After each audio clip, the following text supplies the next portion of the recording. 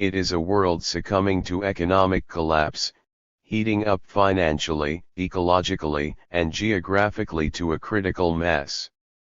It also is heating up militarily as local provinces seek to secede from governments that are being turned into collection agents for global lenders. Yugoslavia is the most notorious recent example. Trying to sell today's road to financial serfdom is much like trying to sell cigarettes. Popular fears of coughing, lung cancer, and other adverse effects are countered by advertising promises that cigarettes actually freshen the breath and are associated with vigorous outdoor life as epitomized by the Marlboro Man. Scientists are hired to provide a confusing flood of statistical analysis to dispute claims about smoking being causally associated with ill health, pretending that it is all just a coincidence. Neither the personal victims of smoking nor the public health agencies that must defray many of their medical costs are able to pierce the veil of such professionalized confusion. In a similar way, economists have been mobilized to serve creditor interests. Many of these hired guns act as public relations lobbies for global financial interests, often by joining think tanks that serve as advertising agencies to promote these interests. Their assigned task is to depict austerity as laying a sound foundation for future growth rather than promoting a self-feeding collapse. As poverty intensifies, governments are urged to bail out the economy's savers at taxpayer expense, cutting back wages even while shifting the tax burden from property onto labor. When the promised prosperity fails to materialize, the austerity lobby argues that the problem is simply that monetarist policies have not been followed intensively enough to work their magic. But like most magic, the purported magic of the marketplace is merely a trick performed by model builders so deftly that most people's eyes cannot quite follow what is happening.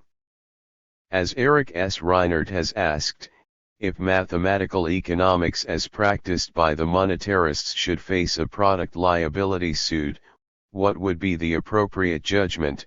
17 If today's Chicago school orthodoxy were to be tested by reality, it would flunk the test. Jobs have been downsized. Lives have been shortened and the quality of life has declined as Chicago graduates and their clones have monopolized the staffs of national finance ministries, treasury departments, central banks, and the leading international financial institutions, using their positions to censor alternative economic analysis.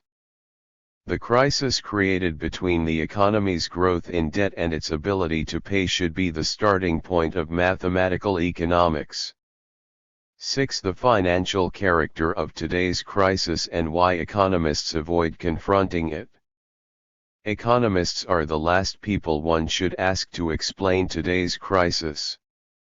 Although they say their discipline is about how to allocate scarce resources among competing ends, they refer only to small marginal movements within the existing set of institutional relationships, tax laws, and loopholes, political alignments and people's gullibility.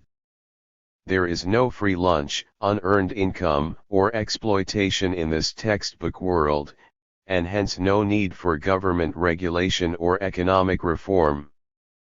Free market advocates seem always to be shocked to hear that there is insider dealing, fraud and deception going on. Gambling, perhaps, but only to hedge against risk and stabilize markets, never to crash them. This paradigm excludes reality as an anomaly. The recent bubble economy should have rendered its logic obsolete by showing it to depict a fictitious parallel universe that never really existed. If its post-classical tunnel vision survives, there must be strong vested interests supporting its happy face ideology and benefiting from today's economic mess. Rent seekers and their bankers claim that if governments agree to step aside and stop regulating and taxing, economies will settle naturally at a stable and fair equilibrium. Automatic stabilizers will maintain full employment to run economies optimally, while price and income adjustments ensure that everyone's income and wealth reflects their productive contribution to economic growth. This is why they call it a crisis when resources or money get scarce and debts cannot be paid, and blame it on disturbances from outside the economy. Presumably an accident that won't happen again, not a systemic problem. The refusal to recognize unproductive grabbing of unjustified income is subsidized by powerful interests that benefit by deterring economic reform, opposing public regulation and blocking progressive taxation of predatory income schemed off without adding to production or the economic surplus but carved out of it. This revenue, which classical writers called economic rent, is extracted from business cash flow and appropriates the productivity gains that were supposed to raise living standards. At least that was the promise back in 1945 when World War II ended and productivity breakthroughs began to soar. This rosy pro-rentier view of how a free market operates opens the gates for the frauds, insider dealing and unproductive predatory finance that are assumed not to exist. It is as if economies are not polarizing between creditors and debtors, culminating in foreclosure time and financial austerity. If the world really worked in the way that opponents of public regulation tell the story, there would be no need for fiscal and financial reform.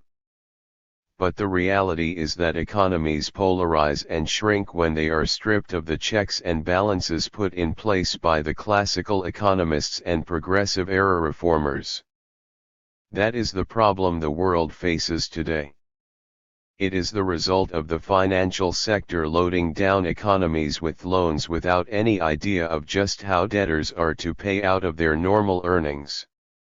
Banks and other creditors use their receipt of interest and fees to make yet more loans that further increase the debt overhead.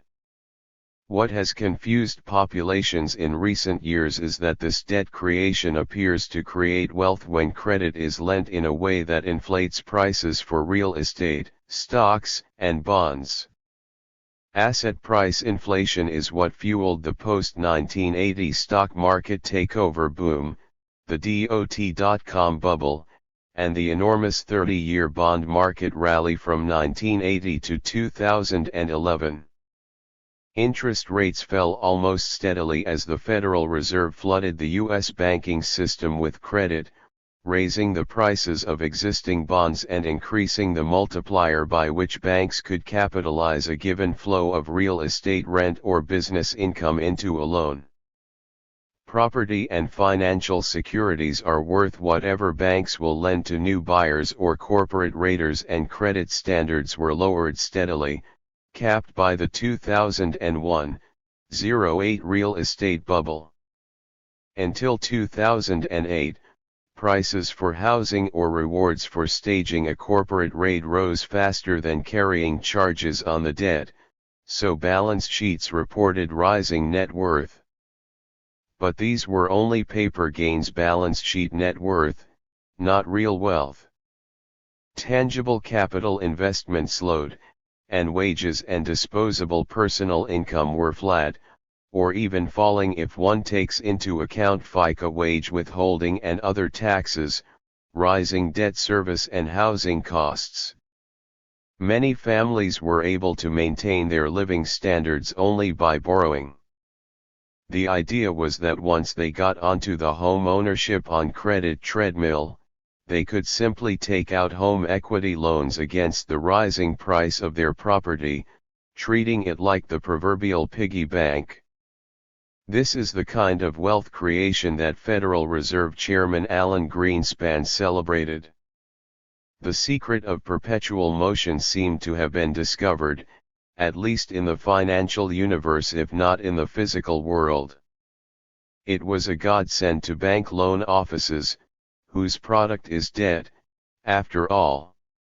Just as a bubble economy is financial and usually reflects the failure of public checks and balances to protect the economy from debt creation growing faster than the ability to pay, so most crises are resolved by public giveaways to the banks and other rentier interests, as if the alternative to the resulting asset grab and polarization of wealth would be economic collapse. Creditors buy up real estate, infrastructure, and debt-strapped companies on the cheap. The underlying debt dynamic is masked by the fact that crises typically are triggered by fraud or embezzlement. Blame for the crash of September 2008, for example, has focused on junk mortgage loans to ninja borrowers, with no income, no job, and no assets, and fictitious property valuations given unwarranted credit ratings. But these are only the outcroppings of the basic imbalance between the debt overhead and the ability to pay. Mainstream economics shies from dealing with this tendency for debt service to absorb more and more of the economic surplus. Instead of treating the financial sector as acting in extractive and outright parasitic ways as it becomes autonomous from production, bank-friendly economists depict it as part of the real economy. National income statistics recognize the symbiosis of finance with insurance and real estate, FIRE, by grouping them together, but treat their interest, fees, and rents as earnings for providing real services.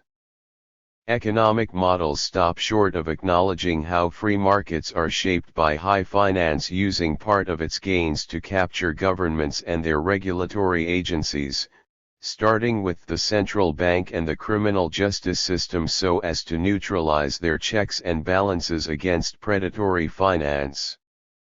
Wall Street backs politicians, public relations think tanks and business schools that provide a logic, or at least a cover story, for shifting taxes off interest and rent onto labor and industry. When this ends up shrinking the economy and causing debt defaults, financial lobbyists demand that the central bank and treasury issue new public debt to bail out banks, brokerage houses, and hedge funds for loans gone bad. In his 1987 to 2006 tenure as Federal Reserve Chairman, Mr. Greenspan promoted debt leveraging as the paradigmatic form of wealth creation. The wealth in this case is balance sheet net worth, inflated by easier lending terms extended to a widening range of borrowers at rising risk. Bank balance sheets become increasingly fictitious, and when reality raises its ugly head and the debt bubble bursts, asset prices plunge but the debts remain in place, bringing foreclosures that transfer property from debtors to creditors. Even government assets are privatized, creating yet a new category of lending for banks to finance on credit. This financial turmoil makes little appearance in mainstream economic models. The monetarist Chicago school reflects a view popular since David Ricardo's day, describing the economy as operating on barter beneath the veil of money, without debt problems. What passes for macroeconomics these days takes national aggregates without layering them into the top 1% to 10% vis-a-vis the bottom 90% to 99%. The private sector is described homogeneously as households, without segregating the McMansions and lordly estates from the pueblos and middle-class row houses. Wealth acquired by capital gains on credit, mostly on real estate, corporate raids and in the hedge fund casinos, are deemed as socially positive as wealth acquired by investing in tangible capital to employ labor to produce goods and necessary services. It is as if finance capitalism is part of industrial capitalism, not as having given way to casino capitalism quickly collapsing into a negative equity economy leading to debt peonage. Instead of bailing out the real production and consumption economy, the bottom 99%, by writing down debts to reflect the ability to pay, governments are acting as debt enforcers. Claiming to support price stability, they insist that this can be maintained only by keeping unemployment high. So even as credit-inflated asset prices soar for real estate, stocks, and bonds, the prices on which monetarists and central bankers focus are consumer prices and wages. Debt deflation is permitted in the bubble economy's wake, but not rising wages or social spending. The economic theory used to justify this policy is a highly selective portrayal, model, of how society works. Depicting interest and rent as earnings on a par with profits on tangible capital investment gives the impression that the FIRE sector produces a surplus instead of being what France's physiocrats called sterile, or even worse, a deadweight eating parasitically into the economy. As bank loans turn land rent, monopoly privileges, and infrastructure access fees into a flow of interest payments, they use some of this revenue to throw their lobbying power behind these rent extractors. The idea is to advocate lower taxes on rentier revenue so as to leave more available to pay interest. Land rent, monopoly privileges, and patent rights are capitalized into bank loans, becoming the backing for today's financial sector and the economy's savings. This creates a symbiosis among the economy's rent-yielding sectors. Some 80% of bank loans are real estate mortgages, and the balance of loans are to buy financial securities already issued or to take over companies, or consumer loans to be paid out of revenue earned in the normal course of employment, not by investing the bank credit productively. Even in the case of U.S. student loans, whose volume now exceeds that of credit card debt, this lending has not enabled many students to earn enough return on their education to pay their creditors. As debt deflation shrinks the economy, there are few employment opportunities for new graduates. Lacking jobs, they are obliged to live at home with their parents. Arrears on their student debts mount up, immune from the prospect of being wiped out in bankruptcy proceedings. The government has guaranteed these high-profit loans to the banks, yet the loans cannot be paid without polarizing the economy between creditors and debtors.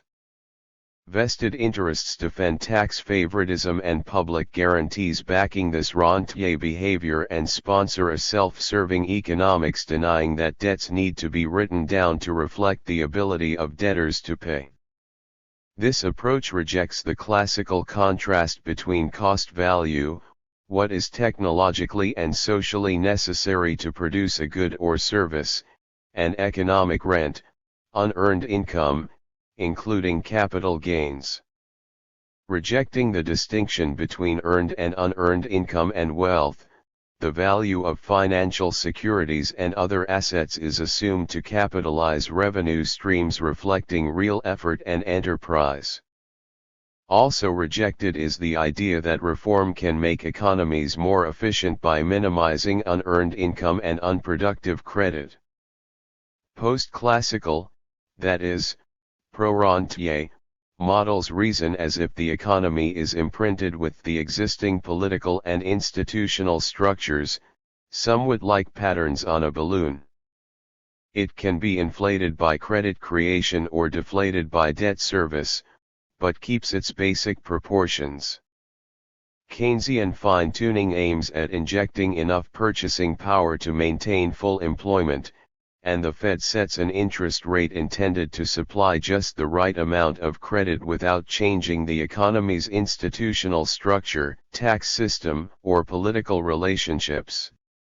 It is as if prices for goods and services, real estate, stocks, and bonds are affected symmetrically and proportionally across the board. Under this assumption, any change is deemed to be exogenous. So economic reform is not a topic in this discussion. there is no recognition of a free lunch or special privilege polarizing the distribution of income and wealth, to say nothing of being regulated or even fully taxed. Just the opposite, public regulation, taxation, and public investment are accused of being distortions, and indeed the road to serfdom. From the vantage point of the free lunchers, the past 8 centuries of reforms appear as a distortion. Only their own extraction of income is deemed to be distortion-free. This attitude explains why new public debt is issued, as in the Federal Reserve's post-2008 cash for trash swaps and taking Fannie Mae and Freddie Mac onto the government's balance sheet, to bail out bankers and speculators from having to take a loss, but the real economy is not being rescued. A bad debt crisis is inevitable, because no exponential growth of credit can be sustained for long. Politicians rationalize bailouts by claiming that they are selecting priorities and that economy's payments system will collapse if debts are written off. But keeping them on the books enables creditors at the top of the pyramid to steadily increase their share of wealth and income. Retail banking could have been rescued while folding up Citibank and Bank of America. But the financial sector seeks to convince politicians to accept the tunnel vision that Margaret Thatcher summarized in her intellectually and socially deadening slogan, "There is no alternative, Tina." More blatantly, the bankers wave their final weapon, the threat to plunge the economy into chaos if they don't get their way. This tunnel vision and the debt overhead it has facilitated is the economic tragedy of our time. It is tragic not only because the financial system bases its operations on extractive rather than productive lending, but because this is so unnecessary. It doesn't have to be this way. There is an alternative. That in fact is what classical political economy was all about. The financial problem ultimately is rooted in fiscal policy. This makes it political. If classical political economy had succeeded in its reform program of taxing the land's site value, created not by the landowner's own efforts but by local transportation and other infrastructure investment and the level of general prosperity, this revenue would not have been available to be capitalized into bank loans and paid out as interest. This would have held down debt-leveraged housing prices, while saving governments from having to tax labor and productive business. This was the logic underlying the classical program to make economies more fair and equitable as well as more competitive by minimizing their cost structure. Taxing economic rent and regulating monopoly pricing was seen as the alternative to taxing productive labor and tangible capital. Progressive-era economists hope to invest this revenue in infrastructure. If governments had kept basic infrastructure in the public domain, prices for its services would not reflect the privatizer's interest charges and other financial fees for loans taken out to buy it, or the exorbitant salaries and bonuses that have accompanied the sale of these assets on credit. The public option would provide essential services, transportation, communications, etc., at cost or on a subsidized basis, or as freely as roads and sidewalks. The aim was to minimize the cost of living and doing business. This is the logic by which a public option for banking and regulations against casino capitalist gambling, collateralized debt swaps and extortionate gouging by credit card companies would have helped avert today's polarization between rentiers and the productive economy. But post-classical economic models neglect the distinction between necessary production costs and unnecessary watered costs. Income distribution is discussed without taking into account capital gains from real estate and stock market bubbles. There is almost no recognition that for real estate, finance, and globalized investment today, the name of the game is capital gains, fueled by asset price inflation. Wealthy individuals try not to earn, or at least to declare, taxable income, thanks to the fact that interest is tax-deductible while capital gains and rentier revenue are replete with special loopholes and taxed at much lower rates than earned income in the form of wages and normal business profits. This tax favoritism for debt financing as opposed to equity investment leads the debt overhead to reach a critical mass. The only way to avoid a crash is to lend debtors the credit to pay interest and even the amortization falling due.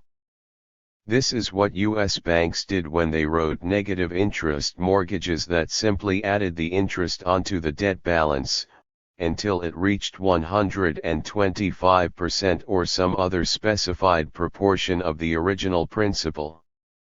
The effect was an exponentially growing debt curve, the magic of compound interest, society's paradigmatic free lunch.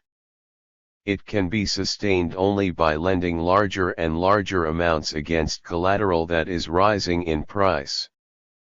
An equivalent effect is achieved by channeling credit into the purchase of assets to raise their price at a high enough exponential rate to cover the accrual of interest, so that banks can rewrite their loans at the collateral's higher, debt-inflated price.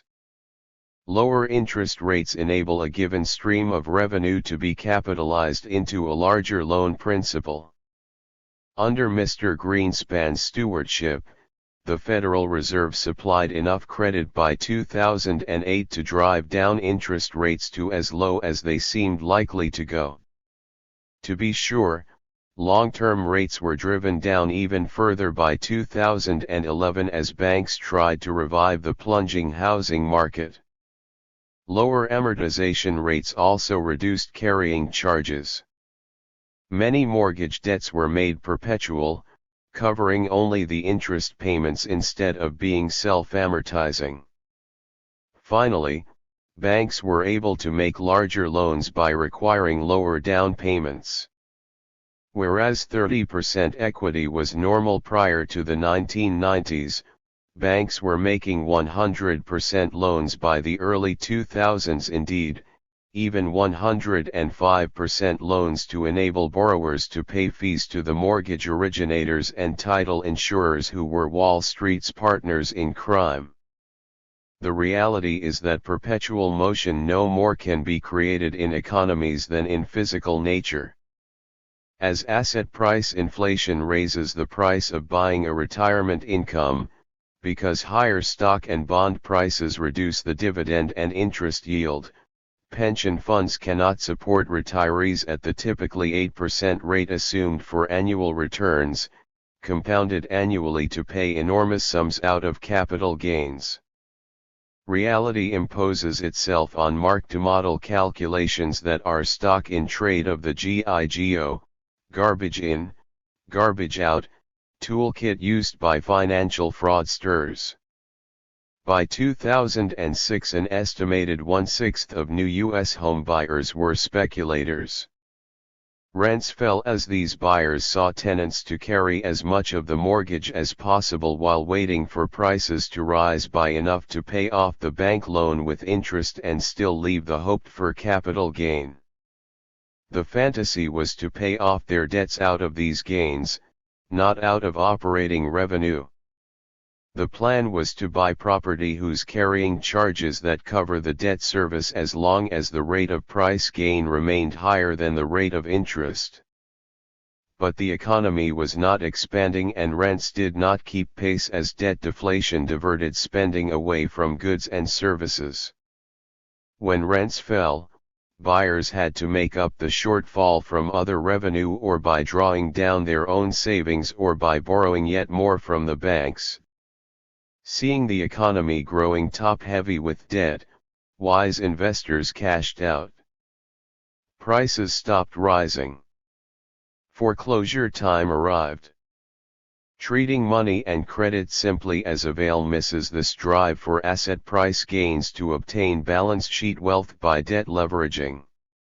The value-free neoliberal approach assumes that competition will keep prices in line with technologically necessary production costs, but does not take account of rent-seeking on credit. It must fail as a business plan in the end, because adding financial costs to family and business budgets increases break-even prices beyond necessary cost value. This enables other economies to undersell debt-ridden ones. Yet fortunes are still made most easily today by obtaining financial claims on existing wealth, not by increasing production. To the extent that free lunches are obtained this way, they are a quid without quo revenue without a corresponding real cost of production. Yet the recent bubble economy has not deterred the textbook assumption that economies will return to equilibrium and fair income distribution when disturbed. Why then are there so many riots? Throughout most of history, the largest fortunes have been carved out of the public domain or achieved by insider dealings. A historically based reality-based economics thus should focus on the military conquests that created Europe's landed aristocracy, land grants in its colonies, the real estate giveaways to America's 19th century railroad barons, and the recent financial giveaways to recipients of the $13 trillion in post-2008 U.S. financial bailouts that have endowed a power elite to rule the 21st century. Ricardo's theory of economic rent leading to a crisis of British industry.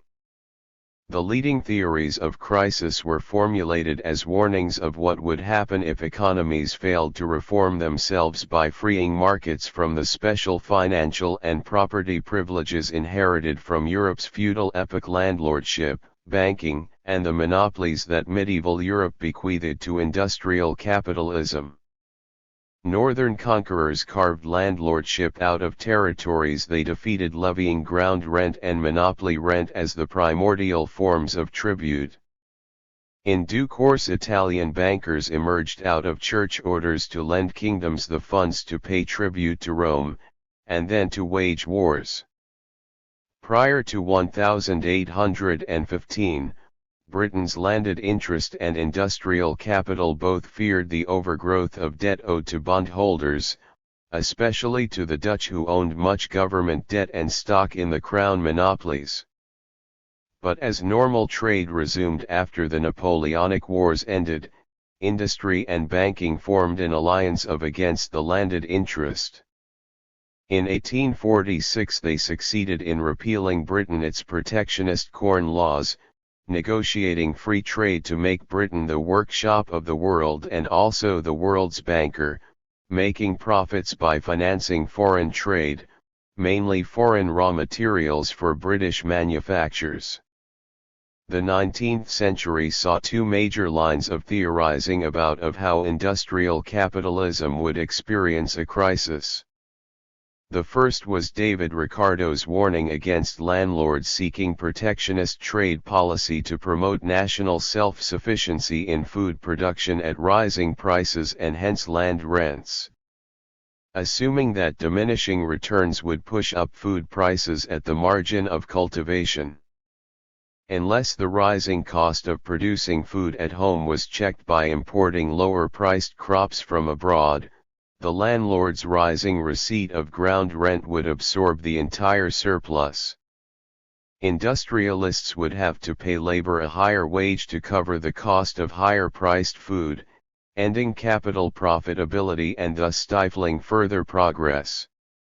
This logic was based on technological nonsense.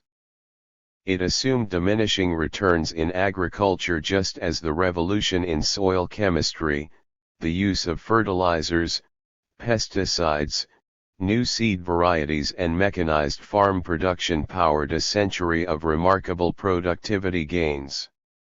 Ricardo's pessimistic approach denied that fertilizers or capital improvements could change the original and indestructible powers of the soil in the form of natural fertility. This focus on diminishing returns distracted attention from earlier worries about financial crisis stemming from public debts imposing heavy carrying charges paid by a proliferation of excise taxes.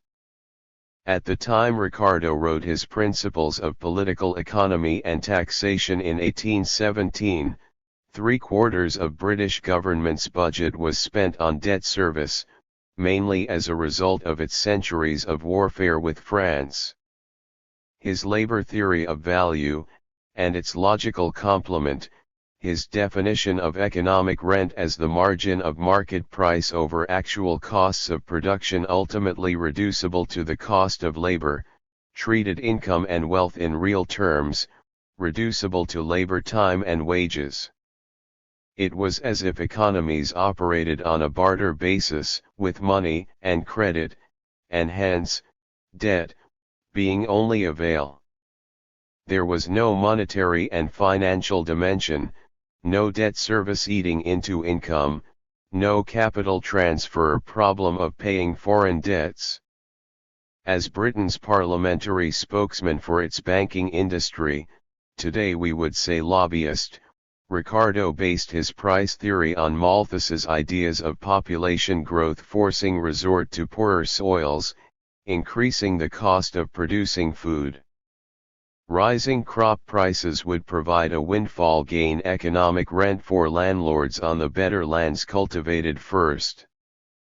The increase in land rents would grind industrial capitalism to a halt, at least in Britain, as long as it relied on domestic agriculture to feed its workforce.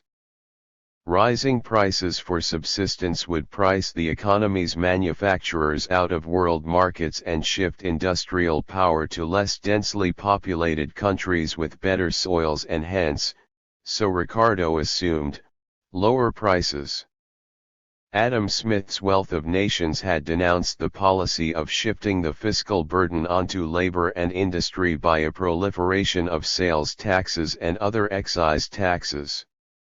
Ricardo used his labor theory of cost value, including the labor embodied in making capital goods, and market price, reflecting the excess of economic rent over and above the cost of production on well-situated land, to oppose tariff protection for agriculture.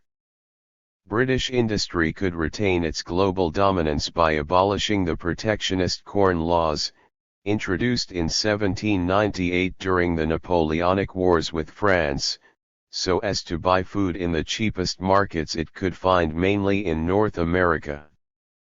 Free trade in grain would enable industrialists to feed their labor force as inexpensively as foreign manufacturers could. Given Britain's industrial head start, it could remain the workshop of the world. After the revolutions of 1848 drew the middle classes and labor back industrial and finance capital in the drive for democratic political reform, the consensus ideology of the Industrial Revolution was to free economies from the legacy of special privilege and hereditary favoritism. It was left to John Stuart Mill and subsequent Ricardian socialists to advocate taxing land rent. That became the great political fight in Britain from 1848 to World War I, highlighted by the budget crisis of 1909–11. It required electoral reform and an extension of the franchise to reduce the landed interests' control over Parliament. Reformers throughout Europe and America sought to re-establish banking, basic infrastructure, and land ownership, or at least the land's rent, in the public domain. Evolution seemed to favor nations that invested the economic surplus in tangible public and private capital formation rather than unproductively to extract land rent and monopoly rent with borrowed credit at interest. The American school's technological optimism as an alternative to Ricardian pessimism. Britain's free trade negotiations after 1846 offered other countries tariff-free access to its agricultural markets if they would give British industry access to their own domestic markets. This revived the tariff debate in the United States. Henry Clay had coined the term American system in the 1840s for the Whig program of protective tariffs, internal improvements, and a national bank. Henry Carey and his followers such as E. Peshine Smith soon pointed out that thanks to the progress of science and technology, increasing returns characterized agriculture as well as industry and transportation. By the 1850s, a distinctly American school of political economy developed with regard to how increasing returns would transform economies, above all as a result of rising energy usage per worker. To obtain such productivity gains, they argued, U.S. manufacturers needed to be protected from Britain's industrial head start. This logic was embodied in the Republican Party's founding program in 1853, and guided U.S. development after it won the 1860 presidential election behind Abraham Lincoln. Smith went into the State Department with his longtime Rochester, New York law partner, William Seward. In the 1870s, Seward arranged for Smith to go to Japan as advisor to the Mikado to guide that nation's protectionist industrialization. By the end of the 19th century, the American school developed in a number of directions. In contrast to theorizing that assumed wages to be able to fall without reducing labor productivity, the economy of high wages theory held that better paid labor was more productive labor as a result of being better fed, better clothed, and above all, better educated. All this cost money, but it enabled high-wage economics such as the United States to undersell low-wage economies. The economic problem was expected to be more sociological than one of scarcity. Simon Patten, the first economics professor at the major early business school, the Wharton School at the University of Pennsylvania, described a high-productivity economy of abundance in which the temptation to overconsume would challenge the traditional morality of stalwart altruism inherited from subsistence societies. Many of Patten's students became sociologists or social workers. His student Rexford Tugwell became a member of Franklin Roosevelt's Brains Trust and was appointed governor of Puerto Rico, later teaching at the University of Chicago as an institutionalist in the days before Chicago went hardline monetarist. But despite the American school's influence on U.S. economic policy for a century, protectionists and institutionalist ideas have been stripped from mainstream histories of economic thought. A sensorial post-classical economics shifted the focus, traumatized by how Marx and other reformers mobilized classical economics to counter the rentier sector's special privileges and continue the restructuring process initiated by France's physiocrats. Marxian socialism. Writing within the tradition of classical value theory but from the vantage point of labor, Marx viewed the essential crisis under capitalism as political. Capitalism would avoid stagnation by evolving into socialism. The transition would save it from underconsumption and economic polarization resulting from financial and industrial capital impoverishing labor. Whereas Ricardo saw profits declining as a result of a rising share of income going to landlords, Marx saw profits falling as a proportion of the industrialist's cash flow as what today is called depreciation and amortization increased the return of capital, as well as the return to capital, profit. As production became more capital-intensive in its drive to raise productivity, capital/output ratios and capital investment per worker would increase. This meant that industrialists would have to recapture the original cost of their capital investment, in addition to making a profit. And like Adam Smith, Marx assumed a 50-50 share of debt and equity in his numerical examples. Assuming a steady interest rate, it followed that as production became more capital-intensive, financial charges would rise. But the political force of industrial capitalism would modernize finance and industrialize it, he optimistically believed. Given the progress of science over the past few centuries, it is only natural that most technological views of the future are optimistic. Rising productivity has been a long-term trend, even in food production and mining.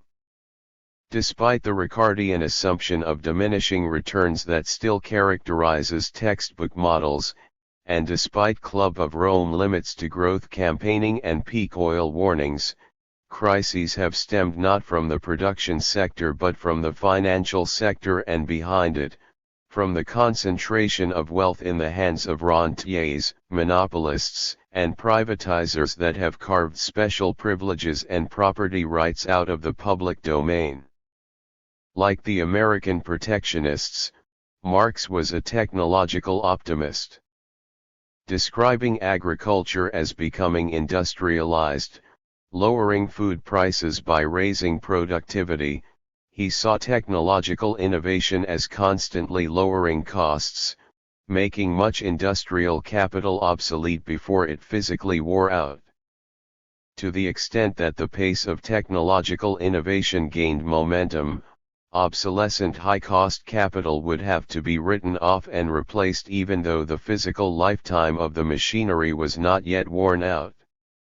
This rising productivity was unlikely to cause a chronic overproduction crisis under capitalism, he wrote, because more labor would be employed in the capital goods sector as production became more capital-intensive. Marx's followers have focused on the relationship between industrial capital and labor, and on the internal contradictions of capitalism that Joseph Schumpeter later elaborated as creative destruction within the capitalist class as innovators invested to undersell competitors by lowering production costs. But Marx also reintroduced the pre-Ricardian emphasis on finance and debt. In his draft notes for Volume 3 of Capital and Book 3 Theories of Surplus Value, he discussed how the purely mathematical growth of finance capital at exponential rates caused financial imbalance, the magic of compound interest. The excessive autonomous buildup of finance capital formed the core of his theory of the business cycle. But these cyclical mini-crises were not the existential theory that Ricardo forecast in what Marx characterized as the Armageddon of industrial capitalism. He optimistically expected finance to become industrialized, on its way ultimately to becoming socialized. Yet despite the fact that Ricardo's technological assumptions of diminishing returns was so wrong-headed and anachronistic even in its own day, not to mention his special interest pleading for the banking industry, subsequent mainstream economics remains focused on his ideas rather than pursuing the more realistic development of classical political economy at the hands of Marx or those of the American School of Technology theorists, institutionalists and progressive-era social reformers. The explanation lies in the fact that Ricardo's pleading for the financial sector appeals to the major backers of today's academic economics. Realistic analysis showing the problems of financial overhead and extractive rent-seeking is precisely what led to its rejection, in accordance with the time-honored criterion for acceptability by vested rentier interests: if the eye offends thee, pluck it out.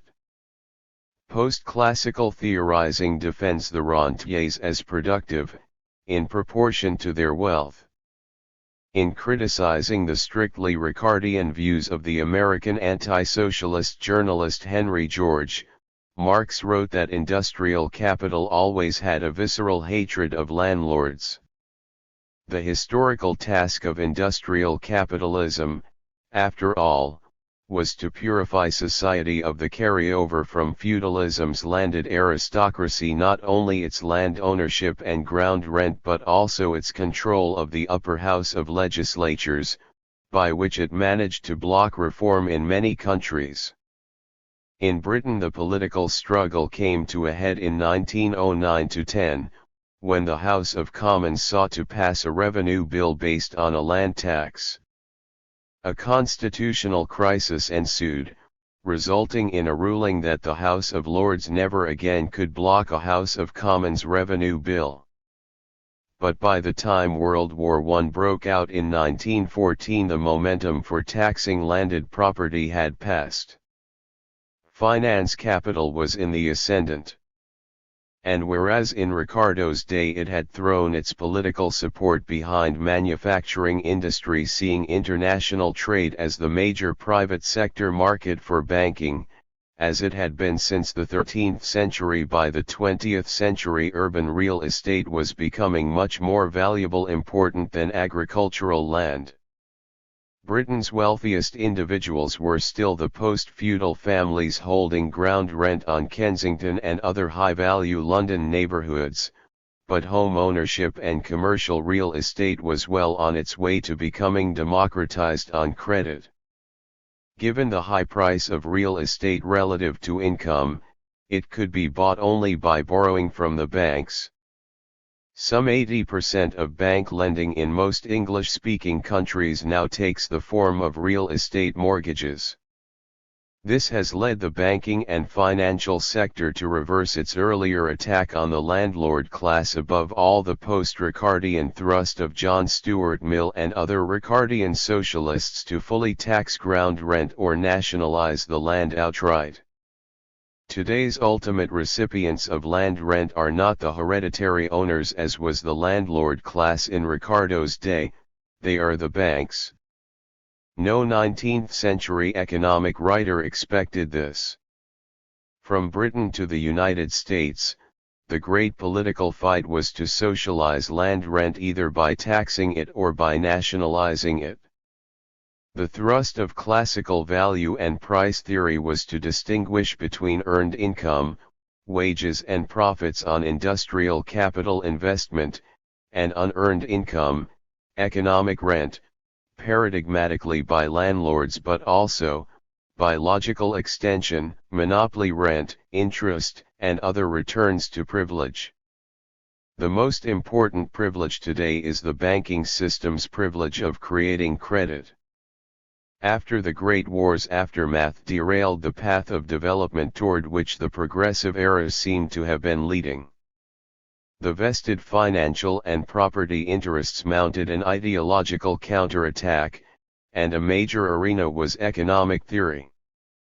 The new theory's political aim, its value system, price theory, monetary theory, and the tax policy this theorizing implied reflected the shift in alliances between finance capital, real estate and industry. Instead of continuing to oppose the landed interest, the 20th century's democratization of property ownership on credit led to a symbiosis of finance, insurance, and real estate, FIRE. To the extent that finance interfaces with industry, it has been to financialize industrial companies, not to industrialize the financial system as seemed to be occurring in the late 19th century from Germany and Central Europe to Japan. And to the extent that finance interfaces with government, it is first of all to finance the public construction of capital infrastructure, and then to force its sell-off at prices far below the original cost to buyers on credit, permitting them to factor in a proliferation of financial charges into the access fees they extract from the population. The result is the opposite direction of evolution from which 19th-century economic Darwinians expected. Instead of lowering a nation's cost structure to make it more internationally competitive, financialization increases prices across the board. As noted above, the definition of free markets has been turned upside down. Instead of freeing markets from rent-seeking, taxing ground rent and keeping major infrastructure monopolies in the public domain, economies were deregulated to free finance to load industry and government with debts, turning profits and disposable personal income into interest charges. Taxes have been shifted off real estate and finance onto labor and industry, while the post-1980 new enclosure movement has increasingly privatized the public domain. And to cap matters, under the slogan of free markets as the antithesis to the road to serfdom, defined for all practical purposes as public regulation of the fire sector, planning has been centralized in the financial centers, from Wall Street to the City of London, the Paris Bourse and Frankfurt. It thus seems ironic that governments have become the major sponsors of private finance capital. Lenin was the most astute in applying Marx's theory of finance capital to the eruption of the Great War, in imperialism. At the time he wrote it in 1916, it was natural to focus on private finance capital. But what the war did was create an entirely new dynamic, or synthesis, as Marxists would say, intergovernmental debt, headed by the U.S. demands for inter-ally arms debts that led the Allies to demand German reparations to cover their payments of debt service to the United States. Wall Street organized a triangular flow of U.S. purchases of German state and local bonds, providing the Reichsbank with dollars to pay the Allies to pay the United States. And after World War II, the International Monetary Fund, World Bank, and most recently the European Central Bank have acted as executive committees on behalf of international finance, mainly Wall Street, thanks to the Washington Consensus that dominates these creditor institutions. The result is an international imposition of financial and fiscal austerity on debtor countries, starting with third world countries in the 1960s and culminating in the asset stripping of Iceland and Greece today, 2011. The financial sector's attempt to turn the economic surplus into debt claims threatens to leave economies in poverty by collateralizing wealth to pay interest rather than invest in tangible capital formation, rising living standards or environmental preservation. And the vested interests threaten to plunge economies into crisis if governments move to check their interest by reviving the progressive era's policy to check the power unearned wealth, finance, and monopolies. That is the essence of today's global crisis. Yet the financial and other rentier interests are capturing the public debate, mass media, and academic economics. Inverting classical economics, they have redefined free markets in a way diametrically opposed to what was meant a century ago. Instead of meaning markets free of economic rent, interest, and monopoly power, the term now means markets free for predatory finance and kindred rentiers to dismantle public regulation and free themselves from taxation. Such an economy frees the new financial oligarchy to reverse democracy, stifle growth, and stop living standards from rising. The resulting dominance of the financial sector over industrial capital, real estate, and commerce, and increasingly over family budgets, threatens to absorb the economic surplus today, bringing on precisely the form of economic Armageddon that Ricardo forecast landlords would create in the absence of free trade in grain, and which Mill, Henry George, and other critics of landlords said would create economic crisis of the public sector failed to collect the land rent created by no effort of capital investment of landlords themselves. The world economy is being thrown into a financial crisis based largely on mortgage debt so large that it not only absorbs all the land rent, but requires payment from wages and salaries as well as industrial profits. Ricardo's barter-based, bank-free, and debt-free economic theory did not recognize this kind of financial crisis. and all economic logic of the 19th and early 20th century assumed the rule of law. But today, junk mortgage lending and outright fraud are proliferating on an unprecedented scale, beyond the ability of the courts or criminal prosecutors to cope with. And in contrast to the effect of 19th century parliamentary and congressional reform in promoting democracy politically, governments throughout the world are becoming subordinated not to the landed aristocracy this time around, but to financial rentiers. It is they to whom John Maynard Keynes referred in 1936 in his gentle term euthanasia of the rentier, by which he meant a rationalization of the financial system. Instead of such rationalization occurring, the rentiers have fought back, joining in an alliance of finance capital with real estate to create the symbiotic FIRE sector. The national income and product accounts often are unable to distinguish financial from real estate earnings in today's epoch of vertical integration between banks, real estate brokers and appraisers.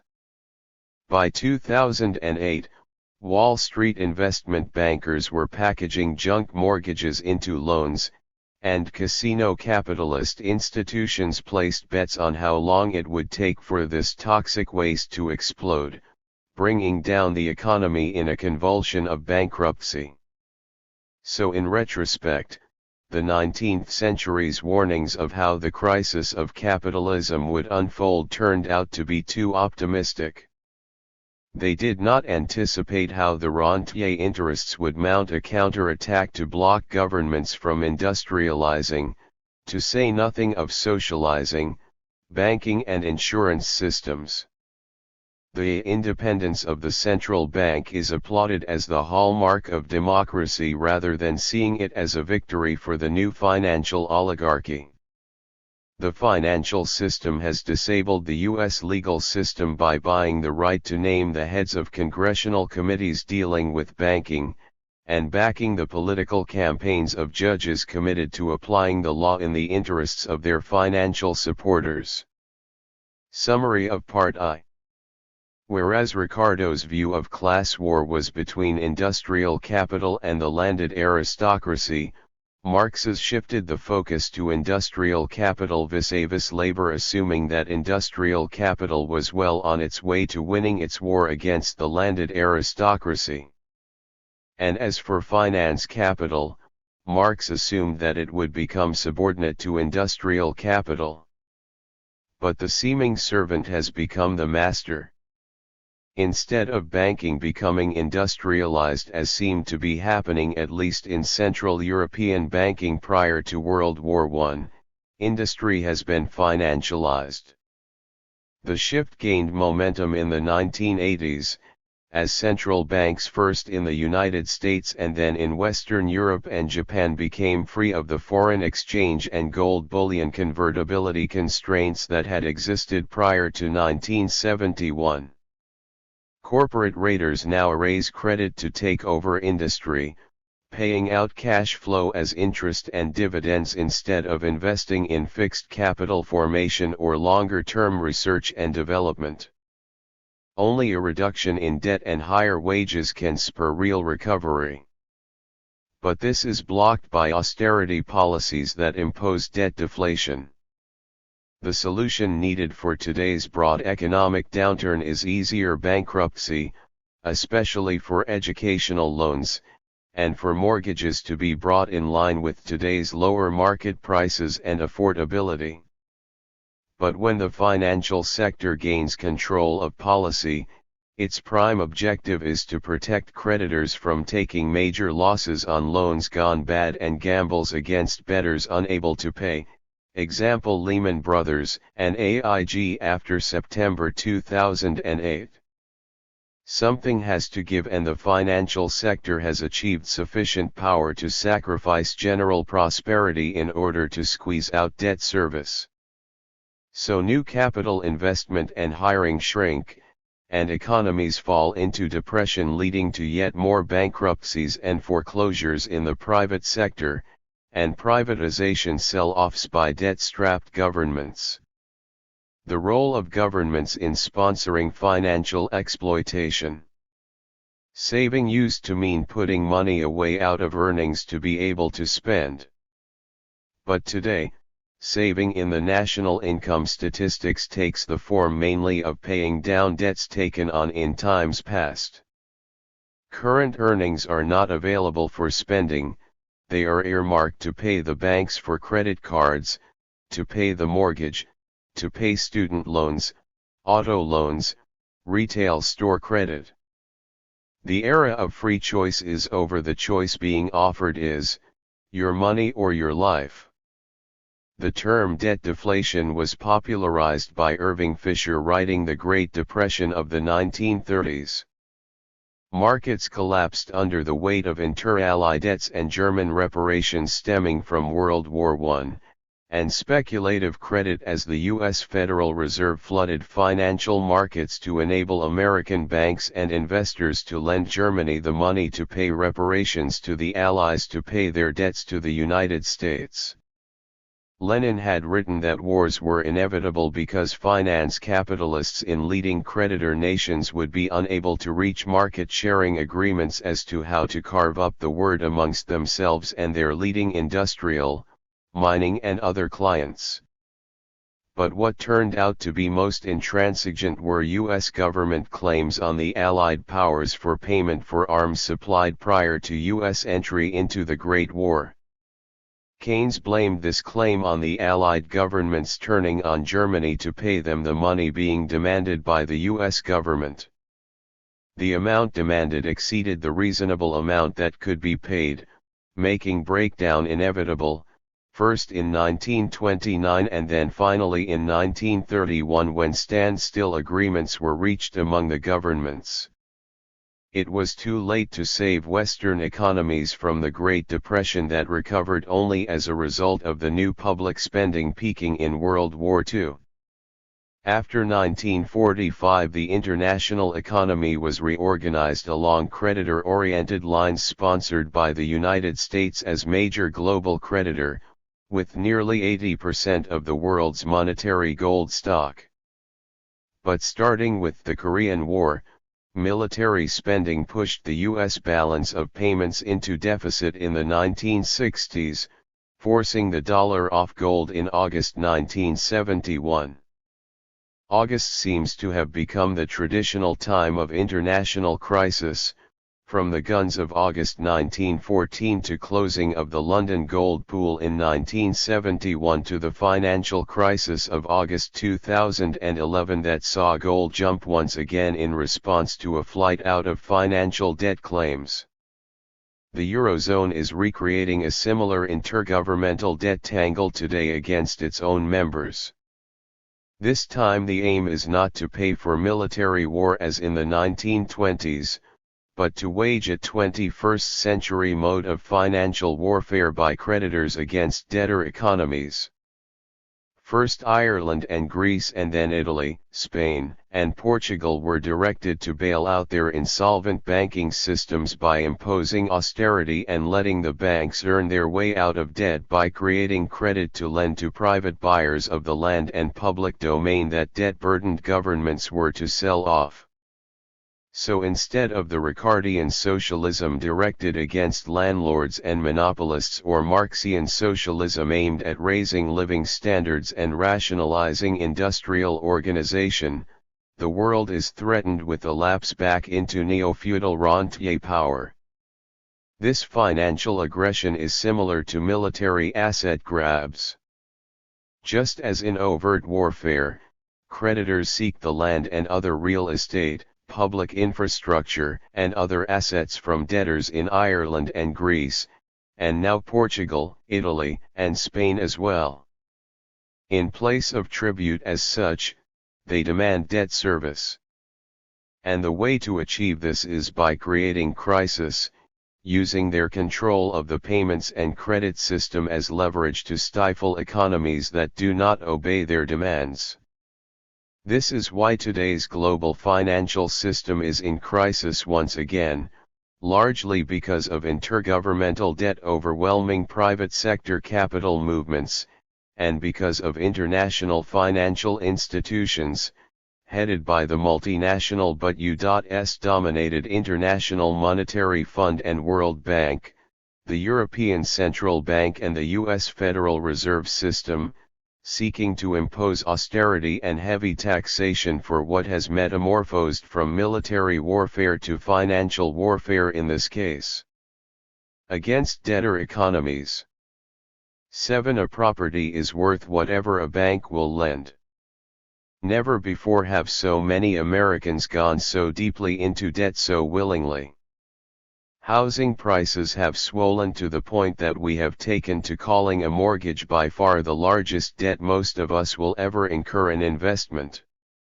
Sure, the thinking goes, $100,000 borrowed today will cost more than $200,000 to pay back over the next 30 years, but land, which they are not making any more of, will appreciate even faster. In the odd logic of the real estate bubble, debt has come to equal wealth. And not only wealth but freedom, an even stranger paradox. After all, debt throughout most of history has been little more than a slight variation on slavery. Debtors were medieval peons or Indians bonded to Spanish plantations or the sharecropping children of slaves in the post-bellum South. Few Americans today would volunteer for such an arrangement, and therefore would-be lords and barons have been forced to develop more sophisticated enticements.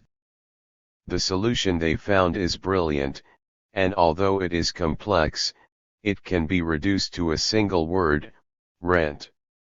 Not the rent that apartment dwellers pay the landlord, but economic rent, which is the profit one earns simply by owning something.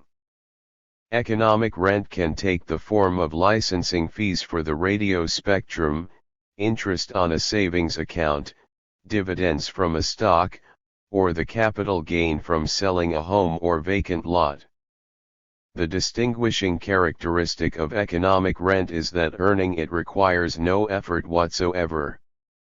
Indeed, the regular rent tenants pay landlords becomes economic rent only after subtracting whatever amount the landlord actually spent to keep the place standing. Most members of the rentier class are very rich. One might like to join that class. And so our paradox, seemingly, is resolved. With the real estate boom, the great mass of Americans can take on colossal debt today and realize colossal capital gains and the concomitant rentier life of leisure tomorrow. If you have the wherewithal to fill out a mortgage application, then you need never work again. What could be more inviting or, for that matter, more egalitarian? That is the pitch, anyway. The reality is that, although home ownership may be a wise choice for many people, this particular real estate bubble has been carefully engineered to lure home buyers into circumstances detrimental to their own best interests. The bait is easy money. The trap is a modern equivalent to peonage, a lifetime spent working to pay off debt on an asset of rapidly dwindling value. Most everyone involved in the real estate bubble thus far has made at least a few dollars. But that is about to change. The bubble will burst, and when it does, the people who thought they would be living the easy life of a landlord will soon find that what they really signed up for was the hard servitude of debt serfdom.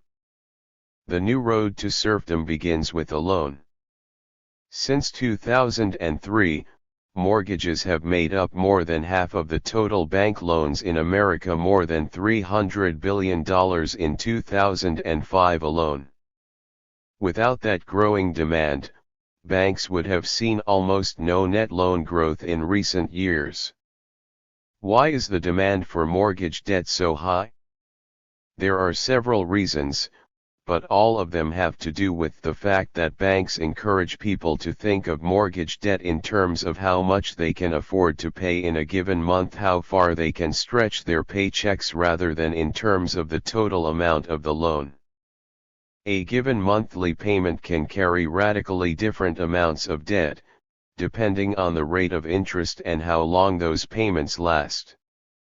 The purchasing power of a $1,000 monthly payment, for instance, nearly triples as the debt lingers and the interest rate declines. Figure 1 follows. A monthly $1,000 payment can carry different levels of debt. As it happens, banks are increasingly unhurried about repayment. Nearly half the people buying their first homes last year were allowed to do so with no money down, and many of them took out so-called interest-only loans, for which payment of the actual debt amortization was delayed by several years. A few even took on negative amortization loans, which dispense entirely with payments on the principal and require only partial payment of the interest itself. The extra interest owed is simply added to the total debt, which can grow indefinitely. The Federal Reserve, meanwhile, has been pushing interest rates down for more than 2 decades. Figure 2 follows. Interest rates have been falling since 1981. The IRS has helped create demand for debt as well by allowing tax breaks, the well-known home mortgage deduction, for instance, that can transform a loan into an attractive tax shelter. Indeed, commercial real estate investors hide most of their economic rent in depreciation write-offs for their buildings, even as those buildings gain market value. The pretense is that buildings wear out or become obsolete just like any other industrial investment. The reality is that buildings can be depreciated again and again, even as the property's market value increases. Local and state governments have done their share too, by shifting the tax burden from property to labor and consumption, in the form of income and sales taxes.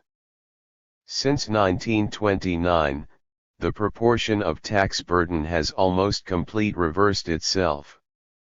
In recent years, though, the biggest incentive to home ownership has not been owning a home per se, or even avoiding taxes, but rather the eternal hope of getting ahead.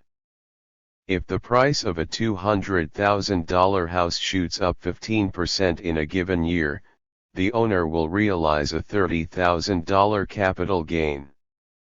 Many such owners are spending tomorrow's capital gain today by taking out home equity loans. For families whose real wages are stagnant or falling, borrowing against higher property prices seems almost like taking money from a bank account that has earned dividends. In a study last year, Alan Greenspan and James Kennedy found that new home equity loans added $200 billion to the U.S. economy in 2004 alone. It is also worth noting that capital gains, economic rent earned without any actual labor or industrial investment, are increasingly untaxed. All of these factors have combined to lure record numbers of buyers into the real estate market, and home prices are climbing accordingly. The median price of a home has more than doubled in the last decade, from $109,000 in 1995 to a peak of more than $206,000 in 2005.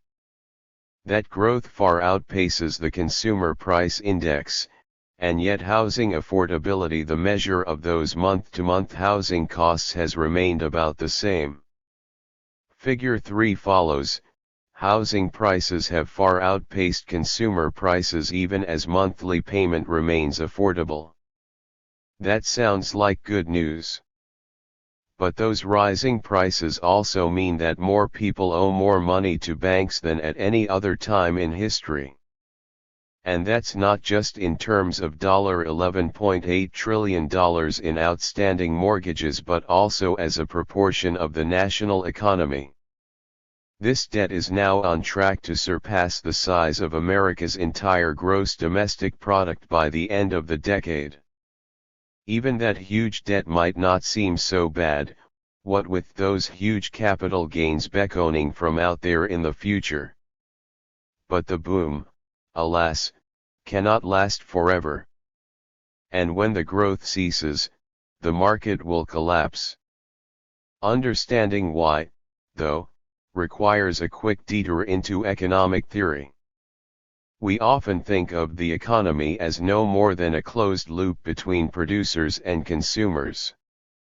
Employers hire workers, the workers create goods and services, the employers pay them, and the workers use that money to buy the goods and services they created. Figure 4 follows. Mortgage debt is rising as a proportion of GDP. As we have seen, though, the government also plays a significant role in the economy. Tax hikes drain cash from the circular flow of payments between producers and consumers, slowing down overheated economies. Deficit spending pumps more income into that flow, helping pull stalled economies out of recession. This is the classical policy model associated with John Maynard Keynes.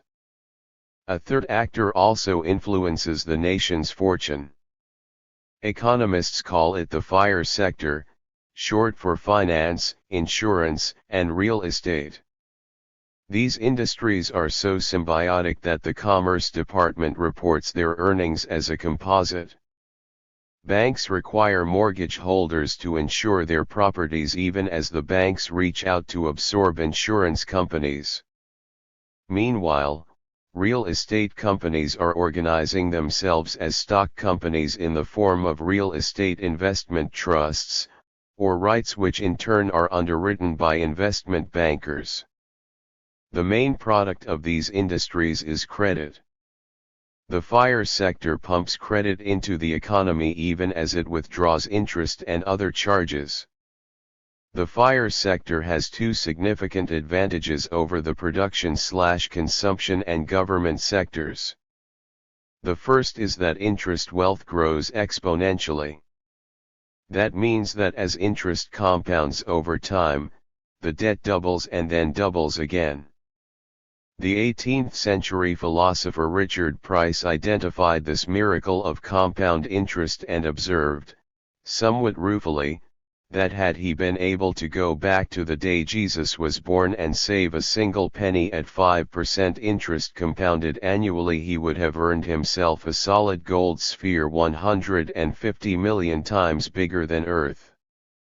The FIRE sector's other advantage is that interest payments can quickly be recycled into more debt. The more interest paid, the more banks lend. And those new loans in turn can further drive up demand for real estate, thereby allowing homeowners to take out even more loans in anticipation of future capital gains. Some call this perpetual motion machine a post-industrial economy, but it might more accurately be called a rentier economy. The dream is that the FIRE sector will expand to embrace the fortune of every American, that we need not work or produce anything, or, for that matter, invest in new technology or infrastructure for the nation. We certainly need not pay taxes. We need only participate in the boom itself. The miracle of compound interest will allow every one of us to be a rentier, feasting on interest, dividends, and capital gains. In reality, alas, we can't all be rentiers. Just as, in Voltaire's phrase, the rich require an abundant supply of the poor, so too does the rentier class require an abundant supply of debtors. There is no other way. In fact, the vast majority of Americans have seen their share of the rental pie decrease over the last 2 decades, even as the real estate pie as a whole has expanded. Everyone got a little richer, but rich people got much, much richer. We will be hard-pressed to maintain even this semi-blissful state. Like any living organism, real economies don't grow exponentially, or even in a straight line. They taper off into an S-curve, the victim of their own successes. When business is good, the demand for labor, raw materials, and credit increases, which leads to large jumps in wages, prices, and interest rates, which in turn act to depress the economy. That is where the miracle of compound interest founders. Although many people did save money at interest 2,000 years ago, nobody has yet obtained even a single earth volume of gold. The reason is that when a business cycle turns down, debtors cannot pay, and so their debts are wiped out in a wave of bankruptcy along with all the savings invested in these bad loans. Japan learned this lesson in the 90s. As the price of land went up, banks lent more money than people could afford to pay interest on. Eventually, no one could afford to buy any more land, demand fell off, and prices dropped accordingly. But the debt remained in place. People owed billions of yen on homes worth half that homes they could not sell. Many commercial owners simply went into foreclosure, leaving the banks not only with non-performing loans that were in fact dead losses but also with houses no one wanted or could afford to buy. And that lack of incoming interest also meant that banks had no more reserves to lend, which furthered the downward spiral. Britain's similarly debt-burdened economy inspired a dry witticism: "Sorry you lost your job. I hope you made a killing on your house." We have already reached our own peak. As of last fall, even Alan Greenspan had detected signs of froth in the housing market. Home prices had risen to unsustainable levels in some places, he said, and would have exceeded the reach of many Americans long ago if not for the dramatic increase in the prevalence of interest-only loans and other, more exotic forms of adjustable-rate mortgages that enable marginally qualified, highly leveraged borrowers to purchase homes at inflated prices. If the trend continues, homeowners and banks alike could be exposed to significant losses. Interest rates, meanwhile, have begun to creep up. So, America holds record mortgage debt in a declining housing market. Even that at first might seem okay, we can just weather the storm in our nice new houses. And in fact things will be okay for homeowners who bought long ago and have seen the price of their homes double and then double again. But for more recent home buyers, who bought at the top and who now face decades of payments on houses that soon will be worth less than they paid for them, serious trouble is brewing. And they are not an insignificant bunch. The problem for recent home buyers is not just that prices are falling, it's that prices are falling even as the buyer's total mortgage remains the same or even increases. Eventually the price of the house will fall below what homeowners owe, a state that economists call negative equity. Homeowners with negative equity are trapped. They can't sell, the declining market price won't cover what they owe the bank, but they still have to make those, often growing, monthly payments. Their only choice is to cut back spending in other areas or lose the house and everything they paid for it in foreclosure. Free markets are based on choice. But more and more homeowners are discovering that what they got for their money is fewer and fewer choices. A real estate boom that began with the promise of economic freedom almost certainly will end with a growing number of workers locked into a lifetime of debt service that absorbs every spare penny. Indeed, a study by the Conference Board found that the proportion of households with any discretionary income whatsoever had already declined between 1997 and 2002, from 53% to 52%. Rising interest rates, rising fuel costs and declining wages will only tighten the squeeze on debtors. But homeowners are not the only ones who will pay. The overall economy likely will shrink as well. That $200 billion that flowed into the real economy in 2004 is already spent, with no future capital gains in the works to fuel more such easy money. Rising debt service payments will further divert income from new consumer spending.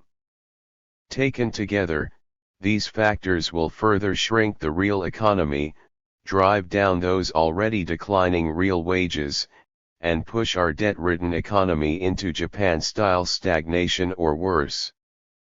Then only the debt itself will remain, a bitter monument to our love of easy freedom. Chart follows, how untaxing land rent raises real estate prices. Underscore underscore underscore underscore underscore underscore underscore underscore underscore underscore underscore underscore underscore underscore underscore underscore underscore underscore underscore. 8. The real estate bubble at the core of today's debt-leveraged economy. From Saint-Simon's followers in France to Marx and other reformers prior to World War I, nearly all financial observers expected banking to become the economy's industrial planning agency, alongside government.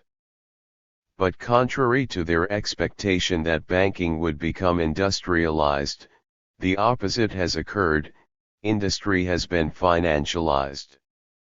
Companies are being turned from means of production into vehicles to extract interest, generate banking fees and register stock market gains for the banking and financial sector. Capital formation today is financed mainly out of retained business earnings. The stock market also was supposed to supply investment funding, but since the 1980s it has been turned into a vehicle for corporate rating. By permitting interest to be tax-deductible and taxing capital gains at low rates, and often not at all, the tax code favors replacing equity with debt. The effect is to make asset price inflation the quickest mode of wealth creation, buying real estate, monopolies, and financial securities on credit, and hoping to emerge with a capital gain. This is true above all for real estate, which remains the largest asset in every economy and hence the banking sector's largest customer. Some 70% of bank loans in the United States, Britain, and Australia are real estate mortgages. This paramount role of land and buildings as recipients of credit creation has created what national income accountants call the FIRE sector, an acronym for finance, insurance, and real estate. This symbiotic sector is political as well as economic. Translating its economic power into political control, bankers support real estate owners in lobbying to roll back property taxes, slash income taxes on higher wealth brackets, and dismantle public bank regulation. This policy is guided by the realization that whatever revenue the tax collector relinquishes will be free to be capitalized into mortgages and other loans, and paid as interest to be recycled into new loans to bid up property prices further, justifying yet further new lending. From antiquity down through medieval times, land provided the main source of taxes.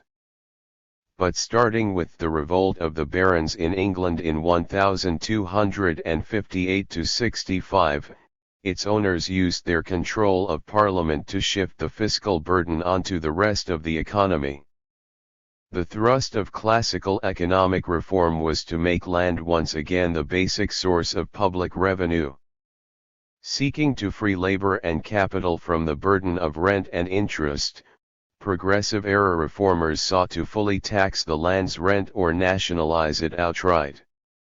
It is natural for land prices to increase over time as a result of infrastructure spending, the general level of prosperity, and property tax cuts. Governments invest in transportation, public schools, and other infrastructure, water and sewer services, gas and electricity, and give rezoning permits providing valuable development privileges. All this raises the rental value of sites as populations grow and become more prosperous. But what turns out to be mainly responsible for the rising price of land today is mortgage credit. A property today is worth as much as banks will lend against it. As the volume of credit has grown exponentially, banks have lowered their credit standards to the point where most rental value, or its equivalent value to homeowners, is paid out as interest. New home buyers are obliged to take on a lifetime of debt to obtain housing as property prices have soared. The irony is that this democratization of housing is called the bulwark of the middle class rather than debt peonage. As real estate bubbles burst and leave debts in their place, owners with negative equity, mortgages in excess of plunging market prices, are unable to sell, frozen into their homes. The result is not unlike medieval serfs tied to their land. Today's post-industrial society is coming more and more to look like a regression to debt peonage. Until recently, buying property was much like buying a bond. In fact, the original meaning of rente, a French word, was an interest-bearing government bond, later extended to include land receiving a regular periodic payment. Land was priced at so many years' purchase of its rent. A property's worth was calculated by discounting its flow of rental income, or equivalent value, for homeowners, at the going rate of interest. Price equals rent/interest. A lower interest rate in the denominator gave a higher multiple. A $10,000 annual income can be capitalized into a $2 million price at 5% interest, 20 years purchase, or $2.5 million at 4%, but only $1 million at a high interest rate of 10%, 10 years purchase, 0.1. What additionally is factored in today is the expected price rise. Price equals rent plus P/interest. Buyers acquire property on credit, planning to pay off their debt by refinancing their mortgages, or cashing out, as asset prices are inflated. Hyman Minsky described this phenomenon as culminating in the Ponzi stage of the financial cycle. Debts are carried simply by adding the interest onto the principal, creating a rising upsweep of indebtedness, the miracle of compound interest too. A bubble economy is based on debt leveraging in search of capital gains. Inasmuch as real estate is the economy's largest sector and land its largest component, these gains are headed by rising site value. The annual rise in land prices has far outstripped growth in national income since the late 1960s, becoming the driving force in today's financialized mode of wealth creation. Chart 1 follows annual land value gains compared to growth in national income. Under Alan Greenspan's chairmanship of the Federal Reserve Board, 1988 to 2006, the government sought to enable debtors to carry their obligations by borrowing the interest against the rising market price of their property. Current income plays a declining role as property buyers aim at maximizing total returns, defined as income plus capital gains, especially the latter. The policy to keep the financial bubble expanding is asset price inflation sufficient to keep increasing real estate prices by enough to enable debtors to refinance their mortgages and other loans. Applying the maxim that rent is for paying interest, real estate investors are willing to pledge the net rental income to mortgage bankers in order to get a chance to make a capital gain. Asset price gains become the key, not saving out of earnings or direct investment and enterprise. As the Federal Reserve's 2004 survey of consumer finances noted, changes in the values of assets such as stock, real estate, and businesses are a key determinant of changes in families' net worth. 3.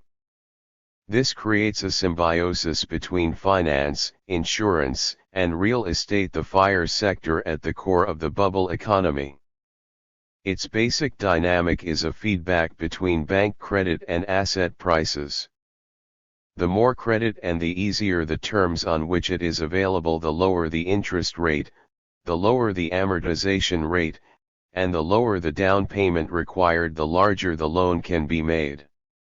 And as debt leveraging increases, it is easier to go into debt to ride the wave of asset price inflation than to earn profits by investing in industry. Why invest money in an industrial factory or other company that takes years to organize production and mount a marketing program to develop sales on which to make a profit that is taxed at 30%, when you can buy land and simply sit back and make capital gains that exceed profit rates and are taxed at only half as much? Chart 2 follows, annual increase in land prices versus corporate profits. Yet the National Income and Product Accounts, NIPA, do not count capital gains. These occasionally are surveyed by the Internal Revenue Service's statistics on income, but the only regular estimate of such gains is the Federal Reserve's flow of funds statistic for land prices. The Fed estimates that price for the nation's raw land rose by $2.5 trillion for 2007. I find $3.50 to $4 trillion to be more realistic, for reasons discussed below. At over 20% of U.S. national income, this land price gain was 4 times than the amount by which national income grew, and 2/3 more than total U.S. corporate profit, much of which itself derived from mortgage financing and brokerage. So today's post-industrial economy turns out to be mainly about real estate. If it is a service economy, the services in question are mainly those of the FIRE sector. From asset price inflation to debt deflation. Inflated asset prices have made fortunes for investors, and also for many homeowners who saw the market value of their homes rise by more than they were able to earn in a year. Financial promoters hawked a dream that people could maintain their lifestyles and get rich by capital gains rather than by what they could earn and save. Families who found that their wages and salaries were not enough to make ends meet were tempted to sustain their living standards by taking out home equity loans.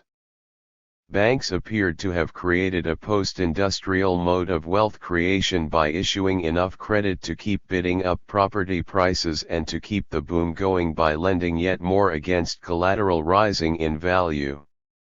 Not to play this game was to be left behind, as the affordability of housing rose further and further beyond the means of most families to pay without cutting back their expenditure elsewhere. The problem with such bubbles is that once underway, asset price inflation becomes the only way to sustain the debt burden. Debt-financed speculation must accelerate or else end in a wave of bankruptcy. The problem is that carrying charges on this debt divert income away from being spent on consumption and investment. Using debt leverage to bid up property prices loads the economy down with interest and amortization commitments to pay creditors. Prospective buyers must devote more and more of their working life to pay off the debts needed to buy a home, automobile, education, or health care. That is the essence of debt deflation. The policy of lowering property taxes has subsidized speculation, by enabling more income to be paid as interest. The banks gain, capitalizing the proceeds of property tax cuts into yet larger loans. This raises the carrying costs of real estate and business, financed on credit, while forcing taxes to be levied elsewhere to stabilize public revenue. If public spending is not cut back in response to foregone tax receipts, the shortfall must be made up by borrowing, by taxing non-property income at a higher rate, or by selling off the public domain. This is not how matters were supposed to work out. The progressive era a century ago advocated that taxes should fall mainly on rent and other property returns. The aim was to free economies from rent and interest, so that prices would only reflect necessary costs of production, wages and profits for labor and capital. But governments have pursued the opposite fiscal philosophy since World War I, and especially since 1980. They have lowered property taxes and refrained from imposing a resource rent tax on minerals, fuels or the broadcasting spectrum. They also have deregulated monopoly prices rather than kept them in line with production costs, and cut capital gains taxes to just half the rate levied on wages and profits. On the logic that capital gains build up net worth just as saving did, America's original 1913 tax code treated them as regular income. As Treasury Secretary Andrew Mellon explained, the fairness of taxing more lightly income from wages, salaries, or from investments is beyond question. In the first case, the income is uncertain and limited in duration, sickness or death destroys it and old age diminishes it. In the other, the source of income continues. The income may be disposed of during a man's life and it descends to his heirs. Surely we can afford to make a distinction between the people whose only capital is their mental and physical energy and the people whose income is derived from investments. Point 4. This logic is applicable to today's bubble economy. After a real estate bubble bursts, total returns no longer drive balance sheets. What Alan Greenspan lauded as wealth creation in the form of rising property prices has the opposite effect from tangible capital investment. Instead of lowering production costs, seeking gains from debt leveraging builds interest charges into the cost of living and doing business. This slows economic growth, by diverting income to pay creditors instead of to spend on production and consumption. The symbiosis of finance and real estate. Ever since the United States enacted its first modern income tax in 1913, the financial sector has thrown its weight behind real estate and sought to shift the burden off property. This is quite a turnabout from David Ricardo's day, when finance backed repeal of Britain's high agricultural tariffs and land rents. At that time it seemed that industry and foreign trade would become the largest market for banks.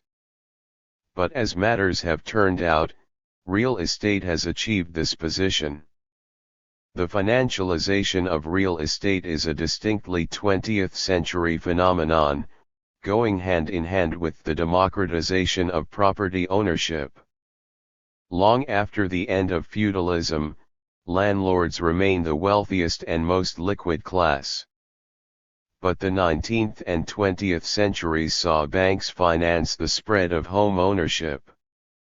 In the early decades of the 19th century, residential mortgage lending was left mainly to local savings banks.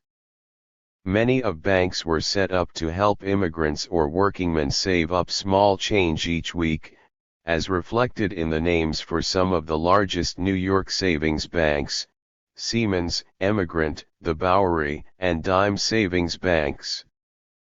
But banking since World War I has focused on real estate mortgage lending as property throughout the world has become increasingly democratized, American style. By the 1930s, savings and loan associations, SNLS, were formed to aim at middle-class depositors and home buyers.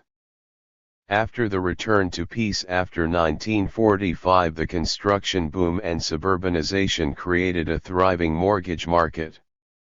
Since the 1980s, most savings banks and SNLs have been converted into commercial banks. As this has occurred, interest payments have expanded to absorb most of the rental value of commercial properties and owner-occupied housing. And as property became more widely owned and democratized, it was fairly easy for the largest investors and mortgage bankers to stir up popular opposition to real estate taxation. But homeowners are not much better off. What formerly was paid to the tax collector is now paid to bankers as interest. This is the opposite of what the classical economists recommended. Nobody a century ago expected land rent to be paid out as mortgage interest to such a high degree, or that heavily mortgaged real estate would become the backing for the banking system. Banks were supposed to finance industrial capital formation, not create credit merely to bid up prices for land sites supplied by nature, rent-extracting monopoly and property rights, and to buy companies already in place.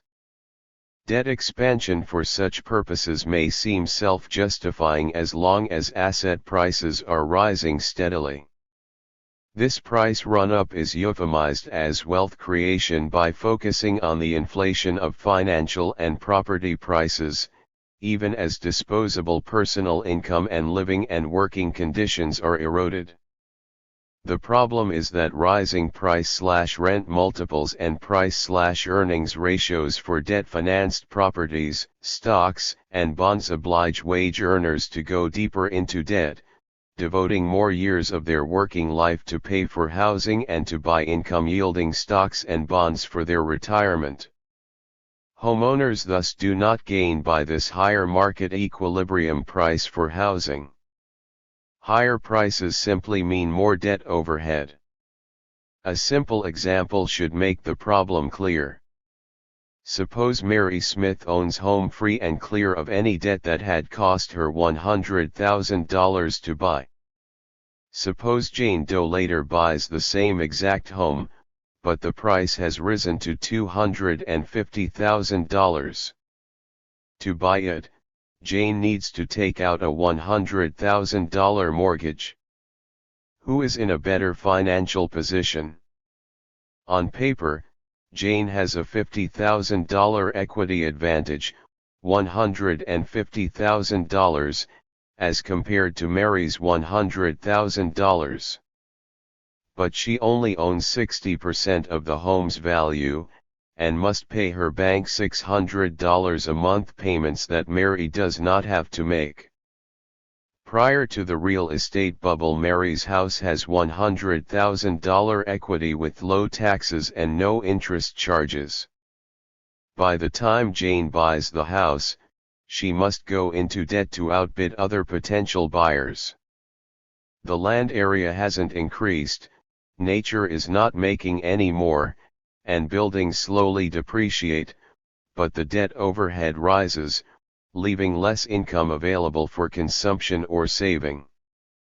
Mortgage credit inflates property prices, for a while, but is such paper wealth worth the carrying charge? Families a century ago dreamed of owning their home free and clear. They stayed out of debt to avoid worrying about losing the homestead. But these days the only way for many families to get a home is to borrow enough to pay prices set by buyers willing to pay the entire rental value to the bank for interest on the loan needed to buy it, in the hope of selling out later for a capital gain. In the above example, for instance, matters are aggravated if Jane tries to make ends meet by borrowing against the higher market price of her home. When real estate prices fall back, her debts and their carrying charges will remain in place, threatening to leave her with negative equity. This is the condition into which a quarter of U.S. real estate was estimated to have fallen by autumn 2009. Investors are tempted to believe they are better off as long as asset prices rise faster than debt, improving their balance sheet. But by absorbing rents, business profits and disposable personal income, the debt overhead entails future cleanup costs. The credit that bid up prices to create wealth during the bubble economy's run-up leaves debt pollution in its wake after asset prices collapse. Living standards, business investment and new construction must be cut back to pay the bill for pumping up asset prices that have receded. Higher real estate and other asset prices provide no more economic benefit than do higher consumer prices. One party's income or gain is another party's expense. Real estate bubbles are a symptom of debt creation, shaped and sponsored by governments cutting property taxes and thus leaving more revenue to be pledged to bankers as debt service. Modern debt peonage obliges families to take on a lifetime of debt to gain access to housing, and education and health care. The class war takes on a decidedly financial dimension, as Alan Greenspan explained to Congress. Rising mortgage debt has made employees afraid to go on strike or even to complain about working conditions. Employees become more docile in a world where they are only one paycheck or so away from homelessness or, what threatens to become almost the same thing, missing a mortgage payment. This is the point at which they find themselves hooked on debt dependency. What has been lost along the way is the economy's traditional set of proportions. From 1945 to 2000, for example, the total value of U.S. real estate remained in a fairly stable proportion to national income, about 250%. The dot-com bubble of the 1990s inflated stock market prices, but real estate resumed its dominant role as the Federal Reserve flooded financial markets with credit after the market downturn of 2000. Fueled by rising debt ratios, real estate prices soared to the unprecedented levels of 325% of national income. Debt pyramiding was encouraged by looser terms for bank lending, low, zero or even negative down payments, while unprecedented fraud by mortgage brokers and local banks exaggerated the income and hence debt-carrying power of home buyers, making soaring mortgage loans appear to be affordable. However, adjustable-rate mortgages, ARMs, guaranteed that loans affordable at low teaser rates of interest would become unaffordable when their carrying charges reset at higher rates, forcing homebuyers into the Ponzi stage of having to borrow the interest. Defaults that initially were thought to be a known risk turned out to be an inevitability. The magnitude of real estate revenue, and its increasing payout as interest. The National Income and Product Accounts, NIPA, depict the entire economy as if every activity were organized as a business, even owner-occupied housing. The word rent appears in only one line, NIPA Table 2.1, line 12. It is not a rent that actually is paid, but an imputed as if estimate of what homeowners would pay if they rented out their dwellings to themselves. This typically amounts to only 1% or 2% of national income. Commercial and residential property income is reported as real estate earnings, corporate and non-corporate. Most property investment is organized as partnerships, so most rental revenue accrues to non-corporate real estate. So closely intertwined are the real estate and financial sectors that for many years the NIPA were unable to separate their earnings. Owners pay some of these earnings in taxes, but pass on most to their bankers. The relevant cash flow concept is EBITDA, earnings before interest, taxes, depreciation, and amortization. This can be compiled by adding real estate earnings, Non-corporate and corporate, NEPA Tables 6.12 and 6.17, Interest, NEPA Table 6.15, Taxes paid at the state and local level, NEPA Table 3.3, plus federal taxes, capped by the most remarkable category in which EBITDA is buried, depreciation, NEPA Tables 6.13 and 6.22 respectively for non-corporate and corporate real estate depreciation.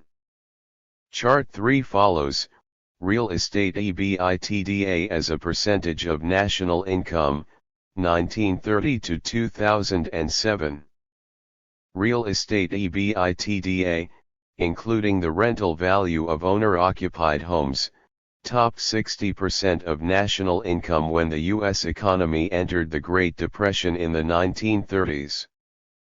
This ratio fell by half by the time World War II ended, to just 28%, reflecting the shrinkage in personal income available after defraying other living costs. Homeowners' rental equivalent and commercial cash flow rose from 1945 until 1960 as the post-war economy grew wealthier and more income was available to spend on homes and office space, whose location traditionally has been the major factor defining social status. But for the next 20 years the rest of the economy grew more rapidly than real estate.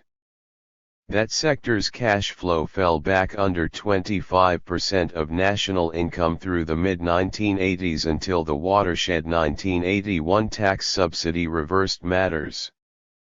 Real estate EBITDA accelerated sharply after 1985, recovering to nearly a third of national income by 2000.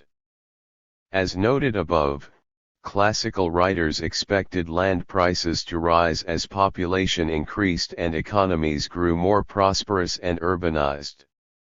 The intention was to tax real estate's rising rental value, but two tax breaks have prevented this from happening.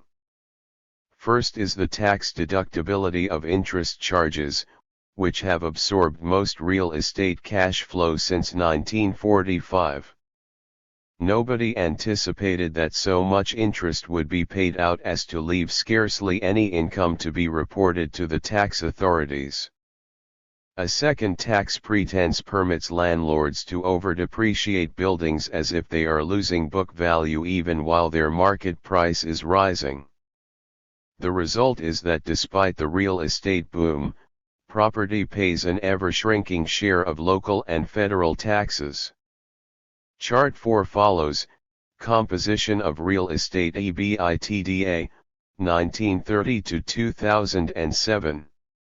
Shifting state and local taxes off property onto consumers. The well-known phrase of real estate agents to explain pricing location, and location refers mainly to the proximity of transportation and good schools, which the United States historically has financed by taxing property. Localities could recapture the cost of this infrastructure spending by taxing the market value it adds to real estate sites. Instead, tax favoritism for real estate obliges federal, state and local budgets to look elsewhere for financing, mainly to tax sales and consumer income, and to borrow from the wealthy who have been untaxed. The result is that property owners enjoy rising prices substantially in excess of what they pay in taxes. Prior to the 1930s, property taxes accounted for about 2/3 of state and local government receipts. But the Great Depression obliged localities to look to sales taxes as property values shrank and to income taxes in recent decades. Despite the post-war rise in property prices, states and localities have shifted taxes off property owners onto wage earners and consumers almost steadily, so that property taxes now make up only about 20% of state and local revenues. Chart 8. This is less than a third of their proportion 90 years ago. Real estate downturns prompt property owners to campaign for their taxes to be reduced to save them from defaulting on their mortgages. Today's negative equity squeeze on mortgage debtors no doubt will increase political pressure for further tax shifts off property, avidly supported by bank lobbyists. The rhetoric is anti-government, but it mainly benefits bankers and large commercial owners. Chart 5 follows, annual rise in land prices, compared to property taxes. The national tax shift off real estate has been even more regressive than the local tax shift. Finance and real estate have obtained small print tax breaks so enormous that only a modest proportion of their gains, which represents most of the economy's wealth, is counted as taxable income.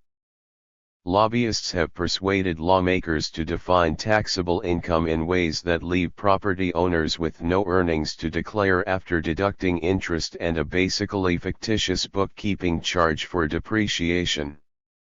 Landlords are allowed to pretend that their property is losing money as buildings are used up. This tax ruling promotes a bubble economy by making it most economic for investors to put as little of their own money down as possible, using debt to a maximum degree. It also encourages investors to sell their property every few years, after depreciating their buildings, so that new buyers can start depreciating them all over again. This fiscal favoritism for property is a major factor polarizing wealth ownership in the United States. The effect is to wage a war on the middle class, despite the political values and seeming self-interest of most Americans in a more progressive tax system. Chart 6 follows, property taxes, as a percent of overall state and local revenues, 1930 to 2007. Overdepreciation of buildings. It took until the mid-19th century for economists to recognize depreciation as an element of value. Surprising as it may seem, it was Marx who first established it as a necessary charge in pricing commodities. In his critique of the French physiocrats, he pointed out that when François Quesnay produced his national income account for France, the Tableau économique, in 1759, he overlooked the need to replenish seed, inventory, and capital stock. 5 In addition to covering their basic expenses, buying tools and raw materials and paying rent and taxes, cultivators need to set aside seed grain plant the next season's crop. This seed is not available to be sold. Just as bondholders get paid back their principal as well as interest, investors are permitted to recoup their original capital outlay without it being taxed as income. The recoupment period is spread over the expected lifetime of machinery, patent rights, or other assets. Failure to acknowledge the need for this replacement out of sales revenue would give an overly optimistic picture of how well the economy is operating. Not to renew seed and capital investment would result in asset stripping, paying out revenue without maintaining a viable capital stock. Economists recognize that depreciation results as much from technological obsolescence as from physical wearing out. Technology is continually improving, raising productivity and cutting costs. Rivals innovation forces factories to modernize or be priced out of the market, sometimes obliging machinery to be sold as scrap metal before it actually wears out. But most depreciation statistically occurs where one might least expect it, in real estate. This seems strange, because landlords rarely let their buildings wear out. They typically spend 5% to 10% of their rental income on maintenance and repairs, and periodically replace their plumbing and heating systems, electric wiring, and windows. Buildings constructed prior to World War II already a few lifetimes in the Internal Revenue Service's depreciation schedule sell at a premium because they tend to occupy prime locations and are better built than their modern counterparts. Contractors have cut construction standards each decade, replacing 4x4 beams and copper plumbing with cheaper materials such as 2x4s and plastic, and making walls of aluminum siding tacked onto soft insulation. Chart 7 follows, land price gains compared to depreciation write-offs. The fact that most buildings are kept in good repair has led many countries not to permit landlords to depreciate them. It would be logical for landlords to depreciate their buildings only if they bled them by letting them run down. This would violate many commercial leases and is even against the law in many cities for residential buildings. But that has not prevented lobbyists in the United States from turning the depreciation allowance into a stratagem to shelter rental income from taxation. Instead of depreciating in the way that industrial capital does, real estate accrues capital gains as land prices tend to rise far in excess of the rate at which buildings wear out. Most properties are sold and resold, with new landlords able to start depreciating buildings anew with each sale at the higher sales price. Land is not depreciable. Being supplied by nature, it has no cost of production. It is not used up in the process of yielding a revenue, nor does it become technologically obsolete. Yet most property assessors prorate each sales price so that the value of buildings appears to rise proportionally to the overall gain. After buildings have been depreciated once, they can be resold and depreciation write-offs can start all over again, without limit, at so high a rate as to offset a large portion of the new landlord's erstwhile taxable income. This poses a logical problem: how can buildings gain in assessed valuation if they are supposed to be depreciating? Indeed, how can the economy's most sustained capital gain, that of real estate, reasonably be depicted as operating at a loss for years on end? The explanation is to be found in the ability of lobbyists to find lawmakers willing to distort the tax code's small print in a way that makes owning real estate much like owning an oil well in the heady days of the oil depletion allowance. No profit appears in this Hollywood accounting. From the 1954 Tax Act through its sequels in 1972, 1979, and the Economic Recovery Tax Act of 1981, the depreciation treatment became increasingly generous to real estate investors. The 1981 tax code assumed a short 15-year lifetime for buildings and let property owners write off the assessed value of their buildings at twice this rate by using a convoluted double declining balance method. Owners could deduct twice the permitted 1/15 of the purchase price of a building in the first year, that is, 14% as a non-cash expense, as if it would last just 7½ years. The accounting schedule stretched out the remaining depreciation period by 1 year in each successive year to 16 years in year 2, 17 years in year 3, and so forth. This meant that in the second year the owner could write off twice 1/16, or another 12½ on the remaining balance, and recover 55% of the building's valuation in just 5 years. The 1986 tax reform stretched out the depreciation rate on residential buildings to 27½ years, and non-residential buildings to 31½ years, but grandfathered in new buildings if they had obtained a certificate of occupancy for rental. The resulting depreciation write-offs for the real estate sector as a whole were large enough to leave no net taxable income to declare during the 1989-92 downturn. This pretense enabled investors to keep on earning rental income free of taxation, as if nothing really was being earned. Economic fiction became a fiscal reality, even to the point of being confirmed by seemingly empirical national accounting data. Point 6. When one finds a statistical distortion at work, a special interest is almost sure to be involved. Misrepresentation and a false empiricism becomes a highly professionalized part of the economics of deception. The result is junk statistics. Unlike investment in machinery, property tends to rise in price, thanks to the land's rising site value. The deception that buildings are depreciating results in a fictitiously high ratio of ostensible building valuation to land. Precisely because the land site ostensibly cannot be depreciated, the tax privilege of depreciating buildings provides a motive for maximizing their valuation.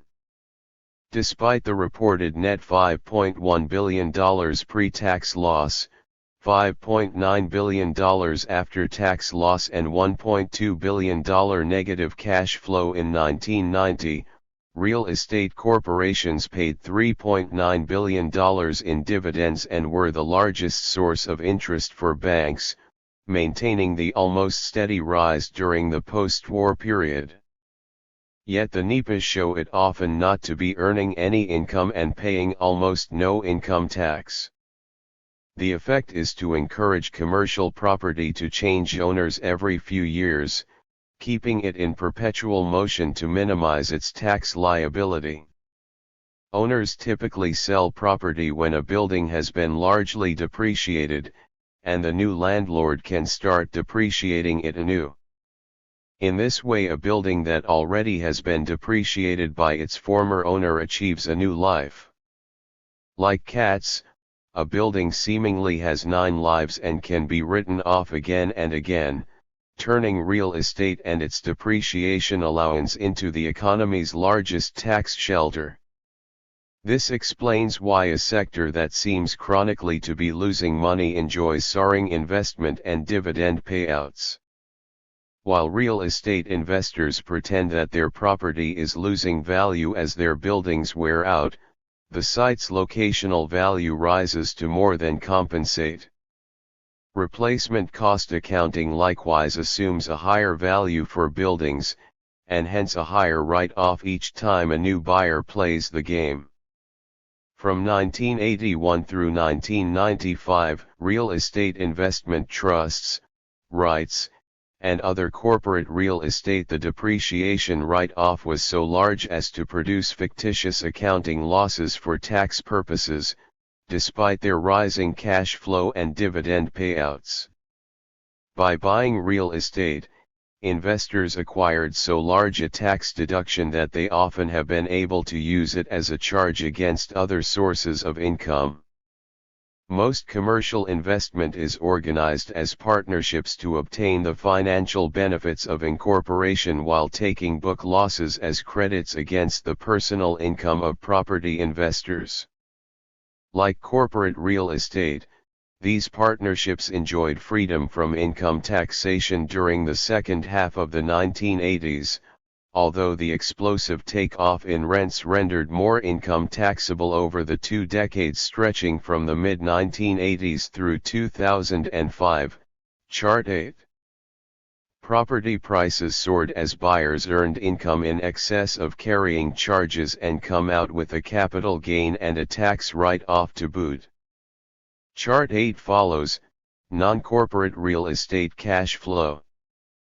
Homeowners are not able to make this depreciation pretense, only absentee owners. But even without being able to take a depreciation write-off against their wages and salaries, they have ridden the wave of asset price inflation to build up their net worth. Applauded as ushering in an era of post-industrial prosperity, tax-subsidized debt pyramiding became a new mode of wealth creation, a seemingly permanent capital gains economy. Chart 9 follows, corporate real estate cash flow. How the Fed's appraisal philosophy attributes land values to buildings. Assessors in most U.S. cities estimate land at 40% to 60% of real estate value, tending toward the higher ratio. Federal Reserve statistics also show that land represents the largest element of real estate's market price, despite the fact that their methodology substantially undervalues land relative to buildings. Fed statisticians treat land as a residual left over after valuing buildings at their reproduction cost, including capital gains that reflecting rising construction costs. The problem with this land residual methodology is that it leaves an unrealistically low residual for land so low that earlier Federal Reserve estimates produced a negative $4 billion number for corporately owned land in 1994. The Fed has since reorganized its categories to moderate this irrationally low calculation, but continues to defend its methodology. 7. Treating land sites as a residual, after overestimating the value of buildings at replacement cost, makes land prices appear more volatile than overall real estate. The seeming fallback after 1990 in the land's residual value as a proportion of national income, Chart 13, is largely a statistical illusion as the pace of construction price inflation increased the Federal Reserve's calculation for the replacement cost of buildings, leaving less residual for land, where the real market value lies. The steep rise in land valuation from 1995 to 2007 reflects the reduction of interest rates engineered by the Federal Reserve flooding the economy with liquidity to promote wealth creation. Chart 10 follows, land residual cost of structures. Source, FRB, flow of funds. The inflation of land prices has been the driving force in real estate's dominant role in the U.S. economy. The Fed helped inflate real estate prices by lowering interest rates, enabling bankers to capitalize rental income at a higher multiple, and flooding the banking system with enough credit to enable prospective buyers to bid up prices. Fed Chairman Greenspan lauded the wealth effect for raising consumption levels on the way up, especially as homeowners took out home equity loans to sustain their living standards, while refraining from regulating lending to keep it honest. It should be clear from the foregoing analysis that real estate is doing much better than appears at first statistical glance. Buildings are not really deteriorating, thanks to their ongoing repair and maintenance. Although the NEPA depict real estate as operating at a loss, investors actually are getting rich through asset price inflation creating capital gains. So this poses an important policy question: is it socially useful to increase real estate prices by providing tax breaks for running up mortgage debt and for absentee building owners? This might be argued if the reason why property owners are going deeper and deeper into debt is that rising construction costs increase the cost of buildings and other capital improvements. But if higher prices, and hence, larger mortgage loans necessary to buy real estate, simply reflect higher prices for land sites that have no cost of production, then to actively support property prices merely makes new buyers pay more and specifically, pay more debt service to mortgage bankers. Higher land prices simply increase the cost of providing homes, office buildings, and industrial plant. Taxing the land's rising rental value would not reduce its supply, nor would taxing the rising reproduction cost of buildings already in place lead to their removal from the market, but taxing the construction of new buildings would do so. Chart 11 follows, land residual valuation, as percentage of national income.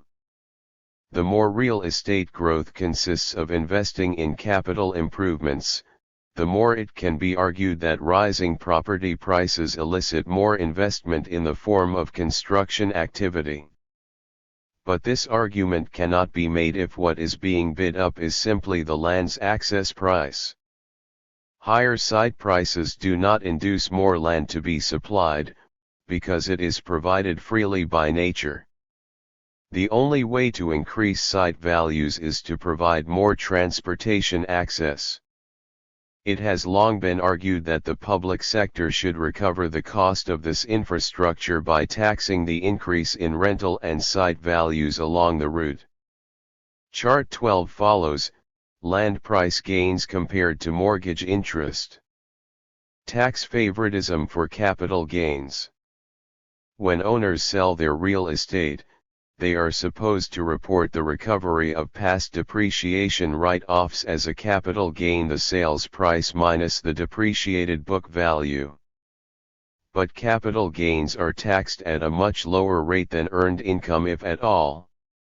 The tax code permits investors to avoid paying a tax at the point of sale if they build up of wealth by reinvesting their sales proceeds to buy new property of equal or greater cost. The hypocrisy behind this tax logic is revealed by the Federal Reserve's own statistical treatment that estimates building values as rising. Using a construction price index that assigns an annual cost increase to buildings, the Fed subtracts their hypothetical replacement cost from its overall property valuation based on Census Department figures. The residual is assigned to the land. The faster building costs rise, the slower land sites seem to appreciate, sometimes not much at all. Missing the logic that guides bubble economy investors and homeowners, the NEPA do not take account of soaring land prices or other asset price gains. Like the tax filings on which they are based, these national accounts look much more pessimistic than how investors view matters. They report merely that real estate often goes many years on end without earning an income. Investors are just as happy to see these gains left out of the public accounts, because there is less pressure to tax them, in contrast to the late 19th century when the classical reformers focused attention on them. The less political pressure is brought to bear to tax or even take note of capital gains, the larger loans borrowers will take on, making mortgage lenders the ultimate beneficiaries of the fiscal giveaway. Owners argue that they deserve to have their investment keep up with inflation, the rising cost of a new building to replace the one they are selling, after having sheltered its income by depreciating it. The Fed's logic serves to justify this claim, and hence, the land price gains that John Stuart Mill described as a passive, unearned increment that should be taxed away. But if the driving forces behind rising real estate prices are credit, public transport spending and other infrastructure, and the overall level of prosperity, why are landlords allowed to write off their cost as if their investment is being eaten away? No other part of the economy is inflation indexed. Wage earners do not receive higher paychecks to reflect inflation. Landlords can avoid paying an income tax on their cash flow, while industrial companies and their employees are obliged to save out of the income left after paying taxes. Real estate investors thus are given a tax break based on a concept of economic fairness that they alone are permitted to enjoy, in claiming merely to be breaking even with inflation as construction costs rise, while at the same time pretending that depreciation is consuming their capital.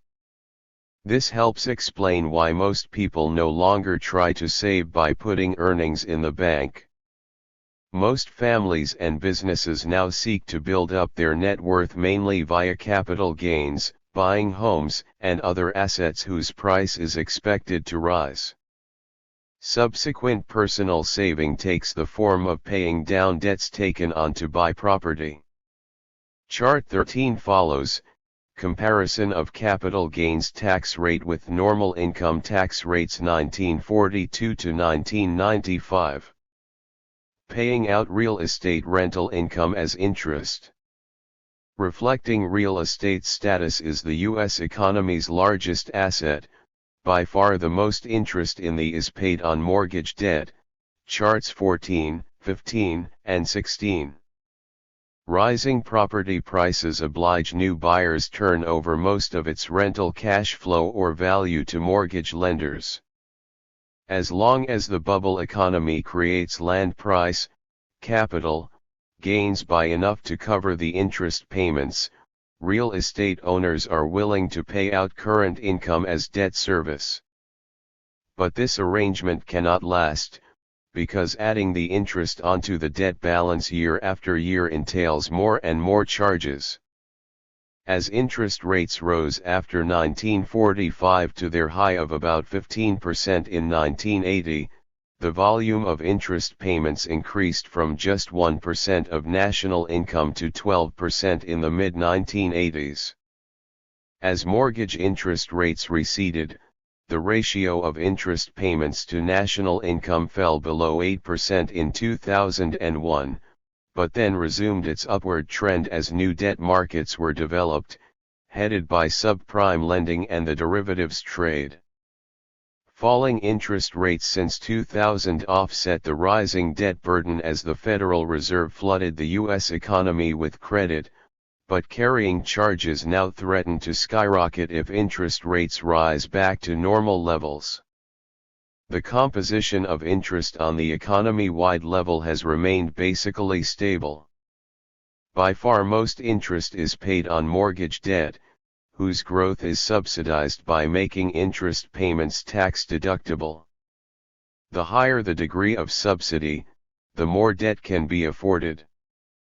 And conversely, ending tax deductibility would reduce the amount of debt that a home buyer can afford to take on. This would lower the equilibrium price that could be afforded. What seems at first glance to be an economic benefit to home buyers making their interest payments tax deductible thus turns out to be largely illusory. The subsidy ends up being passed on to the banks.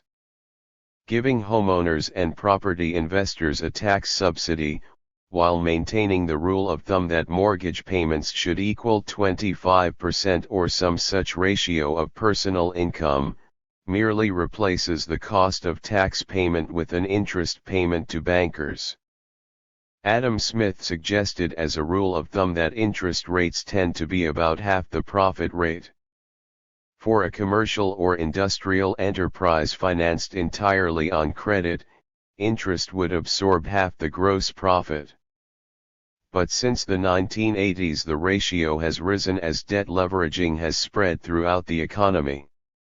Shareholder activists, the euphemism for corporate raiders, are financializing industry along much the same lines as real estate with its high debt/equity leveraging, turning profits and cash flow into interest via buyouts leveraged with high-interest junk bonds.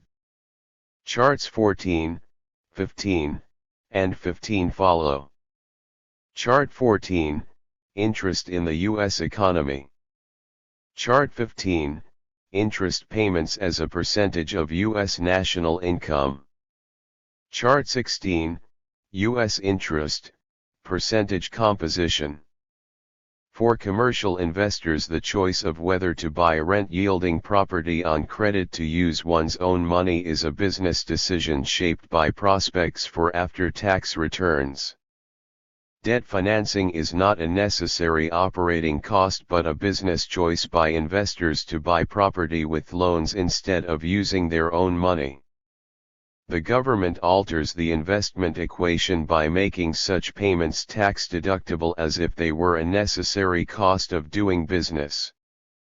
The effect is that interest payments expand to absorb the revenue hitherto paid out as taxes, and the tendency is to absorb whatever is untaxed. Making interest tax deductible encourages debt pyramiding.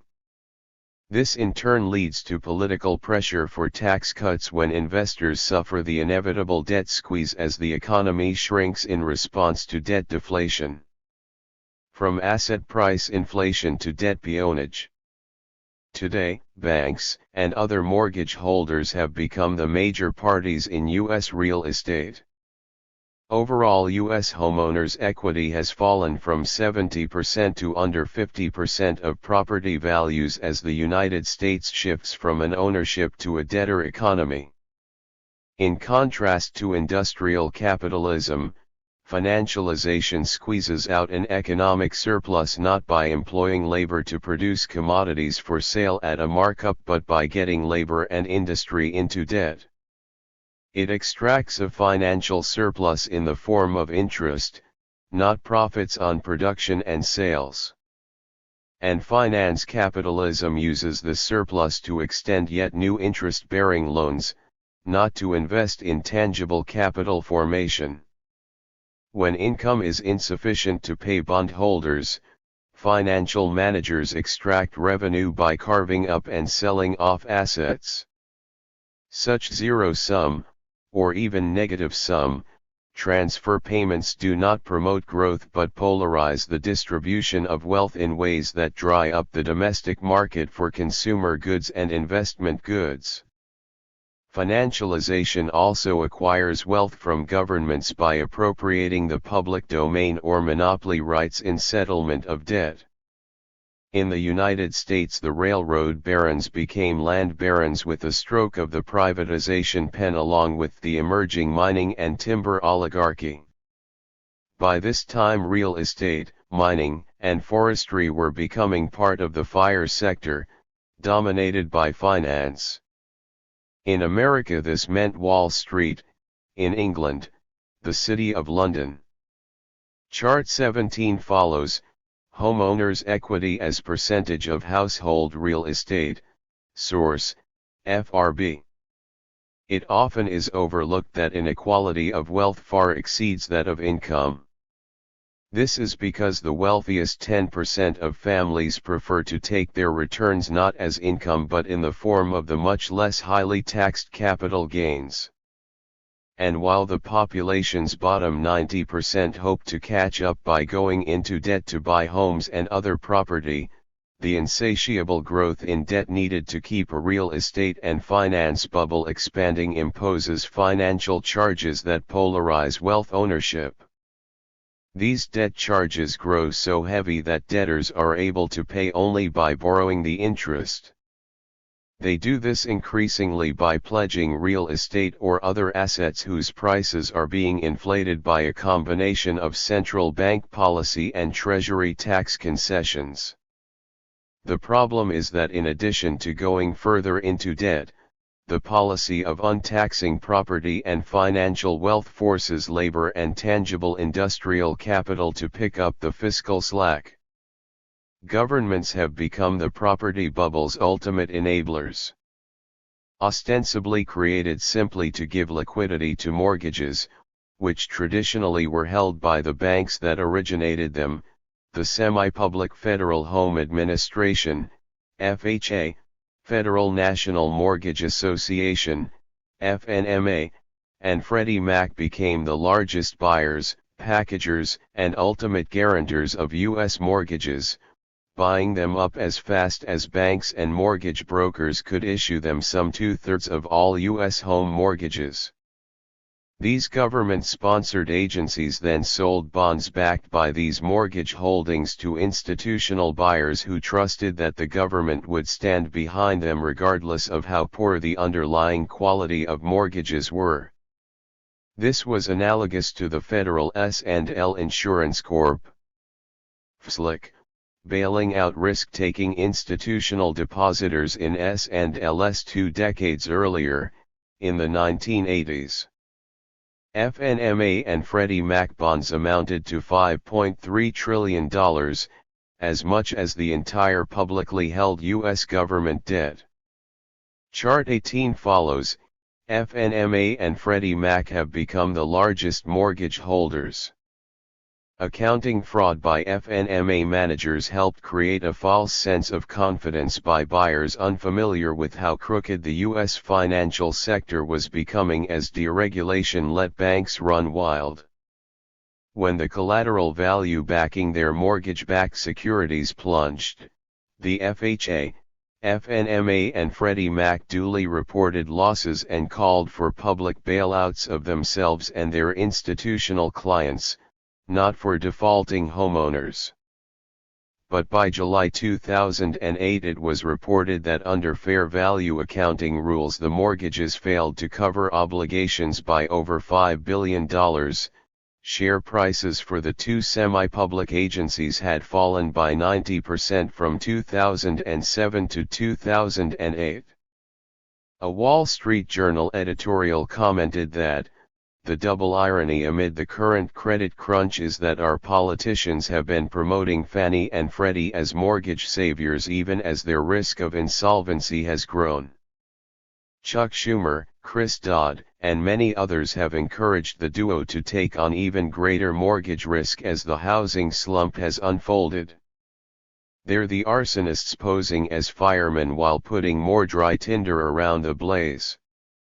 8. Rather than letting bad debts go under, Congress set about trying to reinflate the home mortgage market so as to enable homeowners suffering negative equity to raise the money to pay their debts owed almost entirely to large institutional investors and ultimately to the population's wealthiest 10%. Real estate in a debt-leveraged economy. The fact that land price gains have long overshadowed real estate cash flow, EBITDA, has made property investors willing to pledge their rental income to bankers as interest. Rather than seeking current income, or for homeowners, rental value, the aim is to ride the wave of asset price inflation. So the fact that overall real estate net cash flow, EBITDA, is about a third of national income, this was by no means the whole story. In terms of total returns, cash flow plus asset price gains, real estate generated an amount that rose as high as half of reported U.S. national income in 2005. That year's $2.5 trillion in higher land prices amounted to about 20% of reported national income, while real estate cash flow, EBITDA, added even more, $3 trillion. And this still leaves another $1 trillion or so for the Fed's calculation of capital gains for buildings' replacement cost, which actually should be treated as site value. Conclusion: the larger the tax giveaway, the more the mortgage debt grows. Tax favoritism for real estate, corporate raiders, and ultimately for their creditors has freed income to be pledged to carry more debt.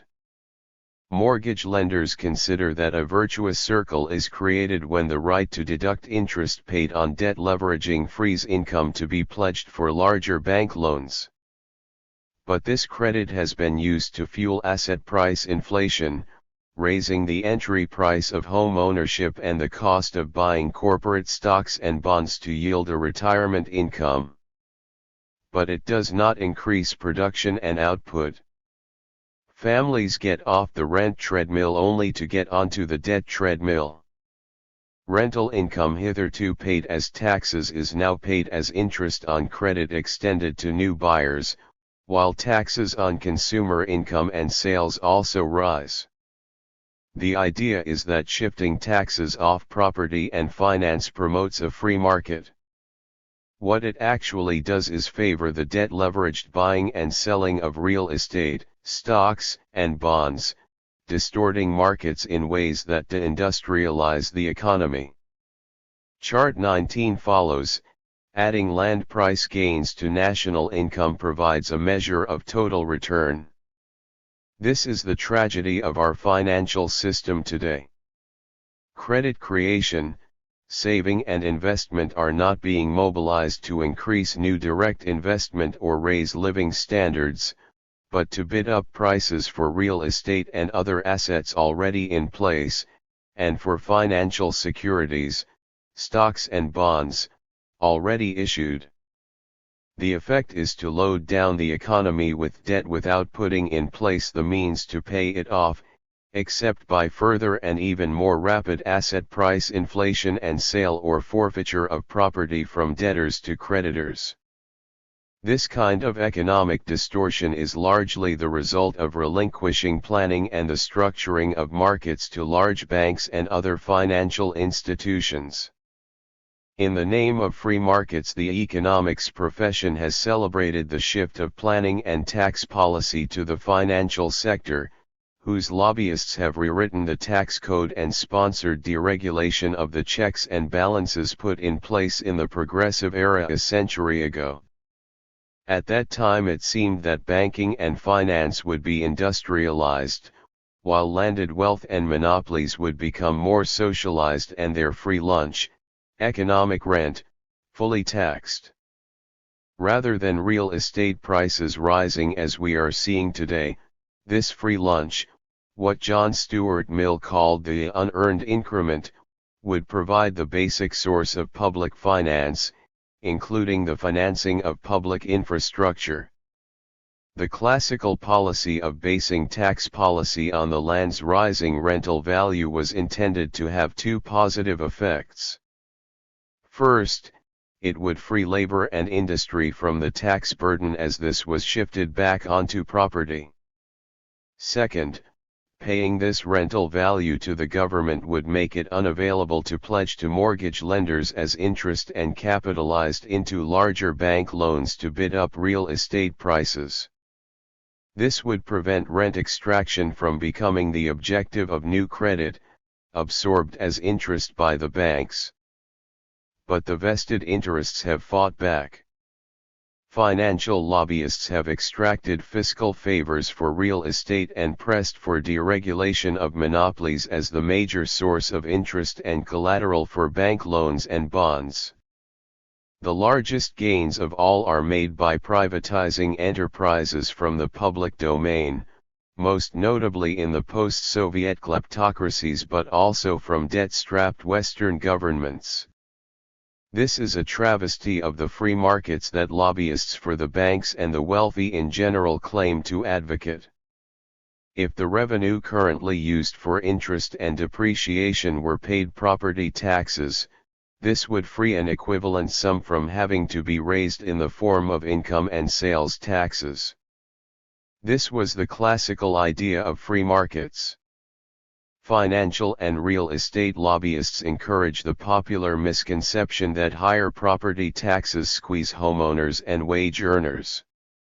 The reality is that taxing the land's rental value would reduce interest charges by an amount equal to the tax. Real estate prices would become more affordable as the interest now paid to banks to support a high debt overhead would go to lowering the income and sales tax burden. This would reduce the cost of production and living proportionally, by about 16% of national income. Prices and rents for housing and office space are set by the marketplace. Interest and taxes are paid out of this rental value. This means that homeowners and renters would pay the same amount as they now do, but the public sector would recapture the expense of building transportation and other basic infrastructure out of the higher rental value this spending creates. The tax system would be based on user fees for property, falling on owners in a way that collects the rising value of their property resulting from the rent of location, enhanced by public transportation and other infrastructure, and from the general level of prosperity, for which landlords are not responsible but merely are the passive beneficiaries under current practice. In sum, fiscal policy would aim at recapturing the land site value created by public infrastructure spending, schooling, and the general level of prosperity. The economy's debt pyramid would be much lower as savings take the form of equity investment once again, rather than a minority position in a debt pyramiding operation. Slower growth of debt, housing, and office prices, and lower taxes on income and sales would make the economy more competitive internationally. But as matters stand, a bubble economy weakens the national fiscal position as well as burdening industry and the nation's competitive position. International equilibrium can be maintained only if all other economies are financialized in a symmetrical fashion, a proliferation of the debt burden that in fact has become a distinguishing characteristic of today's globalization. Pull quotes. Pull quote 08-01. Giving homeowners and property investors a tax subsidy, while maintaining the rule of thumb that mortgage payments should equal 25% of personal income, merely replaces the cost of tax payment with an interest payment to bankers. Michael Hudson. 1 William Petty, Treatise of Taxes and Contributions, London 1662, p. 26. Having found the rent or value of the usus fructus per annum, the question is, how many years' purchase is the fee simple naturally worth? Marx, History of Economic Theories, Tr. Terence McCarthy, New York, 1952, p. 5, notes that Petty deduces the rate of interest from rent as the general form of surplus value. 2 Hyman P. Minsky, The Financial Instability Hypothesis, Working Paper No. 74, May 1992, The Jerome Levy Economics Institute of Bard College. Prepared for Handbook of Radical Political Economy, ed. Philip Arstis and Malcolm Sawyer, Edward Elgar, Aldershot, 1993.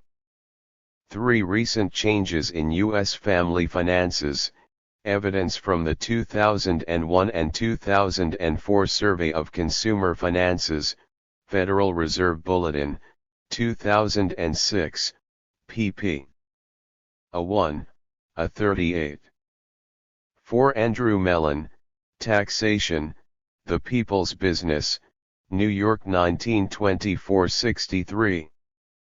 5. The Wall Street analyst Terence McCarthy observed that Marx's analysis of the economic theory of depreciation was so complete that, if capital has been called the Bible of the working class, the history he is referring to, theories of surplus value, might well be called the Bible of the Society of Cost Accountants. Over the whole society, failure to provide adequate depreciation reserves is, Marx implies, to negate economic progress and to begin consumption of that portion of the value of the product which Marx believes belongs neither to the laborers in industry, nor to their employers, but to the economy itself, as something which must be restored to it if the economic process is to continue. Marx, New York 1952, 15. This was the first English-language translation of Marx's theories of surplus value. 6. This phenomenon has far-reaching implications for the so-called declining rate of profit. Marx attributed this to the rising organic composition of capital and hence, an increasing rate of capital consumption, depreciation, relative to profit. However, his point of reference was industrial capital, not real estate. The latter's dominant economic role requires that it be segregated from the industrial economy's statistics. Otherwise, the rate of return on capital investment would be considerably understated. 7. The Board of Governors of the Federal Reserve System publishes balance sheets for the U.S. economy and has published papers defending the land residual method. It is criticized in Ronald Banks, ed., Costing the Earth, London, Shepherd and Walwyn, 1989. 8. James Politi and Ben White, Freddie and Fannie in Turmoil, Financial Times, July 11, 2008, and The Price of Fannie Mae, Wall Street Journal editorial, July 10, 2008. Endnotes, Chapter 8. Underscore underscore underscore underscore underscore underscore underscore underscore underscore underscore underscore 9. Junk bonding industry. Fiction: banks and stock markets finance capital formation to help companies grow and expand. Reality: the stock market has become a vehicle for leveraged buyouts and corporate takeovers to load companies down with debt. This diverts profits away from being used for new investment while raising break-even costs, making financialized companies, and economies, less competitive. The mythology of our time depicts the stock market as financing industry by providing equity capital buying shares in companies, in contrast to interest-bearing bonds and bank loans. But companies have long been financing most capital investment out of retained earnings. Banks play little role in financing new plant and equipment, research and development. To top matters, the investment bankers who underwrite new stock issues and the hedge funds offering to buy out existing stockholders at a price gain seek to profiteer at the expense of industry more than help it. Underwriters, leading money managers and a new brand of corporate raider euphemized as activist shareholders take the lion's share of gains that occur after setting a low initial public offering, IPO, price and then holding on for the jump that normally follows almost immediately. Companies normally receive only part of the market's valuation of their stock after a month, week, or even the day of its issue. The fact that this practice has been going on for over a century and has become worse rather than better shows that it is not an innocent pricing error by investment bankers who are supposed to know a reasonable price for a company. It is systematic deception by Wall Street, the City of London and other finance capital centers. Governments play along with this exploitative financial fiction for their own reasons, headed by their support for the financial sector rather than industry. It is hardly an innocent coincidence, for example, that the fraction of corporate value received by new stock issuers in Britain's major public utilities was lowest in Mrs. Thatcher's privatizations of the 1980s. Her Conservative Party advisers underpriced shares of British Telephone and later those of the railroads and other companies formerly in the public domain to give the customers of these firms a chance to benefit as capitalists in miniature, making quick first-day or first-week gains. But they lost out as prices were jacked up and service standards declined. Privatized bus companies sold off their centrally located terminals for their real estate value and cut back money-losing service. For the railroads, ticket prices soared, more trains crashed and passengers were jammed as London's real estate bubble of the 1980s and 90s forced people to live far away from their jobs in order to afford housing, which absorbed a rising share of their paychecks. The policy was characterized as "sorry you've lost your job. We hope you made enough money cashing out on your home or in the stock market to make up for it." The idea was for the victims of this process, the bottom 99%, to make enough one-time gains from carving up and inflating the economy to mute their opposition to the widening polarization between creditors and debtors, that is, between the financialized sector and the rest of the economy. The stock market became an arena in the new financial warfare as it was turned into a vehicle for takeovers, mergers, and acquisitions based on replacing equity with debt leveraging. Federal Reserve statistics show that more U.S. stocks have been retired since 1980 than issued. Despite the flurry of initial public offerings, IPOs, during the high-tech dot-com bubble, the net flow of funds has been out of the stock market, not into it. The stocks that have been retired have been replaced with debt junk bonds, other bonds, mortgages and bank loans. Credit to corporations is created to buy assets already in place or to ship goods and services already sold and waiting for payment, not to invest in new plant and equipment or employ labor to produce more.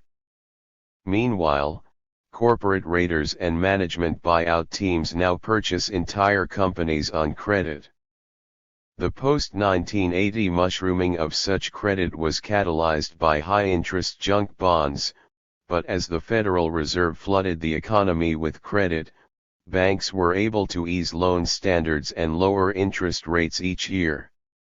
Takeover credit became much more accessible.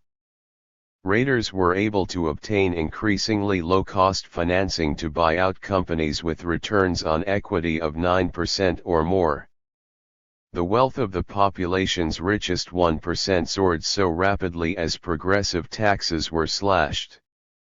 The logical culmination of this process is for the entire economy to be bought out by financial managers, or at least come under their control. The problem for society is that the aims of financiers are quite different from those that textbooks describe as being the aims of industrial entrepreneurs, namely, to invest in factories, plant and equipment and hire labor to apply new technology to produce more output at lower cost, creating the promised economy of abundance. Fig. 1 follows, Federal Reserve flow of funds, net stock market disinvestment, 1980, 2010. Taking over companies with borrowed credit seeking to make quick gains on their stock prices or to take the companies private, break them up, seize their pension funds, cut services, work labor more intensively or outsource employment and downsize, and then to refloat the streamlined carcass has become so pervasive that well-run companies fear being targeted. Their defense is to take poison pills by borrowing to buy up their own stock, making it more costly to raiders while leaving themselves with less debt leeway for prospective raiders to capitalize into takeover loans. The idea is to use up their debt servicing capacity in advance, indebting themselves so heavily that no raider could hope to saddle them with enough more debt to pay for a takeover. For most companies these days, buybacks create capital gains for stockholders, gains that are taxed at a much lower rate than dividend payouts. They also increase the value of the stock options that corporate managers give themselves, options whose value often exceeds their salary. But these debt-leveraged buyouts, buybacks, and stock manipulation leave less revenue to invest in expanding business. So financial gain seeking becomes decoupled from tangible capital formation as managers spend earnings to push up the price of their stock by buybacks rather than by investing to generate more earnings. Corporate takeovers replace equity with debt. Fiction, bank loans and bond issues finance productive capital investment, creating profits that borrowers use to pay off their loans. Reality, banks extend most credit against property already in place. Most corporate bond issues since the 1980s have been to finance takeovers. This inflates asset prices, but does not finance tangible capital formation. Interest must be paid out of income streams already in place or by cutting back capital spending and squeezing more out of employees or their pension funds. The underlying fiction is that debt leveraging can create wealth.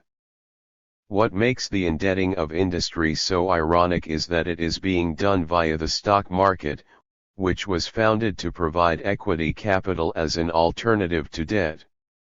This original role has now been reversed. At first glance one might imagine that the 1992 to 2001 stock market boom might have led companies to take advantage of rising price/earnings ratios and replace bonds with stock. But the tax code favors debt financing rather than equity. Corporate dividends are paid out of after-tax profit, while interest is a pre-tax charge. At the 50% corporate income tax rate still typical in the 1980s, companies could pay out twice as much in pre-tax interest as they could pay in after-tax dividends. The asymmetrical tax treatment has been a major incentive in turning the stock market into a vehicle for buying companies by loading them down with debt at the tax collector's expense. The pretense for making interest on bank loans and bonds tax deductible is that it is considered to be a necessary cost of doing business. But takeovers are not part of the production and consumption economy. This market distortion prompts investors to shift away from equity financing to debt financing. As interest rates were receding from the 20% rate they reached in 1980, pension funds and other institutional investors sought higher rates of return by lending to corporate raiders seeking to take over companies. Drexel Burnham took the lead in popularizing high-interest bonds. They were called junk because they increased the debt/equity ratio of companies far beyond traditional banking norms. So even as the stock market boomed with takeover offers, companies did not use this to reduce their debt overhead. Debt ratios soared. Companies became more financially fragile. Stock dividends can be cut back when earnings decline, but interest must be paid regardless of how much the company earns. If a company cannot pay, it is declared insolvent and turned over to its creditors, wiping out stockholders. This became the fate of many companies skating on the increasingly thin financial ice, becoming more fragile because of tax favoritism for debt financing. The reasons for this favoritism toward creditors is not technological, and did not spur capital investment. Banks, pension funds, and other institutional investors lend to raiders and corporate empire builders simply to buy up stock. The strategy of financial engineering is to make capital gains by downsizing and breaking up companies, or to bid up their stock prices rather than investing in more capital or hiring more employees. Stock buybacks dispose of the surplus cash that acts like a red flag attracting raiders. Companies that operate in the old-fashioned way of building up capital investment and cash reserves find that their liquid assets and unmortgaged property attract predators. So the spread of corporate debt becomes contagious, because it obliges companies to defend themselves by depleting their working capital and going so deeply into debt that few assets or earnings remain to be pledged to creditors. The adverse effect of debt-financed raids on long-term corporate investment. Fiction: debt leveraging increases returns on equity as funds can be borrowed at a lower interest rate than companies expect to earn, enabling companies to pay off their debts. Reality: issuing high-interest junk bonds to buy out stockholders and take companies private raises the proportion of cash flow absorbed by interest, leaving less for new direct investment. So capital formation and employment slow, reducing economic growth. The problem is that this kind of defense emulates the very policies that raiders threaten. Supporting a stock's price by buying it up or paying out more in dividends often involves dismantling a company's long-term investment plans and running up enormous debts. The company may make ends meet by cutting costs and employment drastically. This is what CBS did in 1987 when the white knight Larry Tisch fired employees and sold off $2.65 billion of CBS subsidiaries. Tisch emerged from the new generation of corporate raiders who refined the practice of issuing bonds to buy out stockholders and their companies. In the spirit of the real estate principle that rent is for paying interest, they organized takeover funds, arranged bank loans and issued bonds similar to mortgages. These were not productive debts to finance new capital investment. Rather than generating more profits, these new loans simply replaced equity. Their interest charges had to be paid out of existing earnings and by stripping assets. All this was applauded by politicians on the right and left alike. In the spring of 1985, Senator Jesse Helms and other right-wing politicians backed Ted Turner's attempt to take over CBS. Their main objective was to change the station's liberal programming. Turner had founded the innovative cable news network, CNN, but lacked the resources to take over CBS. The only way he could do so was to offer $5 billion in high-interest bonds, the equivalent of $150 a share at a time when CBS stock was selling at a fraction of this price. Wall Street was unimpressed. It thought he could deliver more right-wing programming but not the dollars he promised. His basic business approach already had caused his Atlanta Braves baseball team to flop. Baseball players take years of professional training to reach the major leagues. Farm systems are run at a loss to provide this preparation, much like corporate R&D, research and development. Seeking to avoid such costly investment, Turner cut back on scouting, research, and minor league development, and simply hired free agent players from other teams. This meant selecting players past their prime and often injury-prone. The result was a money-losing last-place team. In 1990 he finally appointed a general manager who turned the team's fortunes around by developing one of baseball's best scouting and minor league systems. But this was after his CBS experience. One of CBS's major stockholders was Larry Tisch, holding 5% of CBS stock. Soon after being elected to its board of directors, he announced his intention to save the company. Riding in like the proverbial white knight, he mobilized his family's holdings in Lowe's to buy 24.9% of its stock by September. This kept CBS in ostensibly friendly hands inasmuch as Tisch already was a board member. Having made his money by diversifying his Lowe's theater chain into hotels and insurance, he was known for cutting payrolls and other costs. The first thing he did at CBS was to reduce its staff and begin negotiating to sell off assets, starting with its magazines for $650 million, and CBS Records to Sony for $2 billion. There were rumors that he might even sell the company's New York Black Rock headquarters and lease it back, raising cash but increasing the annual, tax-deductible, rental outlay.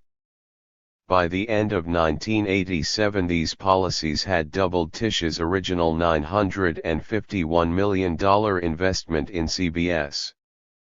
The company's total worth rose to about $7 billion, and it was in a cash-rich position, a bonanza for its stockholders, the largest of whom was Tisch himself.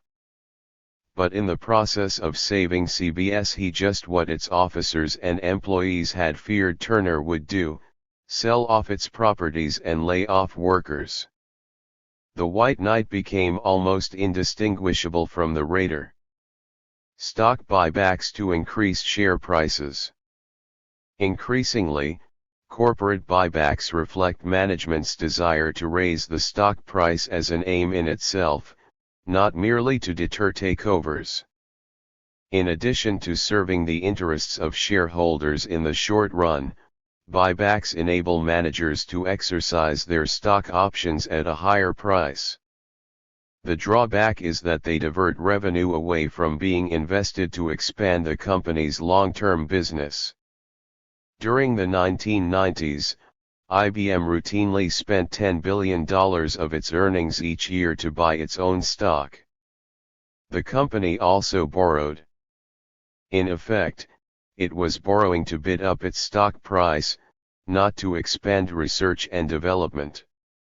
In 1980, for instance, it contracted out its software technology for personal computers to Microsoft, and subsequently let other producers develop leadership positions for chips and associated hardware. Other companies did the same thing. By 2005 even State General Electric announced in that it would sell its Swiss reinsurance company for $6.8 billion and use the proceeds to buy its own stock and raise its dividend payout. 1. In 2004 the Standard & Poor's 500 companies spent $197 billion on buying their own shares to support their price. The pace accelerated to over $100 billion a quarter by March 2006, by which time these buybacks were running at a rate large enough to cover this year's Medicare budget. S&P calculated that 268 of the companies in the S&P 500 bought back shares in the first quarter, with nearly 110 of them cutting their diluted shares outstanding by at least 4% from a year earlier.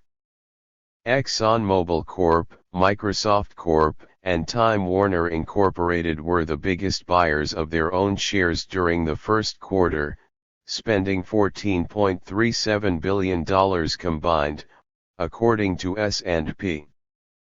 As the Wall Street Journal report concluded, a company that aggressively buys its own shares on the market can give investors a skewed picture of its earnings growth.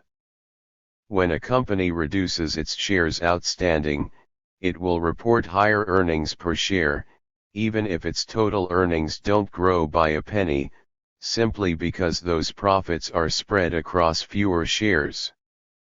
ExxonMobil's net income rose 6.9% in the first quarter, but that turned into a 12.3% earnings per share increase after share buybacks, according to S&P. 2. Paying green mail to deter financial raids. Raiders may negotiate green mail payments to end their takeover threat. The target company agrees to buy the raider's stock at a price that gives him a nice profit on top what became a customary 0.375%, 3/8ths of 1%, commitment fee to the go-go investors who backed the green mailer, the banking house that committed itself to underwrite the takeover, and the legal costs incurred in the cross-suits between the prospective raiders company and its target. The attempted takeover of Phillips Petroleum by T. Boone Pickens and Carl Icahn illustrates the standard ploy. Icahn produced a financial plan to sell off $3.7 billion of Phillips assets to pay for the takeover, leaving Phillips with about $11 billion in debt compared to only $800 million in common stock. This would have produced nearly a 14:1 debt/equity ratio, compared to the average 1:1 ratio for the oil industry as a whole. Debt servicing charges would have added to Phillips' production costs, making it less competitive within the oil industry and too cash poor to sustain the exploration and development needed for long-term growth. This is why Phillips and other companies fought hard against such raids. They did not want to dismantle their production and investment positions simply to let bondholders strip their assets and income stream. So Phillips negotiated a settlement that left it independent, while Pickens made $90 million and Icahn over $50 million on the increased value of their stock holdings. Drexel Burnham Lambert got $1 million for letting Icahn use its name. Biographies have been written about leading raiders such as Carl Icahn, T. Boone Pickens, Carl Lindner, Michael Milken, and Ivan Boesky, Henry Kravis and their colleagues, along with stories about their takeover targets, Nabisco's $22 billion leveraged buyout, Beatrice Foods, Revlon, Goodrich, Weight & Steel, and the various airline buyouts and bankruptcies. 3 books could just as well have been written about companies that resisted takeovers by taking poison pills whose effects were nearly as bad as what the raiders would have done. But personal and even corporate biographies run the risk of missing the forest for the trees. The junk bond phenomenon is more than just an adventure story about some Wall Street raiders leveraging debt on a vaster scale than their real estate counterparts. At stake is the fate of Americans who do not get rich from this financialization of industry. For instance, when the Leucadia takeover group bought out the National Intergroup conglomerate, no purchaser could be found for its Weirton Steel division. As a last resort, Leucadia sold the plant to its employees. Rather than see it closed down, they cut their own wages and promised to pay for the steel plant with high-interest bonds. This turned the labor force into something akin to indentured servants working off the debts with which Leucadia saddled the plant. This kind of debt-financed raiding increased the cost for Weirton to produce each ton of steel, and for Phillips to produce each barrel of oil. The additional unit cost may be computed by dividing debt service by physical output before and after the takeover attempt. On an economy-wide level, higher interest charges have become a major factor pricing U.S. goods out of world markets. So claims that leveraged buyouts and other debt pyramiding is part of the free market economy on its way to a Darwinian survival of the fittest refers only to asset markets and balance sheet wealth, and indeed, wealth at the top of the economic pyramid, achieved by indebting the bottom 99%, not to markets leading to more competitive pricing. Stock market strategies to obtain capital gains rather than profits and dividend yields. Fiction: stocks are worth more because earnings are growing. Reality: stock prices reflect the flow of funds steered into, or out of, the market by tax laws, pension and retirement funding, and Federal Reserve credit bubbling to lower interest rates and hence raise the capitalization rate of a given after-tax revenue stream. Financial bubbles inflate stock market prices for reasons that have little to do with real wealth creation.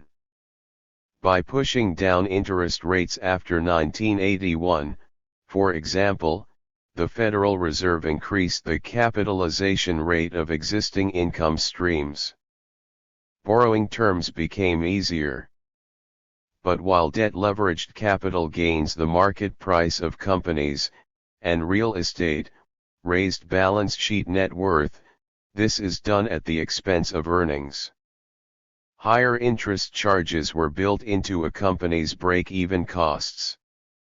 So what rose was not net income or tangible wealth, but the ratio of stock prices to earnings and of course, the value of stock options given to upper management. Fig. Point 2 follows, falling rate of GDP growth per increase in private debt. Until the 1980s, making capital gains on stocks tended not to involve actually taking over a company. Brokerage houses and investors looked for companies with undervalued assets, especially real estate bought long ago when prices were lower. Many auto supply stores, dairy distribution companies and other small companies had storage operations or retail outlets in neighborhoods where property prices were soaring. These companies also tended to have stable but not rapidly growing sales, which the stock market capitalized at low price/earnings ratios. Outside buyers could take over such companies, close them down and turn a $10 million sales distribution business into a $20 million real estate deal by selling the property to developers. Or, a brokerage firm could buy the stock, provide its analysis to clients and watch them bid up the price and then sell its holdings to make a trading profit. Rising share prices in the stock market do not provide much benefit for the companies that initially issued them, unless firms issue new equity as well. By the 1960s, the most noteworthy stock market action consisted of corporate mergers. Aggressive conglomerates would offer to buy companies at a price higher than their stock was trading for. A 25% premium usually was sufficient inducement for shareholders to accept the offer. So if a company's stock was trading at $20 a share, an ambitious buyer might offer $25 a share. Brokerage firms and their clients pored over balance sheets looking for prospective takeover targets. Growth companies with high price/earnings ratios sought to merge with slower growing firms by exchanging their high-priced stock for the relatively low-priced stock of these firms. This is what AOL did when it merged with Time Warner. Although Ted Turner's company had much larger assets and earnings, the stock market valued these at a lower price/earnings ratio, enabling AOL to swallow it much like a crocodile biting off a prey much larger than itself. The hope was that the newly merged company's stock price would enjoy a high price/earnings ratio. But the plan backfired as the bloom evaporated from AOL. The stock plunged to near the old Time Warner price/earnings ratio, making it one of the worst merger deals in history. Apart from undervalued real estate, dominant market positions and intellectual property rights, the main bait for mergers was cash-on-hand bank accounts, well-funded pension plans, and low debt ratios. A new breed of financial manager accumulated cash simply by paying bills more slowly, and cutting costs by squeezing out more work, holding output steady in the face of attrition for the workforce, and outsourcing employment to non-union labor. All this was considered to be the essence of sophisticated management practice. Unprecedented amounts of credit became available to finance corporate buyouts. Instead of merely doubling one's money by buying a company for $10 million in one's own cash and selling it for $20 million, a tenfold return 1,000% could be made by borrowing $9 million of the purchase price, turning a debt-leveraged $1 million equity investment into a $10 million capital gain. The ideal was not to put in any of one's own money at all, but to finance the takeover entirely on credit. The return on this zero equity, that is, 100% debt pyramiding, was mathematically infinite. Going into debt became the way to get a free lunch. But it was not free for the companies being taken over, or for their employees, or for the economy at large. A new class of corporate raiders emerged in the 1980s. Their idea was to buy a company and cut costs, but not by raising productivity through capital investment and new technology. It was more like new landlords bleeding a hitherto well-maintained building and cutting the staff, or shifting to non-unionized labor, while increasing earnings by raising prices, much like raising rents. Corporate raiders looked for bankers to put up the money, just as real estate developers had long done. The bankers for their part saw these ambitious individuals as providing a major new growth market for loans.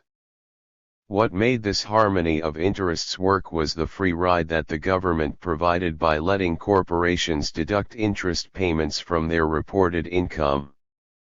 The tax subsidy promoted the practice of loading industry down with debt, with the consequence that firms pay about twice as much of their income as interest as they could pay in after-tax dividends. What made junk bonds and mergers and acquisition in general risky for the economy at large was that their proceeds were not used to increase productivity or overall earning power. The funding simply was used to bid up stock prices.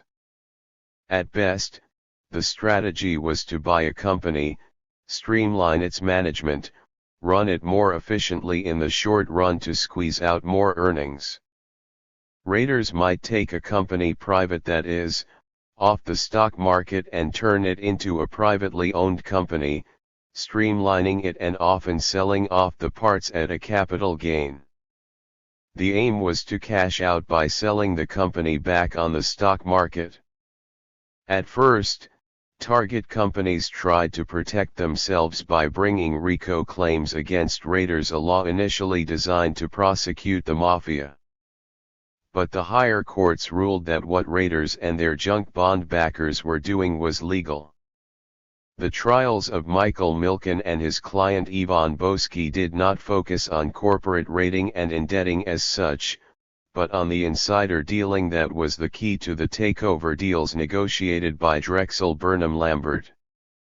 Before making a takeover announcement, the perpetrators would buy stock options for the companies they targeted. Options could be bought at a low price, and on credit. Suppose a raider planned to offer $30 a share for a company whose stock was selling at only $20. For perhaps only $1 he could buy an option to buy the shares at $20 and then watch his offer drive them up toward $30.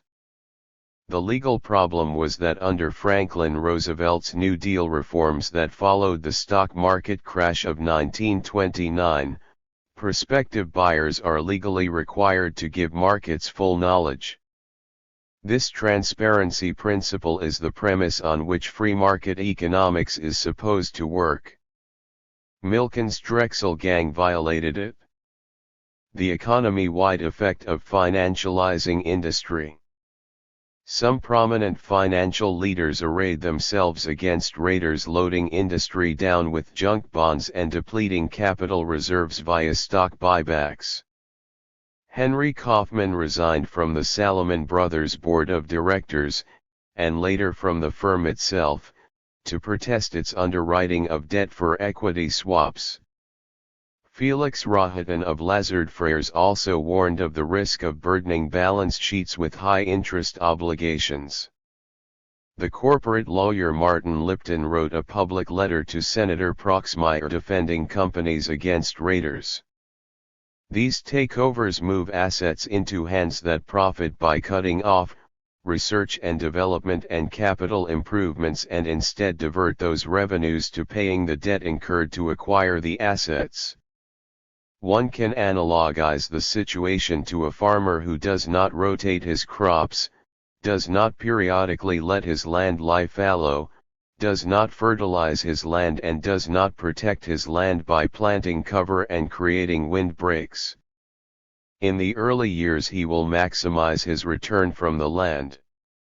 It is a very profitable short-term use.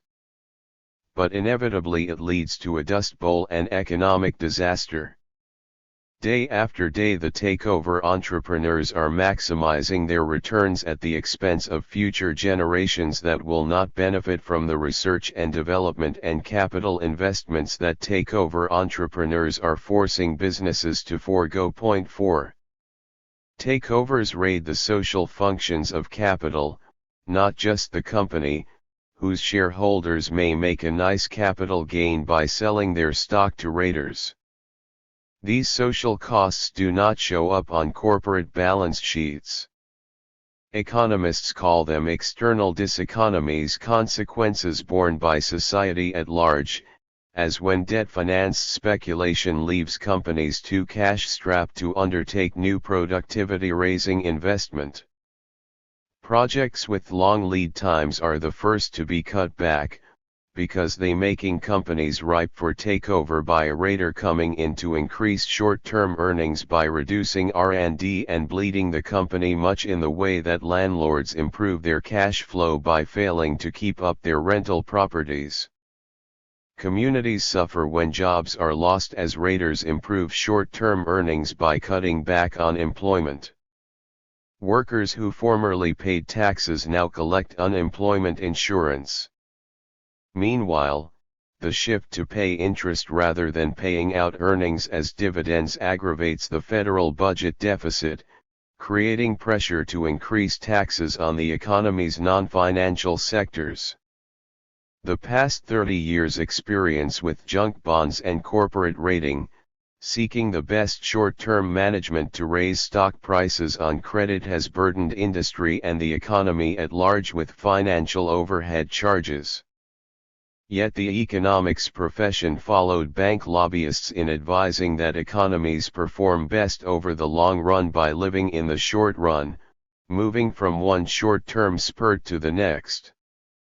Liquidity is the preferred euphemism for interest-bearing credit.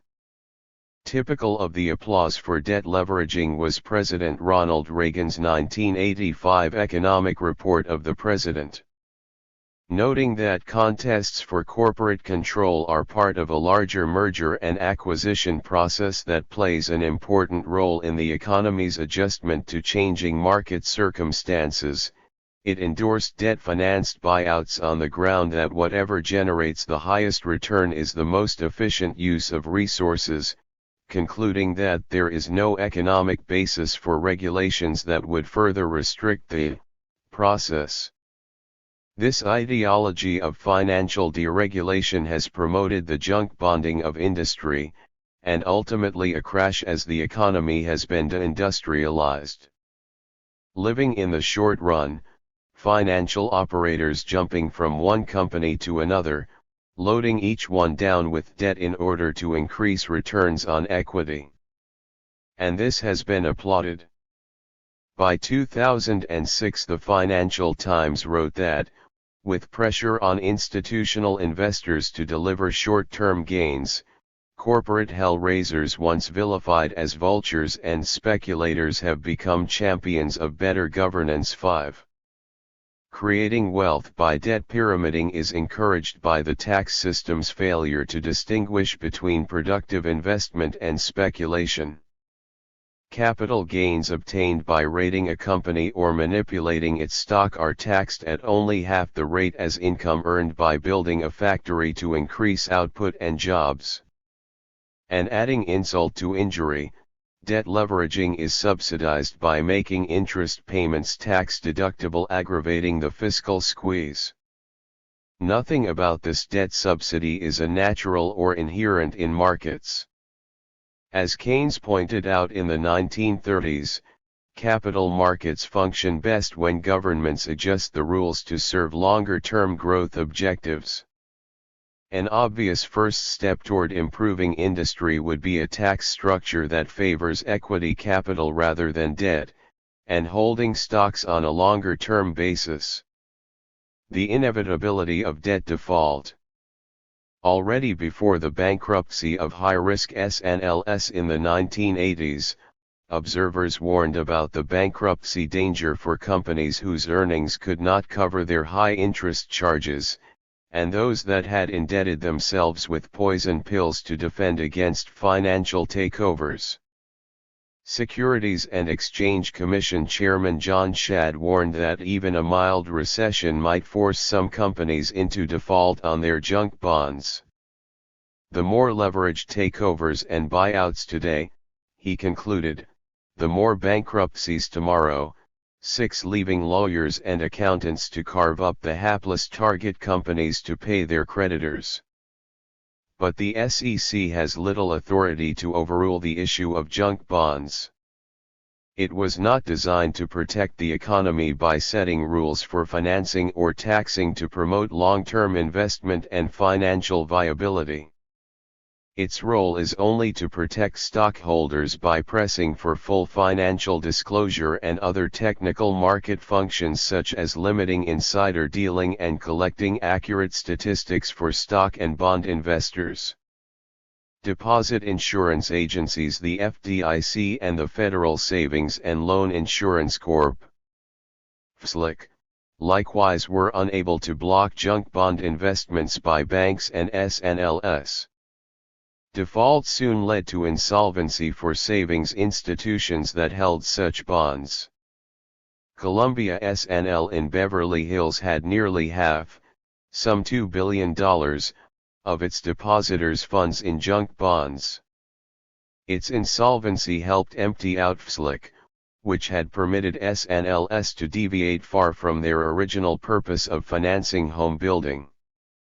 The low price of Columbia's stock already by 1986 reflected the view of most investors that the SNL had jeopardized its long-term solvency by seeking high yields. Financial deregulation let these institutions invest in junk bonds for no better reason than to pay depositors a few percentage points more for a temporary period of time at the cost of ending up losing their principal. The process occurred quite rapidly. The financial problem is symbiotic with today's fiscal policy of taxing business earnings higher than capital gains on stock and bond speculation. This pro-financial tax philosophy is the diametric opposite of what classical economists advocated. It steers savings and new credit creation into loans, building up debt. By encouraging debt-leveraged buyouts, the tax deductibility of interest has turned securities markets into vehicles for pension funds and other institutional traders to find the quickest returns by acting as short-term speculators rather than long-term investors. Diverting stock market gains from companies to investment bankers. Silicon Valley's dot-com and internet leaders became multimillionaires and sometimes even billionaires when their companies were floated on the stock market in the 1990s. They have become poster boys for the claim that Wall Street rewards innovation. Yet they received only a portion of the money raised by the initial public offerings, IPOs, of stocks in their companies on the day they went public and over the next few trading days. Their venture capitalists took the lion's share as sleeping partners, along with the investment bankers who marketed these stocks. First-day price jumps of 100% to 400% were normal for IPOs in the information sector, sometimes more than sevenfold. The higher the jump, the more successful the flotation was deemed to be successful in attracting investment bank clients to the next underwriting. The earliest buyers got the quickest and largest gains. The companies got only the initial offering price less underwriting commissions, typically 7% higher than the 6% commission charged by real estate brokers. In addition to this rake-off, the bankers who underwrote these offerings got much of the price run up for their own trading account. These gains made the interest of Wall Street inherently opposed to that of companies going public, which received far less than their stock proved to be worth after only a few hours of trading. Many small buyers who jumped onto the bandwagon lost their shirts after the bubble burst in 2001. The process is best described in the prosecutions mounted in 2002-04 by New York State Attorney General Eliot Spitzer, who fined Wall Street's leading firms over $1.5 billion for engineering price jumps in an illegal way. Still, their gains far outweighed the penalties negotiated with law enforcement agencies. The felony case against Frank P. Quattroni is illustrative. Employed as a stock analyst by Credit Suisse First Boston to tout high-tech shares, he was convicted on May 3, 2004, for destroying evidence in the government's investigation of his firm's wrongdoing. Prosecutors showed that what passed for research was a con job, for which his firm paid a fine of $100 million without admitting criminal wrongdoing, thus avoiding a raft of civil lawsuits by its victims. The Linux flotation provides an object lesson for the kind of insider dealing that became rife. When Credit Suisse brought the company, then called VA Linux, public in December 1999, it pretended that Linux's prospective earning power justified an initial offering price of $30. But by the end of first day the stock had changed hands numerous times as it soared to $320. It then fell back to close at $239.25, more than 7.5 times what it had sold for in the morning. This price exceeded what Linux would be selling for by the end of 1999, still remarkably high, considering that its shares would plunge to just 54 cents by 2002 and then would settle in the $2 range, about 1% of the first day's peak price. Who benefited the most? At the head of the pack were the underwriters, followed by the favored pension funds and other institutions who got first crack at the shares and flipped them to new buyers by midday. Then came the venture capitalists that helped fund Linux. In the final position were the content providers who actually created the company's technology. They didn't receive anything like the $239 their stock ended up selling for in the first day. They didn't even get all that much of the $30 a share at which the stock was issued, after Credit Suisse First Boston took its commission and the venture capitalists got their share. The venture capitalist's role is to find innovative individuals and start up a company for about $10 million, retaining control over how it is spent. They draw up a partnership agreement replete with small print spelling out how many shares of common and preferred stock they will get, and what proportion of the money they will receive when the company goes public, with management fees for themselves, usually about 2.5%. As one reporter has described, preferred equity gains leverage when a company is sold for close to its original valuation, or a small multiple. The funding deal can be structured so that a venture capital fund with 20% preferred equity stake takes up to 40% of the sale proceeds, plus a dividend, and double dips by claiming 40% of the remaining capital gain. A technology entrepreneur who has a 30% equity stake may end up with less than 5% of the proceeds. 7. The bulk of the money raised accrues to the venture capital partners and their investment bankers. Retail investors are shut out of the most lucrative action. To protect their interest and stop crony finance capitalism, Congress passed the Oxley-Sarbanes Act in 2002. The idea was to put all customers on the same footing. It was a good idea as far as it went, but its reforms and those that followed Mr. Spitzer's prosecutions were mainly administrative. A more structural solution was needed to refocus stock ownership on the longer term rather than quick in and out trading. One reform under discussion is to require initial buyers, including institutional investors, to hold stock for a reasonable period of time, at least a month. This is still short-term as capital markets go. Another suggestion is a stock transfer Tobin tax. This would absorb a high margin of speculative gains traded on highly debt-leveraged terms. The average high-tech stock trades so rapidly that it now is normal for an amount equal to a company's entire stock issue to turn over every day. This increasingly frenetic stock trading is Wall Street's most profitable activity. And most of this trading is on credit, enabling banks to charge interest on financing this speculation.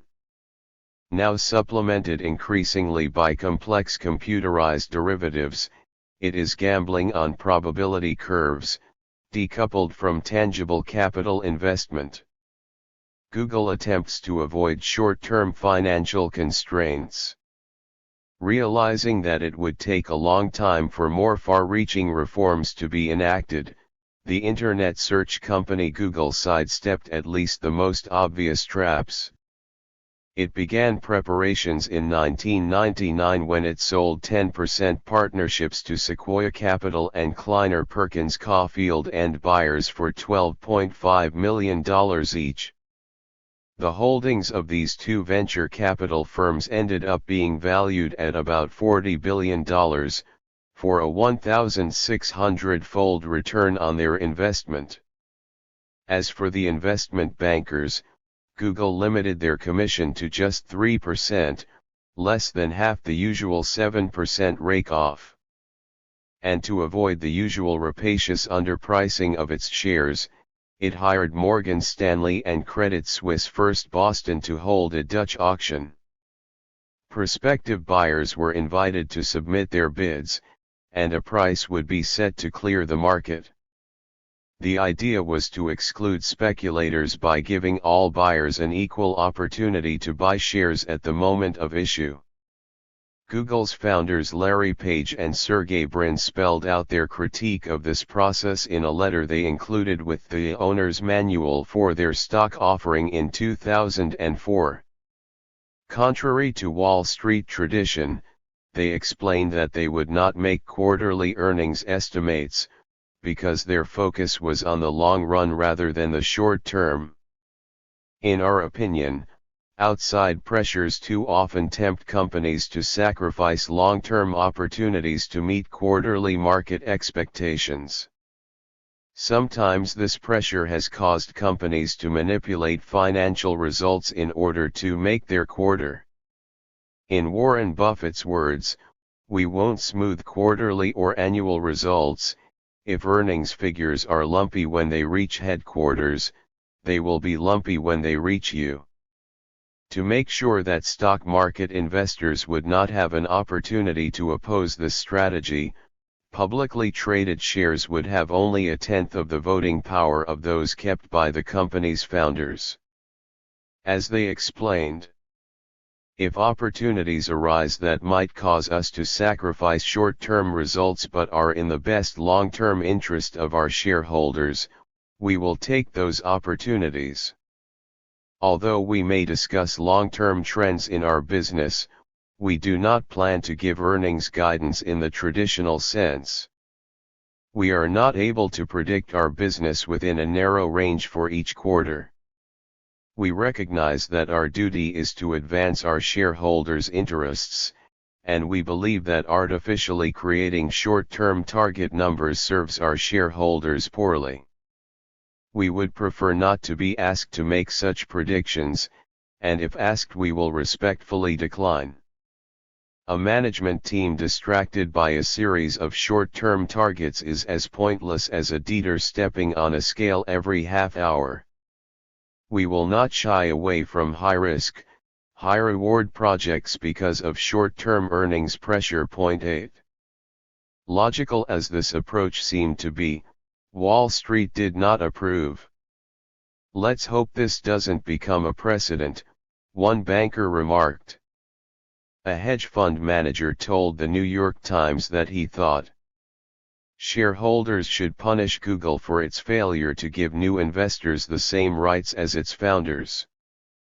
Once a company goes public, its founders must understand and accept that they are responsible to public shareholders and are no longer fully in control. 9. This was the mentality that Google sought to avoid. Its stock was issued at a price of $100 by Dutch auction on August 19, 2004, and then doubled by October and tripled by the following June, just what the company also had tried to avoid. But at least the price run-up seemed motivated by a better understanding of the company's long-term earning power, not by the kind of insider deals to favored customers that had inspired Google to avoid the typical Wall Street ways.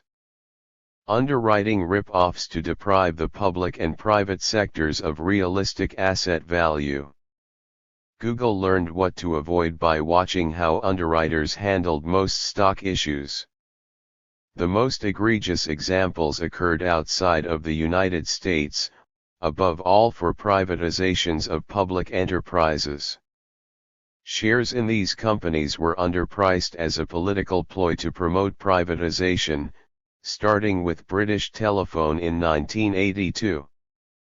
The guiding idea of Mrs. Thatcher's Conservative Party was to make these stock issues a steal for employees and customers of these firms, as well as for investors in general to make quick windfall gains. For starters, British stock underwriters received a quite unnecessary windfall. The government made no attempt to negotiate lower issue fees than the 7% monopoly rate that underwriters were used to charging small and untested companies for new issues without clear earnings prospects. The public enterprises being sold off already had an established earnings stream, so little research was needed. 2% or at most 3% would have been enough to obtain the underwriting services needed to sell the stock, given the enormous size of the issue. But providing a free lunch at public expense became the essence of the new finance capitalism. The post-1980 rise of finance capital can be attributed in large part to its ability to privatization of public and private sector capital on credit. Britain's government could have received 5 or 6 times as much as it did by offering only about 20% of British Telephone initially in order to establish a logical and much higher market price, and then selling the balance of the company. Instead, it underpriced the entire company's value to stock market investors and underwriters. The magnitude of this and similar giveaways is so large as to be transformative, because the largest capital investment in most economies prior to the financial conquest of the 1980s was infrastructure in the public domain. By focusing on capital formation as being a private sector phenomenon, economics textbooks and financial free market lobbyists distract attention from the privatization giveaways that have been a major factor in enabling the economy's wealthiest 1% to sharply increase their share of wealth and income. The process was capped by the privatized infrastructure monopolies to raise access prices, rent extraction, and transform industrial economies into rentier tollbooth economies. This transformation was achieved in part by the financial sector using its rich takings to mount an attack on government price regulation, making the spurious claim that free markets were ones that permit monopoly gouging, untaxing property rents and capital gains, on the claim that free markets needed a flat tax falling on labor, not on finance or real estate, and using the power of advertising and subsidy to drown out the concept of free markets that had been developing in the last few centuries of Western civilization. This was the essence of Thatcherism. And in America, Ronald Reagan's team applauded it as the wave of the future.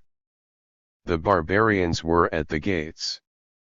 One might expect that this experience would dissuade underwriters from claiming that they give investors and corporate clients a fair idea of the value and prospective dividend stream for the shares being issued. But privatization stocks were not priced to take into account the fact that earnings would rise as private management was freed from the behavioral constraints that public companies had to follow. Yet it was precisely to break free of such regulation that public companies were being privatized by the Thatcherites.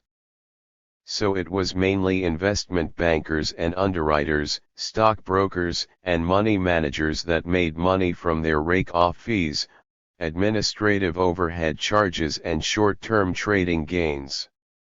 These financial operators depict themselves as key intermediaries mobilizing people's hard-earned savings to fund innovations that propel the economy forward.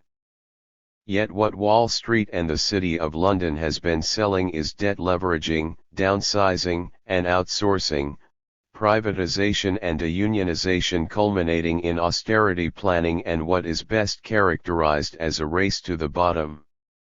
The economy shrinks, and many small savers are left holding an empty bag with a mountain of debt attached to it.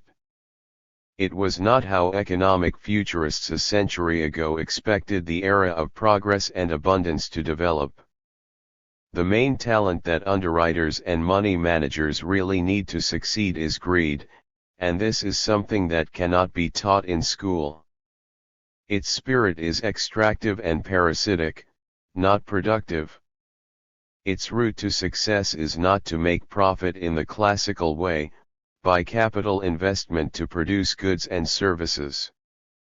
Bankers and financial managers prefer the easier route of making money by transferring property into their own hands, and extracting rent by siphoning off real estate and stock market gains fueled by debt-leveraged asset price inflation, and monopoly rents from key technologies such as Microsoft or intellectual property such as Walt Disney.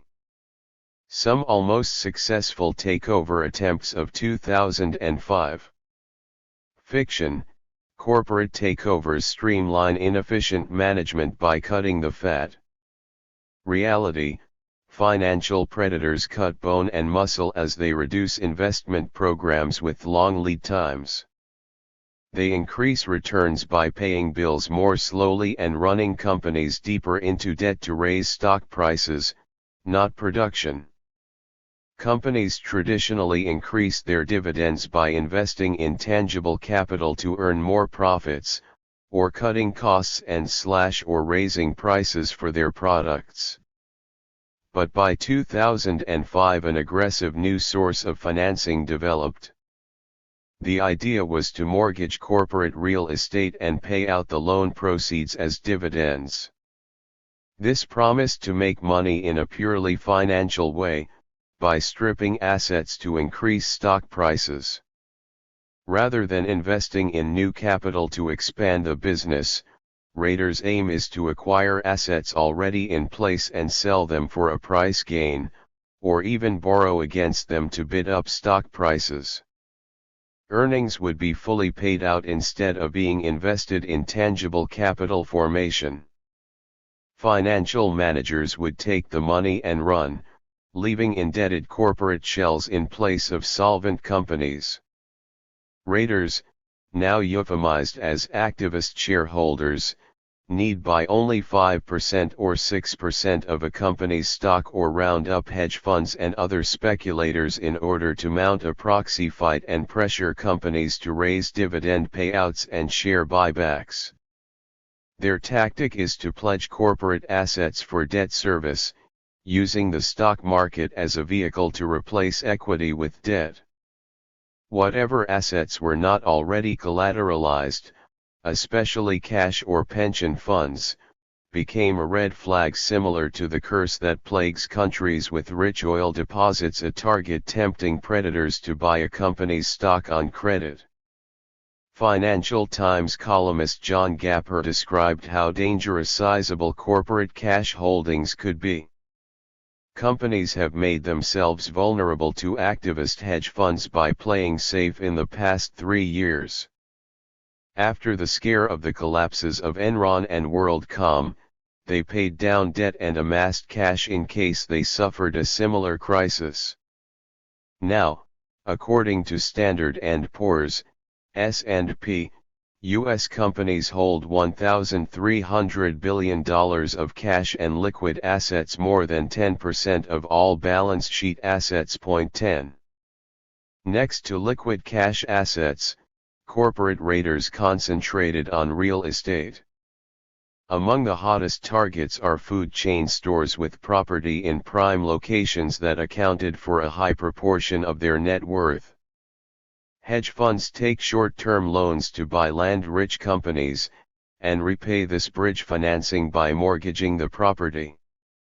Retail stores in particular own prime real estate locations, especially the large British grocery chains and in the United States, the major restaurant chains. Liquidating corporate assets. Fiction: the stock market raises long-term equity capital as an alternative to debt. Reality: the stock market is becoming a vehicle for corporate raiders to untrack long-term investment planning by indebting companies to the hilt, cashing out, and running. Hedge fund managers pressed predatory finance to new limits in November 2005. Carl Icahn, one of the most notorious raiders from the 1980s, bought over 3% of Time Warner stock, and other hedge funds controlling a similar amount joined him to stage the largest proxy fight in U.S. corporate history. Lazard also set a precedent by acting as his advisor the first time a state Wall Street investment bank joined in attacking a blue-chip company, its traditional client base. Its 343-page report by Bruce Wasserstein urging Time Warner to bid up its stock price by raising its annual buybacks from $5 billion to $20 billion. He also suggested that the company break itself into 4 parts and sell them off to pay quick dividends to stockholders. Around the same time, William Ackman's Pershing Square Capital hedge fund bought options on 4.9% of McDonald's. McDonald's was land-rich, owning more than a third of the land underneath its 13,500 restaurants in the United States and 30,000 worldwide. This unmortgaged property was bankable, providing a borrowing opportunity that made the company a takeover target in the closing months of 2005. Mr. Ackman rounded up Vornado Realty Trust to buy another 1.2%, and a few other funds joined in to mount a proxy contest for control of the company. Among them was Whitney Tilson's hedge fund T2 Partners. Tilson, earlier had urged Walmart to buy back its stock and take advantage of the low interest rate environment and take on debt, allowing it to both expand and buy back shares. 11 The Raiders thus shared a similar mentality and game plan. This was the second fast food company that Mr. Ackman had attacked. Earlier he had cornered 9.3% of Wendy's stock, enough to force it to spin off its Horton's coffee shop division and pay out the proceeds as dividends. His plan for McDonald's was even bolder. The company would sell 2/3 of its restaurants for $3.3 billion, and raise $9 to $15 billion more by mortgaging its real estate to the hilt, using the proceeds to buy back its shares. It would spin off its wholly owned restaurants into a distinct property company, McOpCo, which would lease them back to McDonald's, while selling 20% of its shares to raise a further $1.3 billion. Mr. Ackman forecast that these policies would enable McDonald's to triple its dividend from 67 cents to $2 per share, raising its stock price by about 10%, around $2 to $4 per share, despite the fact that it would reduce the company's net worth by paying out the value of its assets. 12 For Mr. Ackman's plan to work, buyers of McDonald's shares would focus on its short-term dividend yield, not on the company's long-run prospects as it became more financially fragile. McDonald's officers explained that the plan would discourage prospective new franchise purchasers, who naturally would fear that the proposed real estate affiliate would charge high rents. That is what landlords tend to do, after all. So making money as a landlord would reduce the viability of the fast food operation. And on purely financial grounds, the debt leverage proposal would strip the company's assets and leave it deeply indebted. Chief Financial Officer Matthew Paul characterized Mr. Ackman's plan as financial engineering 13, but as the Wall Street Journal observed, in the hedge fund world, financial engineering isn't a pejorative. It was not as if McDonald's needed rescuing. Since 2002 it had raised its dividends by 185%, tripling its share price at a time when most stock market averages were drifting downward. In any event, none of the hedge fund proposals involved restaurant management as such. Their aim was pure asset stripping, borrowing against property not yet pledged as collateral, and paying out the loan proceeds to shareholders to produce a price jump brief, but sufficient to enable the hedge funds to dump their shares for a quick killing.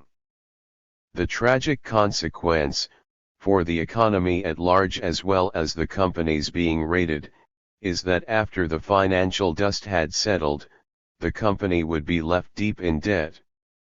As the above-cited Wall Street Journal report summed up the threat, even the very best management teams aren't safe in today's free-for-all corporate environment.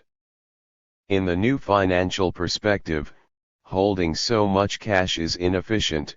Companies reduce their return on equity by having too little debt. That makes the smaller ones targets for private equity funds. As matters turned out by February 2006, Mr. Icahn and Mr. Ackman failed in their takeover attempts. Mr. Ackman did succeed in debt leveraging his hedge fund's holdings of McDonald's shares, and cleaned up when the stock jumped by 11% by January 2006. But at least McDonald's remained in one piece. So did Time Warner, where Mr. Icahn was unable to convince most shareholders that he could significantly improve its stock performance. Its shares remained stuck around $18, far from the $26 level he claimed his policies would produce. Lazard, which had negotiated a fee of $5 million for every $1 increase in Time Warner's share price, also lost. 14 Still, the attack forced the company to quadruple its share buybacks from $5 billion to $20 billion annually, and slash operating expenses by $1 billion. This prompted Fitch Ratings to downgrade the company's bonds a notch, from BBB+ to BBB. Taken together, these two episodes show how little today's postmodern hit-and-run finance has to do with actual capital formation. It turns upside down the original idea of creating joint stock corporations. They were expected to transform financial organization by creating large companies that would finance their expansion by raising permanent funding in the form of equity capital rather than debt.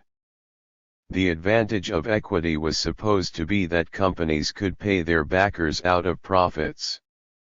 If they make losses or their profits fall, they can cut back dividends accordingly. So equity reduces the risk of bankruptcy, making shareholders partners with the active manager owners. But if companies do not pay the scheduled interest charges owed to creditors, they come under creditor control and stockholders may be wiped out. The short time frame of financial managers thus loses the advantage of long-term, flexible equity funding. Stock markets are subjecting companies to short-term management seeking gains by trading stocks and downsizing, that is, in ways that are largely decoupled from providing new financing for corporate investment. Today's financial management philosophy, reinforced by the tax code and deregulation of corporate oversight, calls for cutting back R&D, downsizing the labor force, raiding pension fund reserves and degrading defined benefit plans into defined contribution schemes. These policies are imposing a debt overhead on industrial capitalism as finance capital takes over industry, real estate, and monopolies. Junk statistics. Fiction: corporate land has almost no market value. Reality: land accounts for most growth in corporate property value. In view of real estate's importance in determining corporate net worth and hence, borrowing power, as the McDonald's episode illustrates, one might expect Federal Reserve statistics on America's balance sheet to provide a fair valuation of corporate land. But its economists treat the market value of real estate as consisting mainly of buildings, not land sites. Starting with a market appraisal based on Census Department estimates for overall property prices, Fed statisticians then estimate the original cost of buildings and multiply this number by the Commerce Department's index of construction costs to calculate their replacement cost. Whatever statistical residual remains between this estimate and current market value is attributed to land. The pretense is that buildings gain value simply as a result of price inflation increasing their replacement costs. Yet their owners are depreciating them, claiming that they are recouping their capital, even as their market price is being inflated by while inflation or easier credit, public infrastructure spending and general prosperity. These are not recognized as having any effect, presumably because it is harder to justify such free lunch gains for landowners. When they do sell their depreciated properties, they do not even have to pay low capital gains taxes if they reinvest their money in buying yet more property. So the tax system subsidizes a free lunch rentier economy. The seemingly empirical statistical nonsense that this methodology produces is illustrated by the fact that in some years this land residual method has left no land value at all. The Fed's replacement cost index for buildings rose so far in excess of actual market prices that by 1994 it reported the market value for U.S. corporately owned land as being a negative $4 billion. The implication was that America's corporations, as a whole, would have been willing to pay anyone $4 billion just to take all the negatively valued land they owned off their hands. The land's apparently negligible statistical valuation was crowded out by the replacement cost index. When systematic ongoing error is continued for generation after generation, there invariably is a special interest involved. In the case of land valuation, this interest goes back to the classical debates of the 18th and 19th centuries, above all the attempt by the physiocrats, Adam Smith, John Stuart Mill, Henry George, and the progressive era to tax land rent as society's major form of unearned income and wealth. The idea was that taxing land rent would save it from being pledged to the banks as interest, and thereby would keep down housing prices, which are set at however much banks will lend. A land tax also would free governments from having to burden labor and industrial capital, thereby keeping their supply price low, as taxes, like interest, raise the price of production via the cost of living and doing business. But since World War I, the rentiers have fought back to shift taxes off themselves onto labor, consumers, and even industry. Empowered by the symbiosis between finance, insurance, and real estate, fire, rent extractors have fought to keep their free lunch out of the hands of government precisely because it is free, and easy to obtain. As J.S. Mill explained, land rent and rising prices for land are a gain that landlords make in their sleep. And since his day, the democratization of property ownership on credit has enabled landlords to sell out, with banks providing the mortgage loans to buyers who bid against each other to see who will pay the largest proportion of the land rent to the banks in exchange for the loan to acquire the property. Not only homeowners do this, but corporations seeking to turn around and sell the land at a higher price. If the Fed's estimates were realistic and corporate property value resides in its buildings, little gain could be made in tearing down properties to gentrify or rebuild. But prices for commercial and industrial sites have been soaring in prime locations such as New York's Midtown, downtown Tribeca neighborhood, and even the Lower East Side and darkest Brooklyn, as well as in Chicago's Loop and on the South Side's gentrified neighborhoods in which Barack Obama played so active a role on behalf of the Pritzker and Crown families.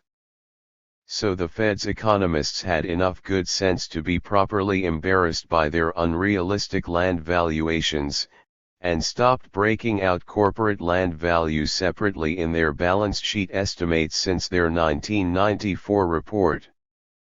This behavior of the Fed shows the degree to which seemingly empirical economic and financial data are still being subjected to ideological distortions lingering over from the 19th century's tax reform debate seeking to tax land rather than labor and man-made capital investment.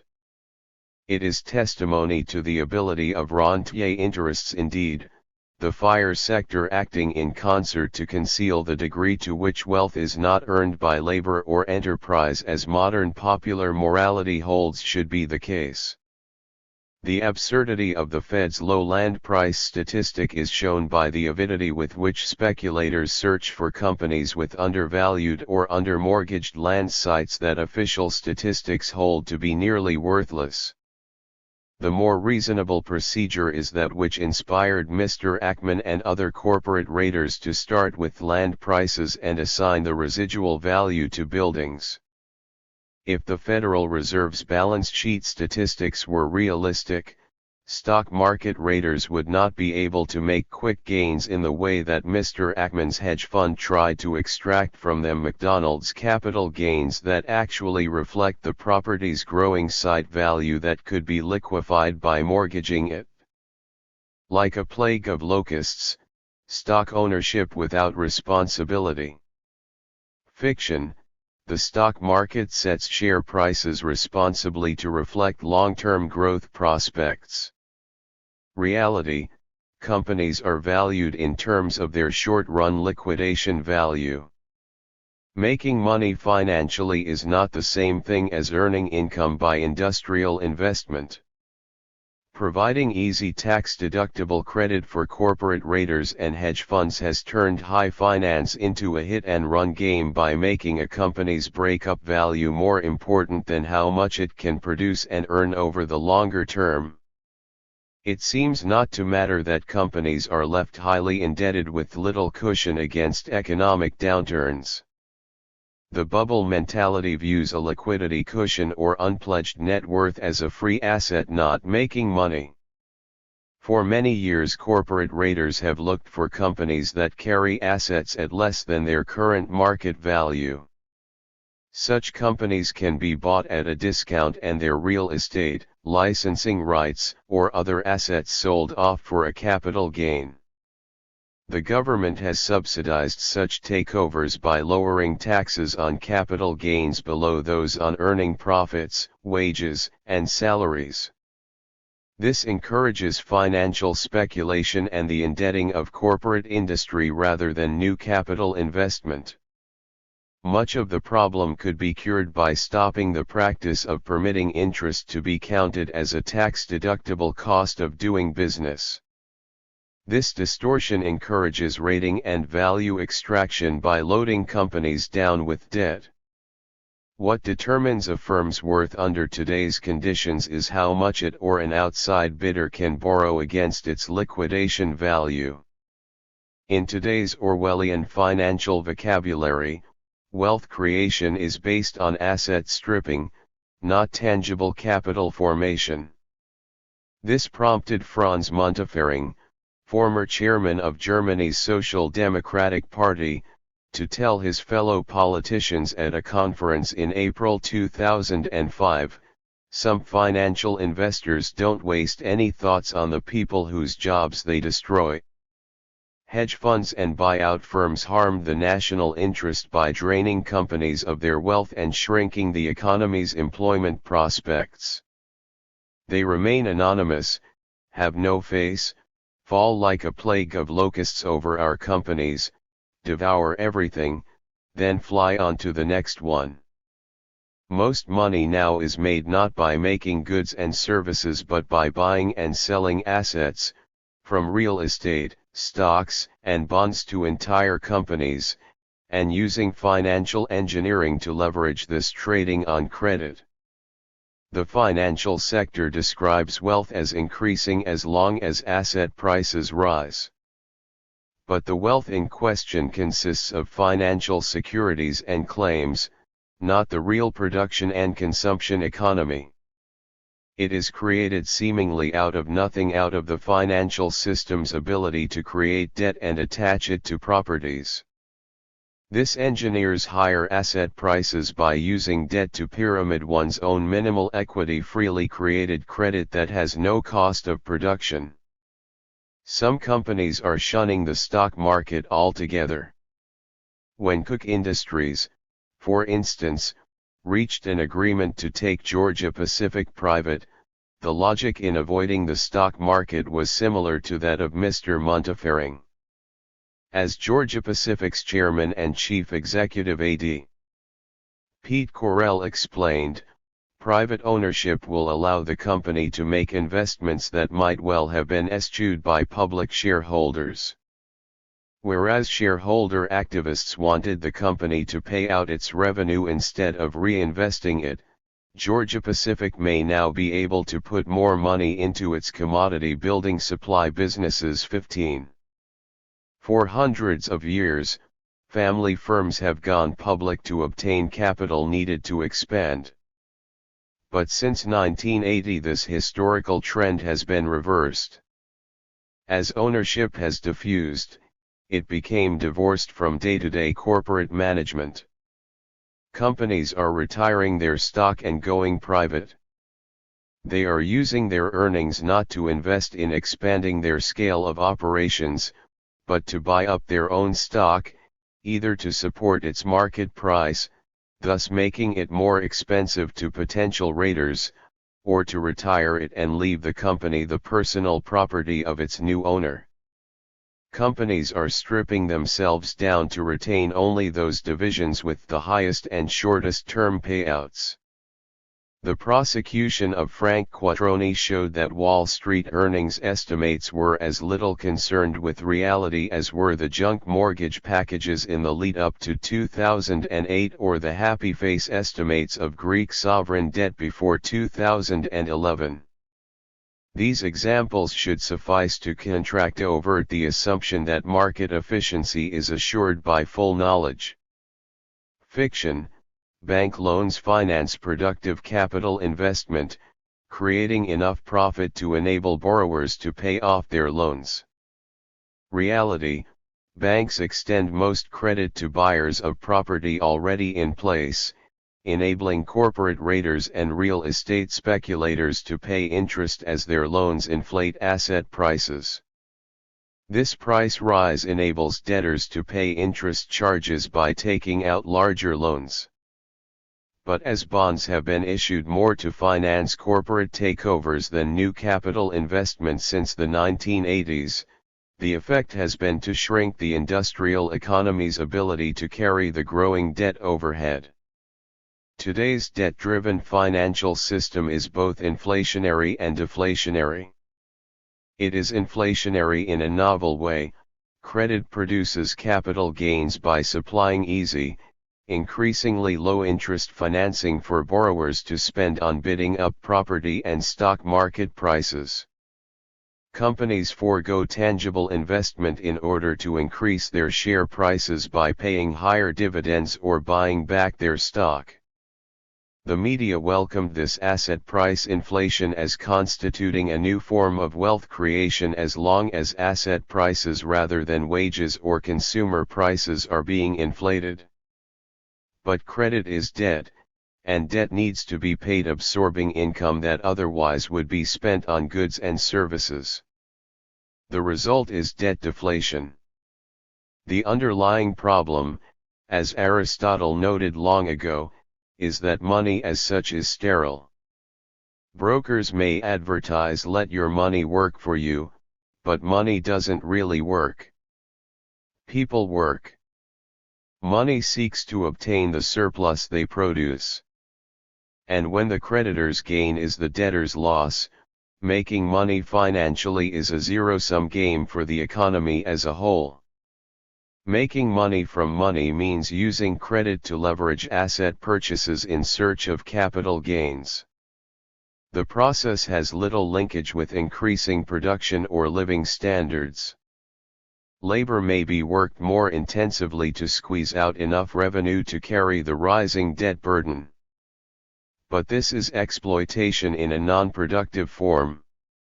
Employees are indebted more deeply, and a sense of desperation replaces the hoped-for leisure economy. Part of finance capital's problem is its high liquidity, seemingly a virtue as compared to fixed industrial capital.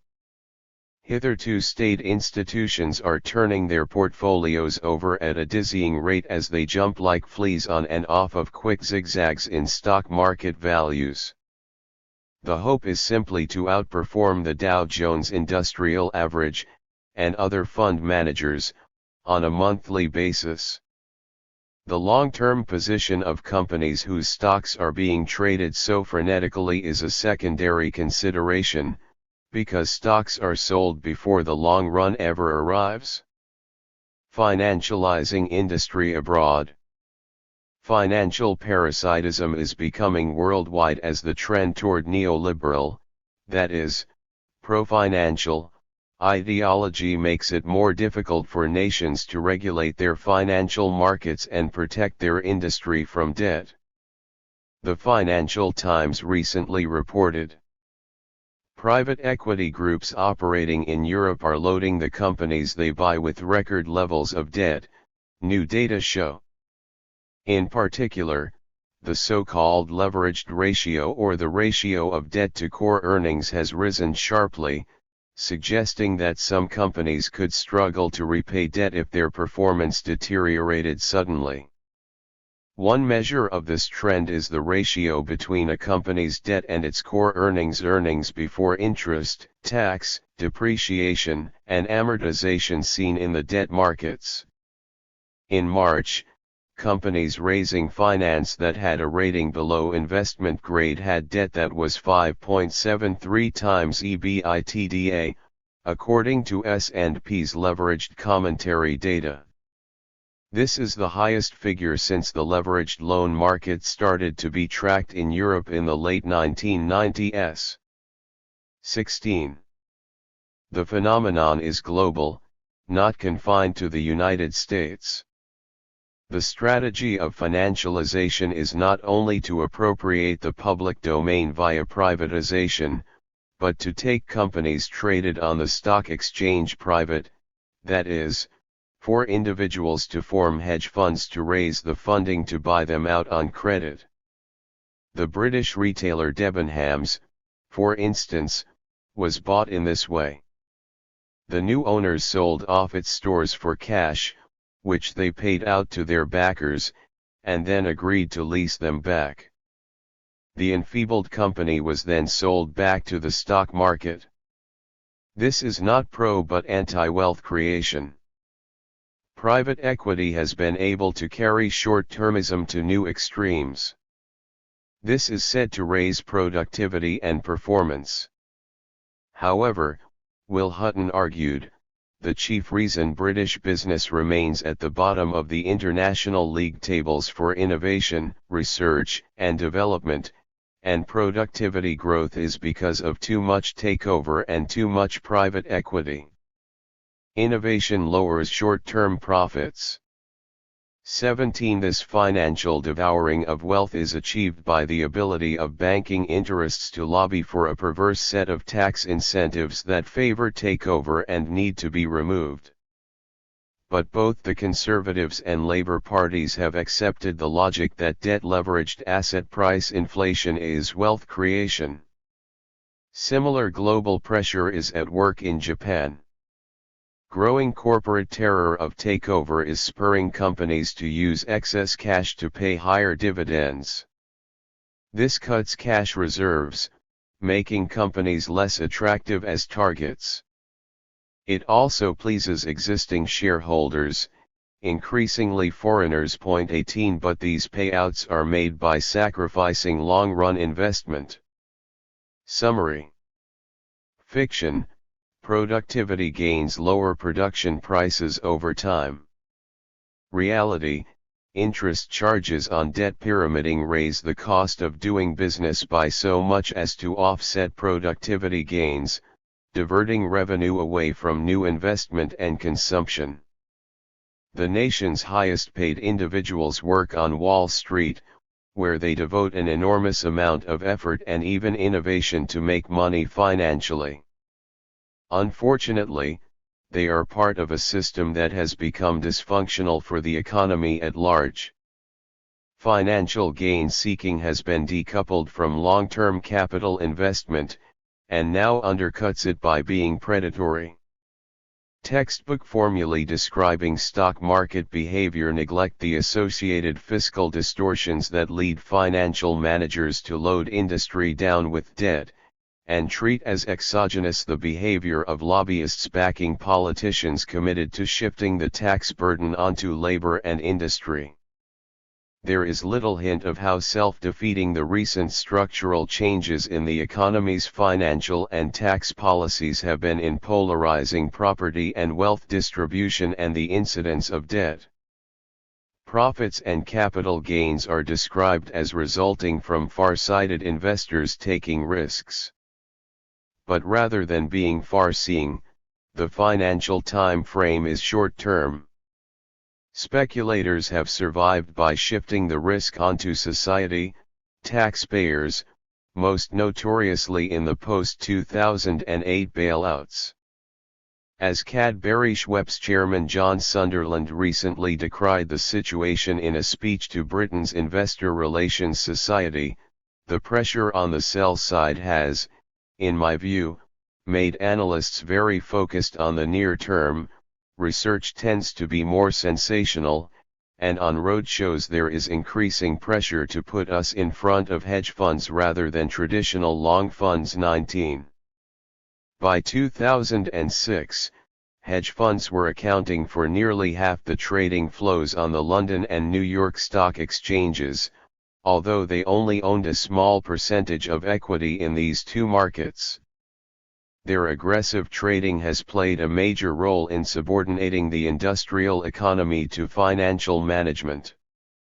Mark Goiter, who runs the UK-based think tank Tomorrow's Company, believes that, where shareholder value may once have referred to the long-term creation of wealth, today's short-term financial investor demands action that can influence the share price even on a daily basis. Add in the misguided belief, known as agency theory, that management's remuneration has to be closely tied to share prices, and you have a recipe for very short-term thinking. 20. Misguided beliefs are not accidental. The natural tendency is to see matters realistically. Wrong-headed economics requires a blizzard of rhetoric to distract attention from the extractive character of today's financial markets. Euphemisms replace functional description, and the financial sector's first task is to deny in principle the idea of an economic free lunch. All debt is deemed productive, that is, financing investment in the means to pay it off with the stipulated interest charge. Every sector of the economy is assumed to help every other sector grow, so that all income is earned productively as finance helps industry. The proof is simply to correlate the growth of rates of finance and the industrial sector. But one could just as well correlate these two time series with global warming, rising costs for health insurance or any other variable. The idea of causality has been left behind by today's postmodern mathematical fads. This ideological set of blinders, guidelines, has inspired academics committed to rationalizing the status quo to turn the word risk into a euphemism for almost any kind of free lunch. For investment bankers and corporate raters, the main risk is that regulators may close the loopholes that make speculative risk-taking unrisky, while shifting the actual risk onto industrial companies and their employees whose available revenue is shrunk by rising charges for debt service and ultimately onto taxpayers via central bank and treasury bailouts. Financial lobbyists treat our financial situation and increasingly regressive tax structure as being natural and hence inevitable and therefore not subject to change by earthly reformers. Their public relations campaign promotes the idea that unregulated, and untaxed, financial markets are all for the best, as if driven by an invisible hand. And they are not referring to the invisible hand of insider dealing, example that Eliot Spitzer's prosecutions revealed. The preceding pages have described how the first myth in this economic fiction story is that the stock market raises money to provide companies with equity capital to build factories and employ more people. The reality is that investment bankers and speculators obtain most of the price established by the end of the first day's trading of new public offerings. For companies already established, the stock market has become a vehicle for raiders to buy out stockholders and burden companies with debt, forcing companies to spend their earnings on buying their own stock to support its price. The traditional industrial objective of corporate officers was to build up their company's net worth, the value of its plant and equipment, inventories, real estate, and other investments over and above its debts. But since the 1980s, stock market wealth creation has gone together with debt pyramiding. As long as financial managers find it easier to make money by stripping assets than by undertaking new direct investment, the debt burden will make economies more fragile. Only asset price inflation kept the market value of assets high enough to cover the rising volume of corporate debt mounting up more rapidly than the value of stocks, the book value of assets or sales over the past decade. The question is, how long can this continue? Which expansion path ultimately will end up higher, that of debt, or that of the assets bought on credit? The answer from every historical epoch is that financial dynamics end up more powerful. And by deterring new capital formation, they often work in the opposite direction from technology. The resulting debt crisis disproves the assumption that people or entire economies recognize their self-interest. Yet this is the axiom on which free market economics is based. As noted earlier, the simplest cure would be to remove the tax deductibility of interest charges. It is one thing for investors to buy real estate, stocks, bonds, or other assets and make a gain. It is another thing to borrow freshly created credit to do this, subsidized by taxpayers. The subsidy ends up being used to pay the banks that create the credit. As an Australian critic James Combs recently observed, in 1997, non-financial U.S. corporations paid $218.1 billion in dividends from $337.7 billion in after-tax profits. In 2002, they paid dividends of $285.8 billion out of sharply lower profits of $197.0 billion. In other words, they financed a substantial and growing part of their dividends by drawing on their cash reserves or borrowing. In past, more normal times, the distribution was about half and half. Half after-tax profits went to dividends, half were undistributed. Dividend payments have been rising to an all-time high as a share of national income, while profits, by the same measure, have fallen to an all-time low. Excessive and what would once have been regarded as highly imprudent dividend payments are now used to prop up overvalued stock prices. 21. Fiction. Income that is untaxed will be invested productively to help the economy grow. Reality. Income that is untaxed will be pledged to pay more interest to banks and bondholders, and this bank credit will bid up the price of the real estate and corporate revenue that is being untaxed. All this has profound implications for tax policy.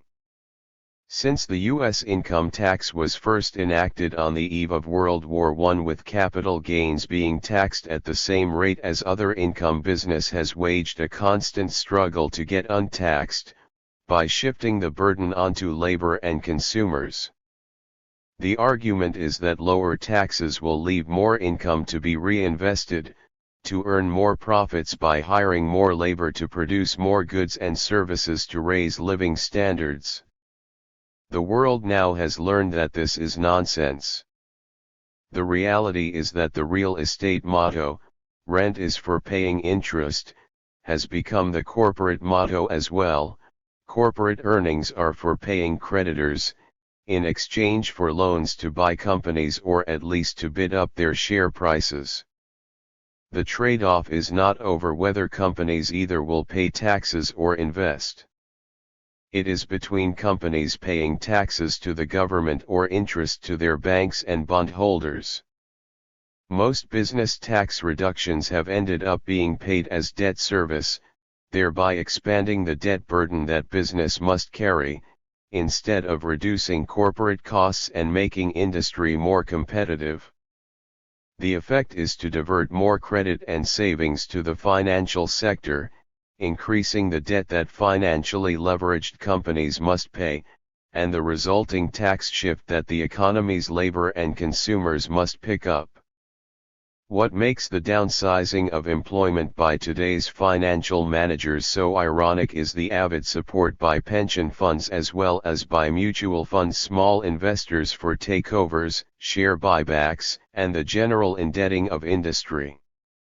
Fund managers ostensibly representing the interest of retirees and labor have bought into the junk economics myth that it pays to maximize the short-term performance of their stock portfolio, without regard for how this may impair long-term industrial investment and employment. Fund managers are told that to forego the drive for capital gains is a failure to use the financial portfolio to its best use.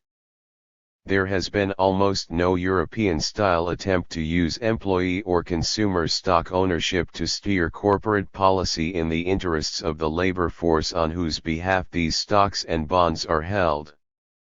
In the beginning and throughout all antiquity, industrial capital was self-financed. There was no productive lending to invest in workshops or other means of production, but only to finance trade in goods already produced. In the Bronze Age, before 1200 BC, most man-made capital was owned by the large economic institutions of the epoch, the temples and palaces of the ancient Near East.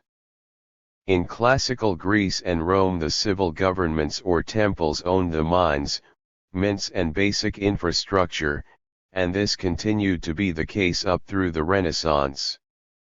There was no public debt or debts owed by the temples or to the large estates on which the division of labor took place. Land as well as workshops and high-cost investments were owned outright.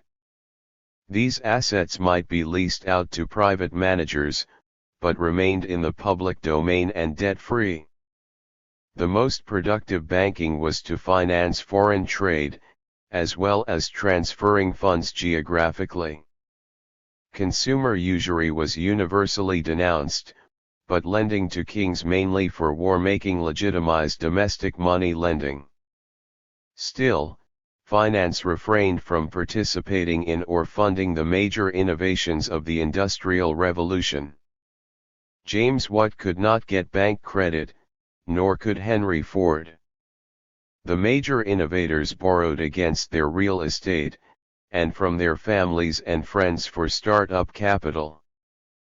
Public investment in canals and other basic infrastructure was self-financed. At a local level, this was done largely by taxing property owners. Only after these capital investments became going concerns would banks be willing to lend against their property, sales, and income stream already in place, not to create new means of production. Almost without economic theorists or even historians noticing, the basic form of competition today is no longer primarily among industrial entrepreneurs to lower prices and undersell their competitors, as Joseph Schumpeter described creative destruction via technological advance. The competition today is among financial raiders to acquire industrial companies and turn their assets into debts, to be paid out to the raiders and the banks and bondholders who back them. The drive for lower costs today is not one of technological advances in productivity as was expected a century ago. It is a drive to lower costs by lower wages, lower taxes, and lower financing costs under a distorted tax system by replacing high-cost, but low break-even, equity capital with ostensibly low-cost tax-deductible debt financing that raises break-even costs. Every new economic system emerges from its predecessors. Finance capitalism emerged from the Industrial Revolution's industrial capitalism.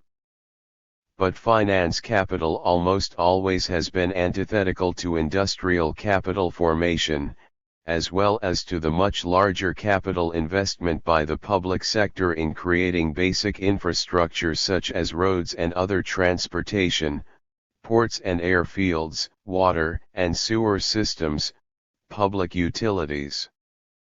These are being privatized and financialized today, and formerly public services provided at cost or freely are being replaced by toll booths. This is what has been happening to industrial firms taken over by financial managers since the 1980s. Instead of productive tangible capital investment in the means of production, finance capital produces debt to attach to existing assets in the public and private sector alike. It used part of the proceeds to buy control of government, above all by purchasing control of the electoral process and the mass media. The result was not only direct financial parasitism on the industrial economy, but cultural and intellectual parasitism to depict all this as being progressive and even part of natural evolution toward globalization financial style. Tax favoritism for debt service treats even takeover debts as an inherent and normal cost of doing business. Yet the resulting financial dynamic is deindustrializing the United States, Britain, and other economies that are going financial. Returns are paid to bond and stockholders rather than being recycled into tangible capital formation. These payments are crowding out the commitments that these companies earlier took to defer labor's wages by paying pensions later on. Labor leaders negotiated lower wages in exchange for future retirement payments. In exchange for reduced wage demands, employers agreed to set aside a portion of their higher cash flow and invest it in a pension fund, thereby giving workers a stake in their employers. So labor acted with foresight, preferring to take its return later in life. But financial lobbyists now assert that corporations are being made uncompetitive and even forced into bankruptcy by labor demands for unpayable high-cost pensions and health care. The employers thus are breaking their word, or more to the point, new financial managers have taken over and claim that these promises made by past executives must be downsized. Raiders and other managers are paying out pension fund assets to backers, along with the rising share of profits and cash flow. The effect is to leave companies sufficiently broke that their managers claim that a force majeure emergency prevents them from paying. Labor unions are given the choice either to scale down their claims or have the company declare bankruptcy. The effect of debt leveraging collateralizing all available assets is to leave companies in a high-cost position. Even healthy corporations have felt obliged to take on debt as a poison pill to deter financial raiders from taking them over and borrowing against their assets to pay themselves, leaving debt-ridden carcasses in their wake. Bankruptcy is a means of wiping out financial obligations to employees in order to pay large institutional creditors while shifting their pension fund and health care obligations onto the government pension insurance agency. The hypocrisy of the financial takeover movement is exemplified by New York, that is, Wall Street, Sen. Chuck Schumer. His Orwellian titled Shareholder Bill of Rights Act of 2009 aimed ostensibly to prioritize the long-term health of firms and their shareholders as if these aims were identical. But as a group of corporate lawyers observed, the specific provisions of the proposed act would give shareholders the ability to carve up companies with debt, not heal them. Excessive stockholder power is precisely what caused the short-term fixation that led to the current financial crisis. As stockholder power increased over the last 20 years, our stock markets also became increasingly institutionalized. The real investors are mostly professional money managers who are focused on the short term. It is these shareholders who pushed companies to generate returns at levels that were not sustainable. They also made sure high returns were tied to management compensation. The pressure to produce unrealistic profit fueled increased risk-taking. And as the government relaxed checks on excessive risk-taking, or, at a minimum, didn't respond with increased prudential regulation, stockholder demands for ever higher returns grew still further. It was a vicious cycle. Institutions should discontinue the practice of compensating fund managers based on quarterly performance. And corporations should follow the lead of General Electric by discontinuing the practice of issuing quarterly earnings guidance. Point 22. The problem is that bank credit has played an increasingly intrusive rather than productive role in recent centuries. To cap matters, it has become outright parasitic in organizing today's leveraged buyouts, LBOs, creating computerized credit default swaps, arranging tax avoidance money laundering, and lobbying for tax subsidy for debt financing to be paid by imposing austerity on the economy at large. At the end of this road lies bankruptcy for companies, wipeout of their pension plans, beyond the ability of the Pension Benefit Guarantee Corp to pick up the pieces, given its reticence to levy risk premiums proportional to risk, and finally bank insolvency as debt deflation shrinks the economy and forces borrowers to default. At that point the banks demand public bailouts at taxpayer expense, shifting bad private sector debts onto the public balance sheet. So entire economies are crippled even more. The bankers' last act is to take what bailout money they can and run. This is what they did in QE2 in summer 2011, reportedly sending the entire $800 billion in new Federal Reserve credit abroad in foreign currency interest rate arbitrage. The internal contradiction in financialization is that while it extracts value from companies for the raters, the debt that it creates raises the break-even cost of production. So debt leveraging an industrial company has a similar effect to taxing it more, or raising wage levels.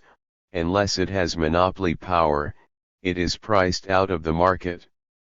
There is only one way left to continue, to globalize the financialization process, spreading the tactic to other countries so that everyone's cost of production rises as industrial firms across the world are loaded down with debt to enrich a financial overclass. This is what is occurring today. But it is a dangerous tactic. Other countries may resist. And by promoting equity rather than debt financing, these economies will outcompete the more debt-ridden, financialized economies. Without a mutual financial suicide pact at this point, the tendency toward global free trade will be blocked. 10. Privatizing Social Security to rescue Wall Street. From the time he took office in 2001, a major economic initiative of George W. Bush was to privatize Social Security, formerly the third rail of American politics. This was a difficult sell after the dot-com bubble crashed, demonstrating that the stock market could plunge as well as soar, and also showing that Wall Street's money managers were not society's most honest citizens. But egged on by Alan Greenspan at the Federal Reserve and Wall Street campaign contributors, the new president's drive pushed toward a peak in 2005. Given that the maneuver was both stupid and unnecessary, one must ask why the pretense over the past decade that Social Security is a clear and present danger. Indeed, why has President Obama picked up his predecessor's drive to steer FICA wage withholding into the stock and bond market with even more urgency? Why is it a problem at all, given that the program's alleged deficiencies, if there are any, will not manifest themselves until at least 2018? This is not quite the same as worrying about the sun's eventual collapse into a black hole, but for most politicians a problem that lies 13 years in the future is nearly the same thing. Clearly all is not what it seems. Bush himself offered two reasons for his radical boldness.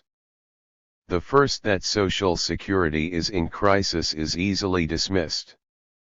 Government actuaries, backed by economists from across the political spectrum, insist there is no funding problem.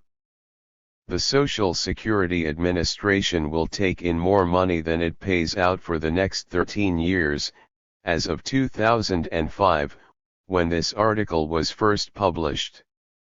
It has built up a reserve of $1.8 trillion in interest-bearing Treasury bonds for the years after that, and any later shortfall can be covered easily by even a partial rollback of the Bush tax cuts for the rich. Bush's second argument sounded more promising. If the American people would follow his plan, he said, they too could grow rich. 1. The way the system works now, the government withholds 13.2% of your paycheck, up to $120,000 in annual income. In return, it promises to provide a monthly payment, a pension, from the time subscribers turn 62 until the time they die. The Bush and Obama administration's alternative remains somewhat nebulous, but what is clear in all the variations presented thus far, employees and employers will be able to put some of the wage withholding into the stock market, in the form of personal savings accounts. The only way for the stock market to grow is to steer more pension savings into it. Vice President Dick Cheney described the benefits of these personal savings accounts in January. His example was a young woman who put away $1,000 every year for 40 years. The Social Security Administration currently puts her money into Treasury bills, which at present return about 2%, so in 40 years that investment would have returned about $61,000. Not too bad. But if she invested the money in the stock market, Cheney said, earning even its lowest historical rate of return, she would earn more than double that amount, $160,000. If the individual earned the average historical stock market rate of return, she would have more than $225,000, or nearly 4 times the amount to be expected from Social Security. 2. That's a lot of math. Cheney's main point was that an upbeat assessment of the stock market, about 7.5% annually over 40 years, by his reckoning would easily exceed the 2% offered by Treasury bills. There is no arguing that $225,000 is more than $61,000. On the other hand, it is not as if you get a lump sum from the Social Security Administration when you retire. The woman Cheney cited could have ended up taking in much more than $61,000 if she lived long enough, but the average annual payment to retirees today is about $11,000. Or she could die on her 62nd birthday. Like any other investment or any other form of insurance, for that matter Social Security is somewhat of a gamble. But then so is the stock market. By Cheney's estimation, however, today's stock market is a much better bet. Over time, he concluded, the securities markets are the best, safest way to build substantial personal savings. That is the argument, anyway. The stock market is the main chance in America, and Bush and Obama want to let all of us in on the action. The one sure mark of a con, though, is the promise of free money. In fact, the only way the stock market is going to grow is if we the people put a lot more of our money into it. What Bush and Obama seek to manufacture is a new stock market boom or, more accurately, a bubble bankrolled by the last safe pile of cash in America today. Their plan is a Ponzi scheme, in which Social Security itself is playing the role of the last sucker to join the game before it goes the way of the real estate bubble. Retirement savings are by far the most important source of money on Wall Street. The Federal Reserve Board reports that private and public retirement accounts, not including Social Security, had assets of $10 trillion at the end of 2003. Nearly half of that, $4.7 trillion, was held in stocks. By way of comparison, the total value of all domestic stocks listed on NASDAQ, the American Stock Exchange, and the New York Stock Exchange at the end of 2003 was about $14.2 trillion. In the past, few retirement dollars found their way to Wall Street. IRAs and 401(k)s had yet to be invented, and few companies offered private pension plans of any kind. In 1950, General Motors then, as now, among the largest employers on earth began to change that with a new form of compensation. The company would withhold money from paychecks, much like the Social Security Administration was doing, and add money of its own to build up a reserve to pay retirees many decades into the future. Generally called a defined benefit plan, the scheme guaranteed retirees a specific, defined, monthly payment until they died. Other giants of American industry soon followed, and the funds grew quickly. In most of them, at least half the money was put into the stock market. Workers thus would gain, at least in theory, a stake in the prosperity of their company, building loyalty to management while also providing companies with a captive source of credit, their own workforce. All of that new cash contributed to the bull market of the 1950s. Companies have not put away enough money to pay retirees what they are owed.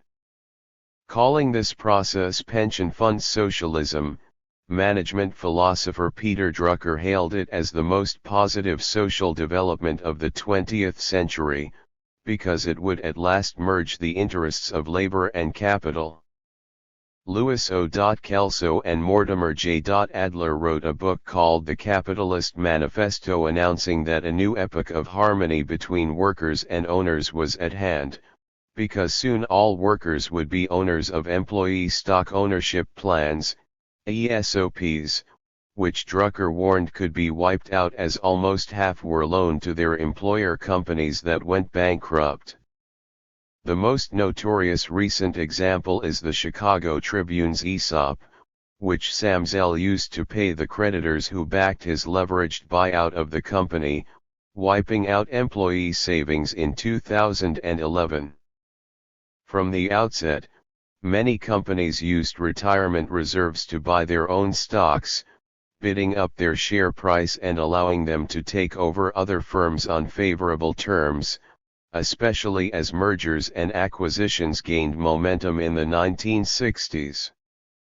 The problem was that when companies went bankrupt, especially small firms, the collapse also wiped out the pension funds invested in those companies. Employees of such companies found themselves not only out of work but stripped of the money they thought was being saved up for their retirement. Congress moved to limit such behavior by obliging corporate pension funds to be run by arm's-length trustees, although employees were still permitted, and often encouraged, to keep their pensions in the stock of their employers. To further protect workers, Congress created the Pension Benefit Guaranty Corporation, PBGC, in 1974. All corporate pension plans were required to buy federal insurance, through the PBGC, to protect workers in the event of a failed investment scheme or corporate bankruptcy.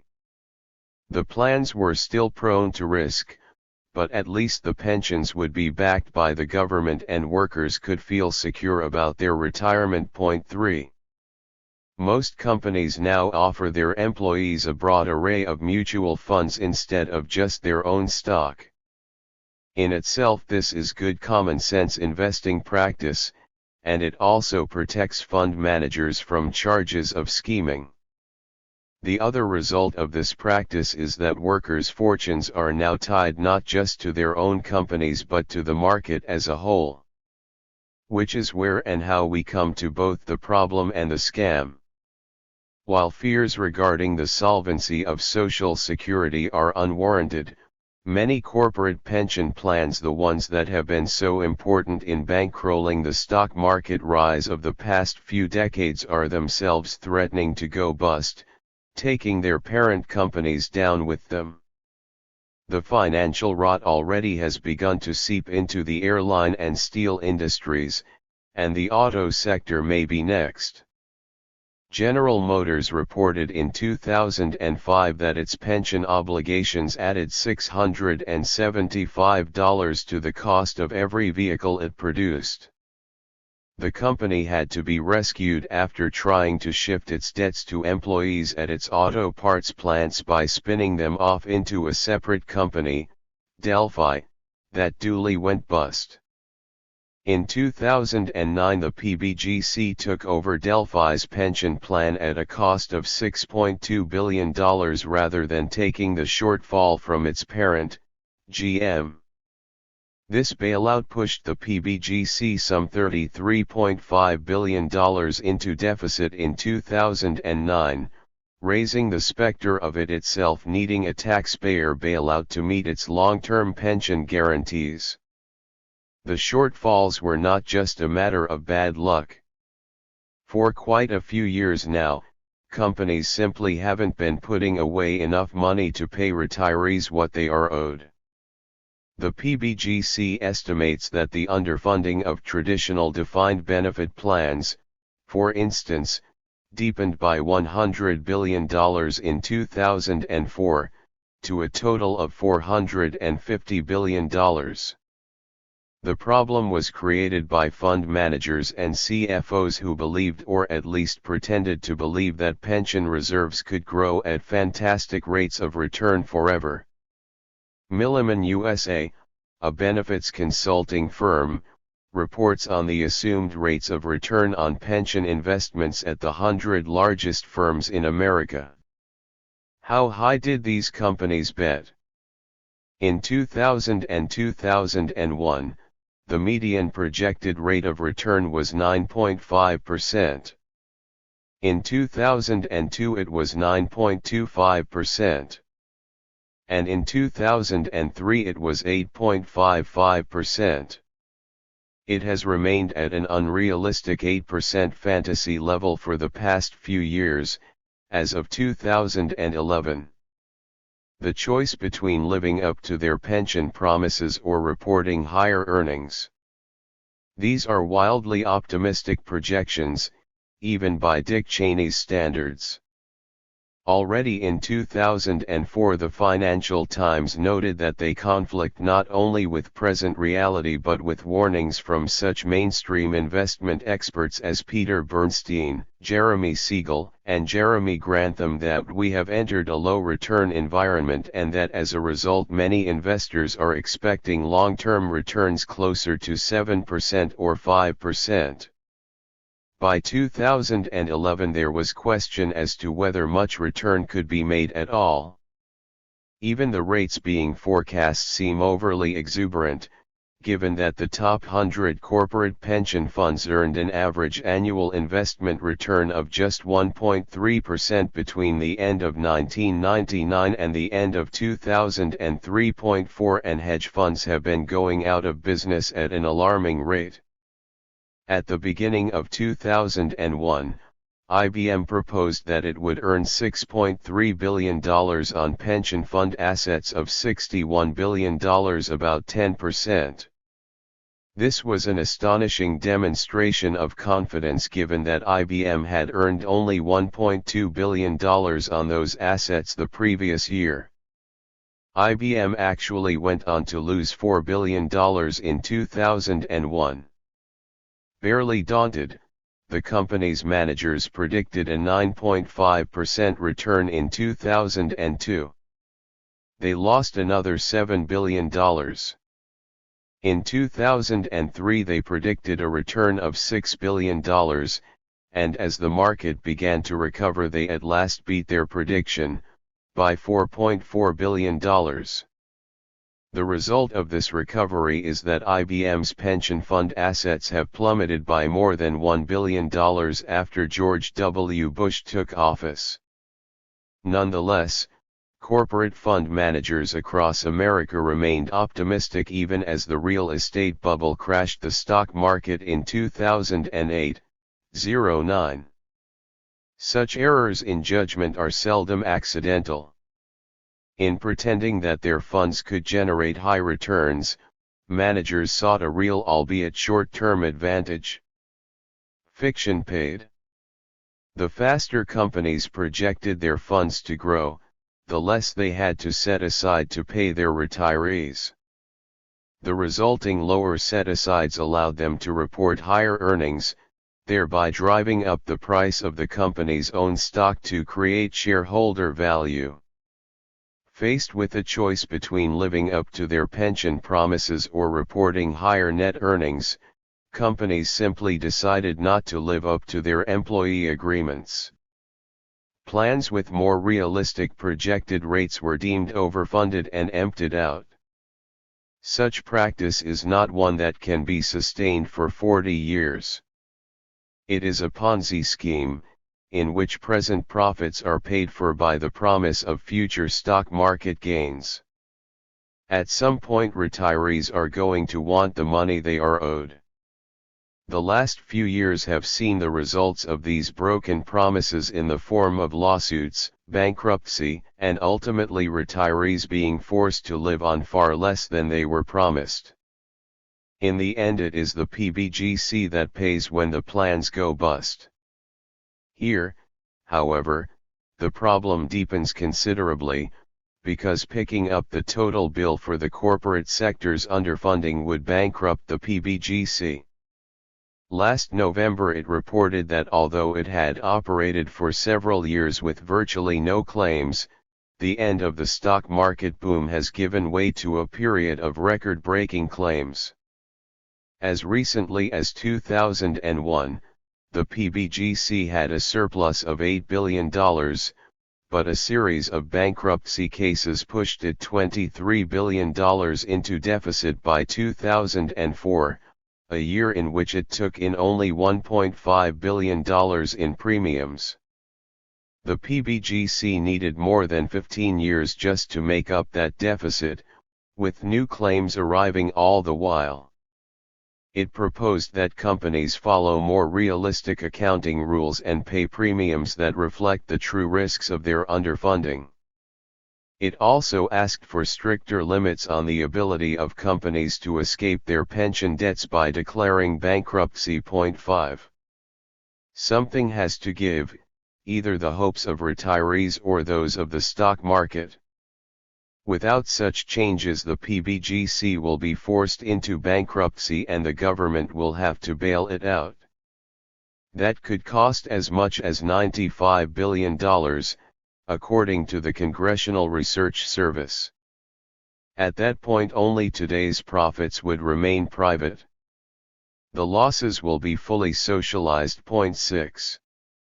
Barring some sudden influx of capital, something has to give, either the hopes of retirees or the hopes of the stock market.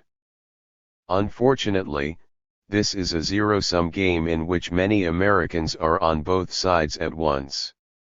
Higher pension set-asides will diminish corporate earnings. Lower earnings will lead to dividend cuts and job losses. Low dividends and high employment will decrease the demand for stocks, leading to further declines in the ability of pension funds to pay retirees, with more defaults all around.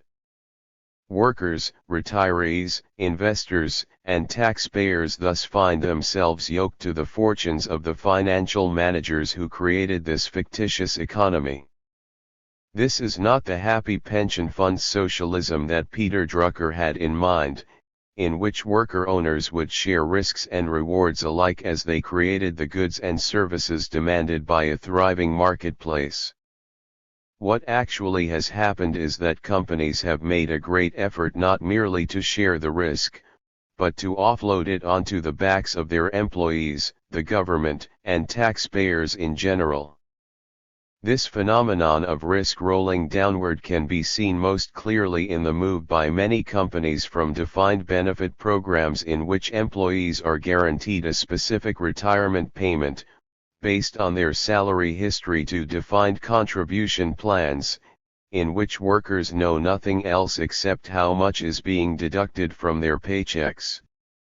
The payout rate is decided by how well the stock market performs. This shifts the risk onto employees, while freeing up more revenue for their employers and generating rich commissions for money managers.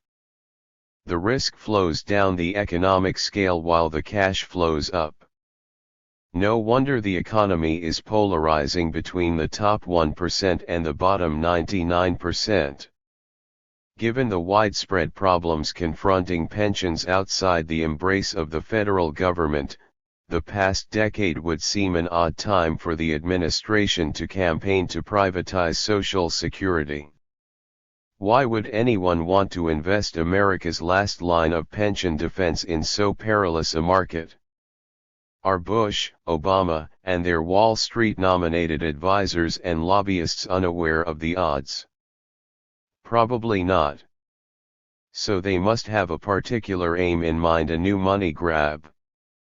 Presumably they believe that some kind of market recovery is needed to rescue not only the PBGC but also the pension funds, stock market, and for that matter the political fortunes of the ruling party. That what is needed, in fact, was a Bush boom, which collapsed in 2008, and prospectively an Obama boom. This would allow the United States to grow our way out of trouble, as we have done so many times before. But where will the funds come from to bid up stock prices? The national savings rate is nearly zero, because most personal discretionary income, like that of most companies, is absorbed in paying debt service. Previously, the Fed could have flooded the capital markets with credit to lower interest rates and thereby spur a bond and stock market bubble. But interest rates are at their lowest since the 1950s. They can go no lower. 7. There is only one other place to turn. The new flow of funds into the stock market will have to come from labor itself, just as it did back in the 1950s. Social Security is the greatest plum, so large as to virtually guarantee a boom. History's most famous bubbles have all been sponsored by governments. Talk of bubbles has become popular in recent years, but most discussions miss the key point. Although optimism is inherent in the human spirit, it rarely effloresces into the kind of frenzy necessary to float a bubble without help from the government.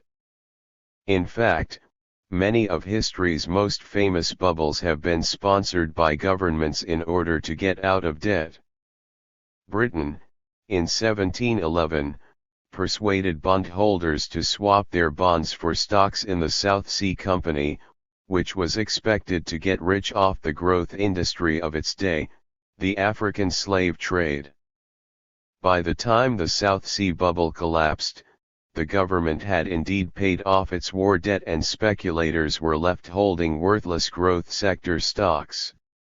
In 1716, John Law organized France's Mississippi bubble along the same lines, retiring France's public debt by selling shares to create slave-stock plantations in the Louisiana territories. It worked, for a while. The U.S. government is now attempting to run the same kind of scam. First Bush and then Obama, or at least their Wall Street campaign backers, would like to persuade Social Security claimants to exchange the security of U.S. Treasury bonds for a chance to buy growth stocks on which a much higher return is hoped for. No modern blue sky venture comparable to the South Sea or Mississippi companies is needed.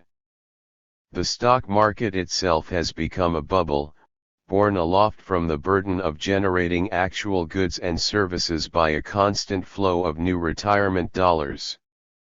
There is no denying that channeling trillions of Social Security dollars into the stock market would produce short-term gains.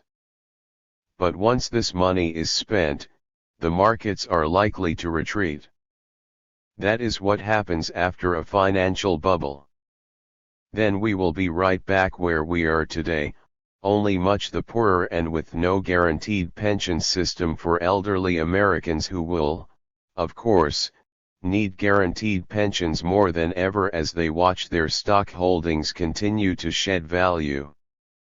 Indeed, many other countries are just now recovering from their own dismal experiences with what Augusto Pinochet and Margaret Thatcher called labor capitalism and Bush calls, with no apparent irony, an ownership society. President Obama simply calls it rescuing the economy from a fictitious revenue shortfall created by his retention of the Bush tax cuts for his major campaign contributors. In the 1930s, Keynes urged governments to run budget deficits in order to increase the economy's spending power on goods and services. His point of reference was the real economy, the economy of production and consumption, investment in capital and in the labor to operate that capital. Whereas he spoke of governments priming the pump with public spending programs to get domestic investment and employment going, Mr. Obama designated his Deficit Reduction Commission and later his Congressional Super Committee of 12 to prime the stock market pump with Social Security contributions. 9. It is the next natural step from our real economy to the economy of dreams. But that is President Obama's stock in trade. He is a better shill for Wall Street than his predecessor, being able to neutralize Democratic congressional opposition and that of his constituency in the lower 99% that he delivers to his campaign contributors. That is what a politician does these days. 11. Saving, asset price inflation and debt deflation. The National Income and Product Accounts, NIPA, measure the circular flow between production, consumption, and new investment. Employers earn profits which they invest in capital goods, and they pay their employees who spend their income to buy the goods they produce. Figure 1 follows, Economy Number 1, Production/Consumption, the real economy without fire and government. Production and consumption represent only part of the economy. Governments levy taxes and user fees, which they spend and sometimes run budget surpluses, the government's way of saving, that drain income from the economy's flow of spending. But more often, Governments inject spending power by running deficits, financed by running into debt. The NEPA measure these fiscal removals or injections of revenue by taxing and spending. Figure 2 follows, economy number 1 with government. A half-century ago economists anticipated that rising incomes and living standards would lead to higher savings. The most influential view of the economic future was that of John Maynard Keynes. Addressing the problems of the Great Depression in 1936, his general theory of employment, interest, and money warned that people would save relatively more as their incomes rose. Spending on consumer goods would tail off, slowing the growth of markets, new investment, and employment. This view of the saving function, the propensity to save out of wages and profits, saw saving break the chain of payments simply by not being spent. The modern dynamics of saving and the debts in which savings are invested are more complex. Most savings are lent out. Nearly all new investment in capital goods and buildings comes from retained business earnings, not from savings that pass through financial intermediaries. Under these conditions, higher personal saving rates are reflected in higher indebtedness. Since World War II, in fact, each new business upswing has started with a higher set of debt ratios. A rising proportion of savings find their counterpart more in other people's debts rather than being used to finance new direct investment. The net savings rate has fallen, even though debt ratios and gross savings have increased. To understand these dynamics, it is necessary to view economies as composed of two distinct systems. The largest system is that of land, monopoly rights, and financial claims that yield rentier returns in the form of interest, other financial fees, rents and monopoly gains, which can be viewed either as economic rents or super profits. These returns far overshadow the profits earned on investing in capital goods and employing labor to produce goods and provide actual services. This reflects the fact that the value of rentier property and financial securities far exceeds that of physical capital in the form of factories and machinery, buildings, or research and development. Keynes was not careful to analyze how the savings functions associated with financial securities and rentier claims and the property rights backing them as collateral differed from personal savings functions.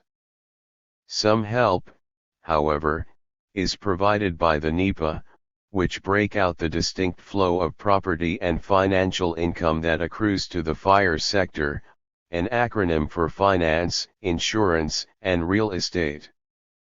To fill out the picture from the investor's vantage point, especially that of FIRE, it is necessary to recognize the increasingly important role played by capital gains rather than current earnings.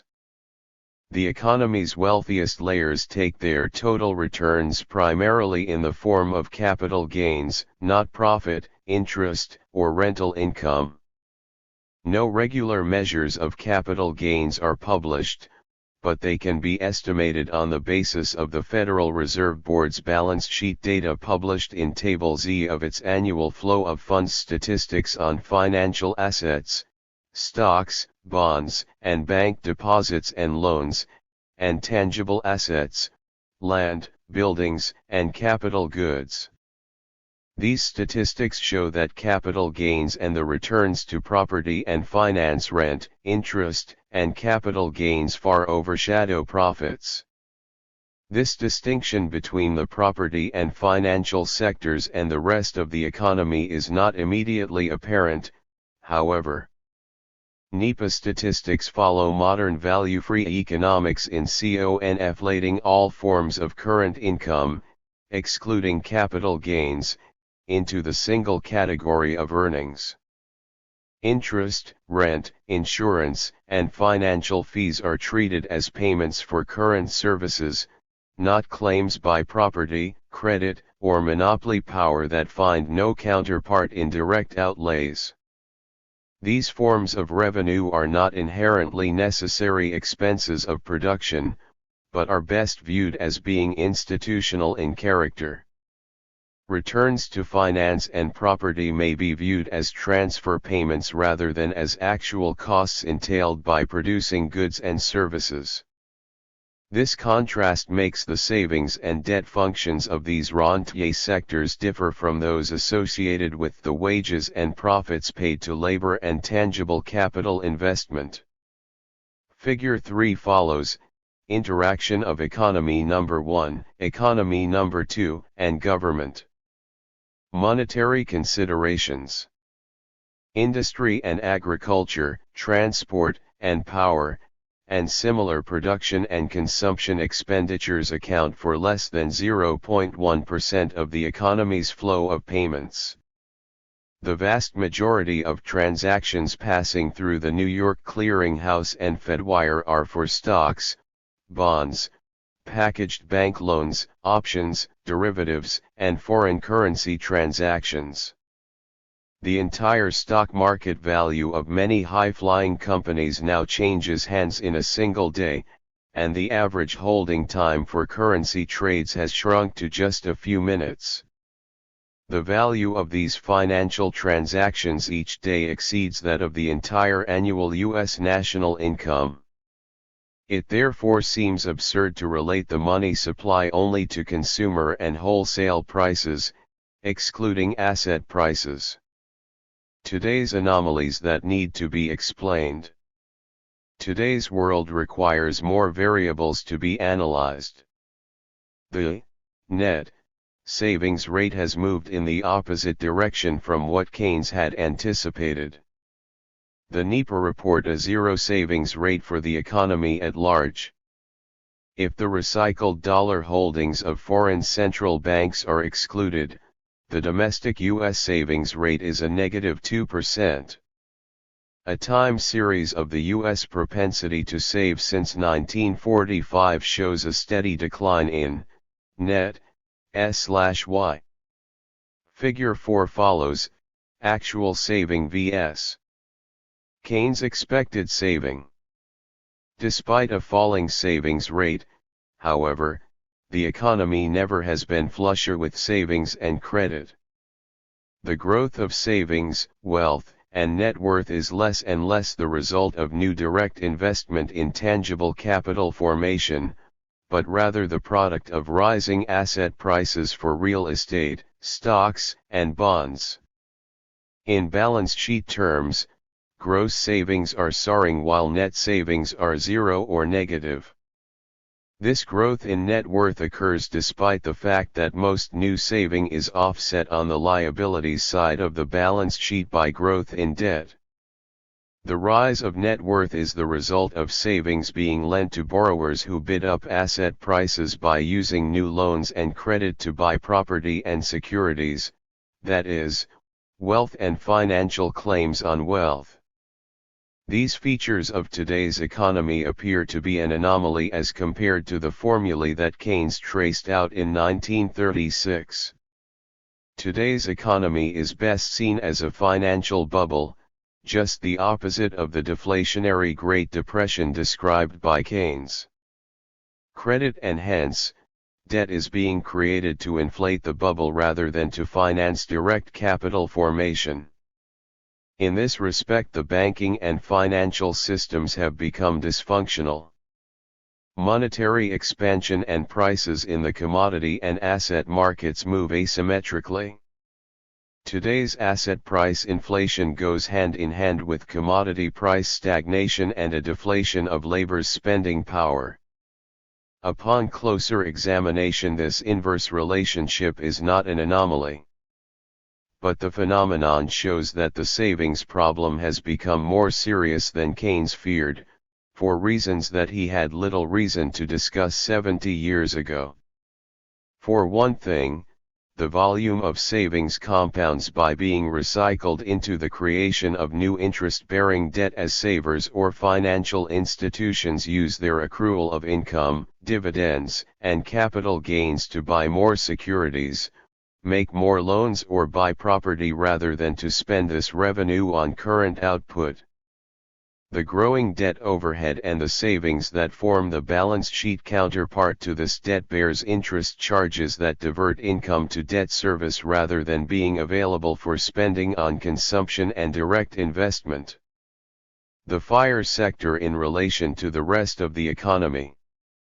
The institutions that distinguish one national economy from another are the property and financial institutions that steer saving and investment, and the public tax policies that shape markets. These policies determine the character of the FIRE sector. The largest and defining features of any economy are those of the property and financial sector, whose rent, interest, monopoly revenue, and capital gains, most of which are real estate gains, rise relative to overall national income. Instead of examining these contrasting financial and fiscal policies, most economics texts concentrate on abstract technological production and consumption dimension of economic life. It is as if the property and financial dimension, tangible wealth and financial claims on property and income, lie somewhere on the far side of the moon, invisible to Earth, or at least wrapped in a cloak of invisibility. When Keynes viewed individuals as saving a portion of the income they earned, he defined S as a function of income, Y, multiplied by the marginal propensity to save, MPS, or simply S, so that S equals SY. Keynes thus derived the savings function S equals S/Y for economies as a whole.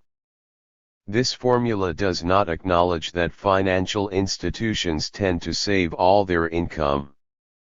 Furthermore, over time a rising proportion of this inflow of interest, dividends, and rent is plowed back into new loans rather than invested in tangible capital formation. Keynes recognized that wealthy individuals save a higher portion of their income as they earn more. He feared that as economies grew richer over time, the propensity to save would rise. But he did not describe corporate financial institutions as having a distinct propensity of their own to save all their interest and dividend receipts. Today we can see that the problem with saving is not simply that it is non-spending. A rising proportion of savings are lent out or invested in loans and securities, dividend-yielding stocks, and rent-yielding properties, to become interest-bearing debts owed by the economy at large.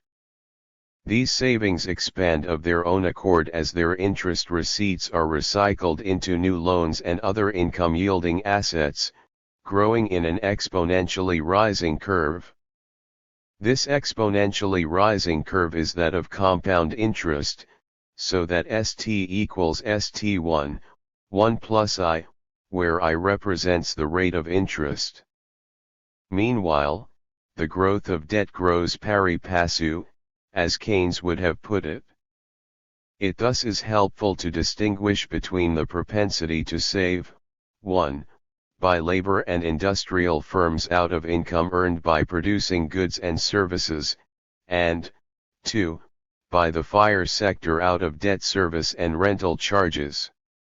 Drawing this distinction requires that the economy itself be viewed as a combination of two separate parts, by separating the FIRE sector from the rest of the economy. I refer to these two sectors as 1. the production and consumption economy comprising fixed capital and labor, and 2. the economically larger property and financial sector receiving rentier income, defined to include financial service fees. Although net saving does not increase in such cases, the volume of loanable funds expands. These funds are built up as interest, dividends, and rents accrue to owners of securities and property. To the extent that these revenues accrue to large financial institutions, insurance companies, pension and mutual funds, the propensity to save such returns is nearly 100%. To be sure, bankers pay interest to their depositors while insurance and pension funds pay their policy holders. However, most of these interest and dividend accruals are left in accounts to accumulate. The result is an exponentially rising curve of savings at compound interest. The idea of a propensity to consume is appropriate only for consumer income, not that of the financial, insurance and real estate, FIRE, sectors. Consumers, especially retirees, do indeed consume some part of their rentier income, but this is not true of institutional investors. Keynes recognized that the wealthiest income brackets have a high propensity to save, while less affluent brackets have a lower propensity. Today, the wealthiest 10% of the population holds most of the savings in every economy. The bottom 90% tend to be net debtors rather than net savers in today's highly financialized economies of North America and Europe. Additional saving is created when banks create credit. Most finds its counterpart in the new debts that borrowers owe, so that the net saving rate is not affected. Keynes concerned himself almost entirely with net saving, not gross savings and their counterpart debt. When Keynes defined saving as equal to investment, he did not emphasize the distinction between direct investment in tangible capital goods and loans that became the debts of the economy's non-financial sectors. Failure to draw this distinction led to an ambiguity between gross or net saving.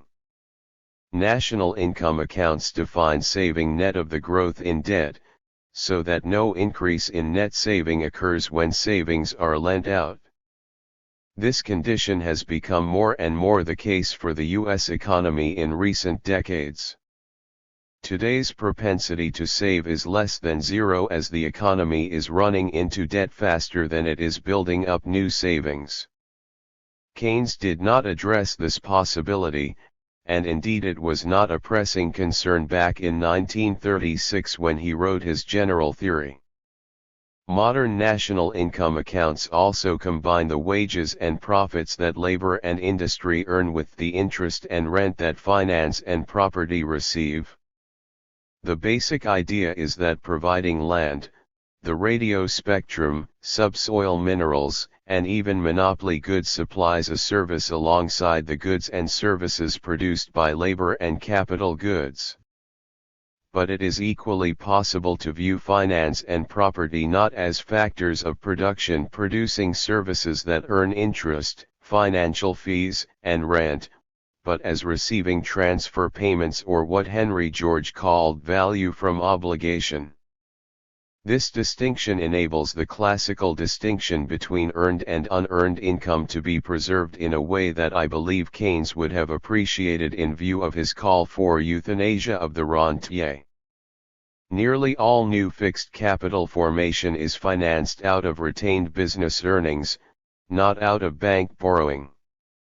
Banks finance sales, foreign trade, consumer debt, and the purchase of property already in place, but hardly ever have they taken the risk of financing new direct investment.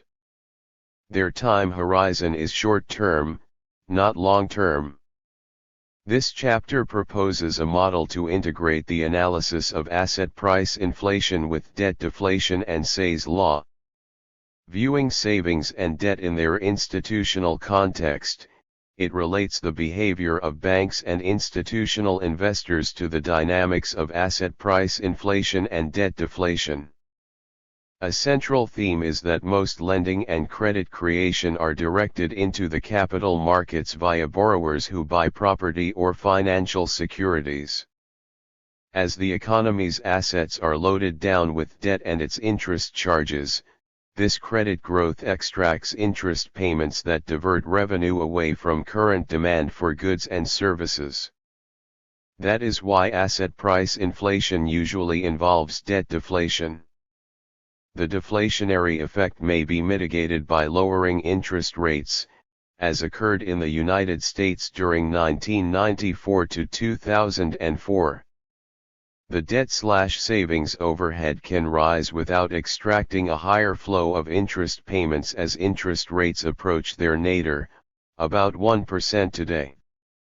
Keynes viewed saving as causing insufficient market demand to provide full employment. The long-term threat seemed to be that as economies grew richer, people would save more, disrupting the circular flow of spending between producers and their employees as consumers. What was not emphasized was that as savings were recycled into loans, economies would polarize between creditors and debtors. Today the net savings rate has fallen to zero, and the major factor impairing effective demand is the diversion of revenue to service the economy's debt overhead. Paying interest and principal reduces the disposable income that debtors have available to spend on goods and services, while the financial institutions that receive this revenue do not spend it on goods and services. They lend out their receipts to enable the buyers to purchase assets that already exist. 1. The National Income and Product Accounts, NIPA, define the amortization of debt principal as saving. Most of these repayments are lent out to new borrowers, including corporate business whose balance sheets have reached what Hyman Minsky called the Ponzi stage of fragility, the point at which the debt overhead is carried by debtors borrowing the interest charges that are growing exponentially. In this respect, debts cause saving. Today's problem of inadequate consumer demand and capital investment lies on the liabilities, debt, side of the balance sheet, not on the asset, saving, side. Keynes anticipated that as economies grew and incomes rose, a rising proportion of S/Y would reduce consumption, leading to overproduction if employers did not cut back their own direct investment.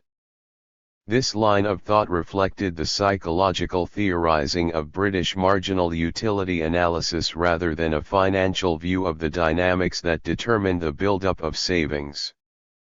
Keynes's discussion of savings led him to re-examine Say's law, which described circular flow of spending between producers and consumers. Under normal conditions, producers would hire workers, who would spend their wages on buying what they produced. This was the basic meaning of the phrase "supply creates its own demand." But savings threatened to interrupt this circular flow by diverting the purchasing power of consumers away from the demand for goods and services, and that of employers away from the purchase of capital goods. Keynes found saving to be the main culprit for the economic slowdown of the Great Depression on the ground that it led to reduced market demand, deterring new direct investment and hence slowing the growth of employment. But in today's U.S.-centered bubble economy, the problem has become more complicated. To the extent that savings are lent out, rather than invested out of retained earnings to purchase capital goods, erect buildings, and create other tangible means of production, they divert future income away from consumption and investment to pay debt service. In this respect, the growth of savings in financial form, that is, in ways other than new direct capital formation, adds to the debt overhead and hence contributes to debt deflation. This is what occurs with nearly all the savings intermediate and lent out or reinvested by the banks, insurance companies, and other financial institutions. Keynes did not devote much attention to the accrual of interest on past savings. His general theory was ambiguous with regard to the specific forms that savings might take. They were identified simply as investment, so that on the macroeconomic plane, S equals I. The implication by many Keynesians today is that savings actually cause investment. The reality is that savings not invested directly in new means of production were invested indirectly in stocks, bonds, and real estate. Investment in securities and property already in existence had no positive employment effects. but there was not much growth in either borrowing or this kind of indirect investment back when the general theory was published. The tendency was for savings to sit idle, as did much of the labor force. The self-expanding growth of savings through their accrual of interest. The financial system exists in a symbiosis with the real economy. Each system has its own set of growth dynamics. Financial systems tend to grow exponentially at compound interest. The cumulative value of savings grows through a dynamic that Keynes had little reason to analyze in the 1930s, what Richard Price described as the geometric growth of a penny invested at 5% at the time of Jesus's birth, growing to a solid sphere of gold extending from the sun out beyond the orbit of Jupiter by his day, 1776. He contrasted this geometric growth of savings invested at compound interest to the merely arithmetic growth of a similar sum invested at simple interest. This was the metaphor that Malthus adopted to describe the growth of human populations in contrast to the means of subsistence. Point 2. Many people saved money back in the time of Jesus. But nobody has obtained savings amounting to anywhere near a solid sphere of gold. The reason is that savings that are invested in debt tend to stifle economies, causing downturns that wipe out the debts and savings together in a convulsion of bankruptcy. This was what happened to the Roman Empire, and on a smaller scale it has characterized business cycles for the past 2 centuries. Yet this dynamic rarely has been related to the bankruptcy phenomenon, although it is a key factor countering the growth of savings. Economies do grow faster than arithmetically, but not geometrically. Their typical growth pattern is that of an S-curve, tapering off over the course of the business cycle. The exponential growth of savings and debts thus tends chronically to exceed that of the real economy. Unless interest rates decline, the debt burden will divert income away from spending on goods and services, turning the economy downward. Figures 5 and 6 follow. Figure 5, how the rise in debt overhead slows down the business cycle. Figure 6, financial crisis pattern versus business cycle. The general theory recognized saving as arising out of current income, not as growing through the compounding of interest, doubling and redoubling at compound interest by their own inertia. They accrue interest independently of the course of incomes when invested in bonds or left in savings accounts, as well as accruing dividends if invested in stocks, or rental income if invested in property. This is especially true of forced savings in the form of paycheck withholding for Social Security, pension, and retirement accounts, along with insurance policies segregated in a way that makes them unavailable for current spending. Not being limited by the course of income or the ability to pay, the exponential growth of savings tends to exceed growth of the real economy. This is what occurs when economies are loaded down with debts, which could equally well be thought of as the savings overhead that is lent out.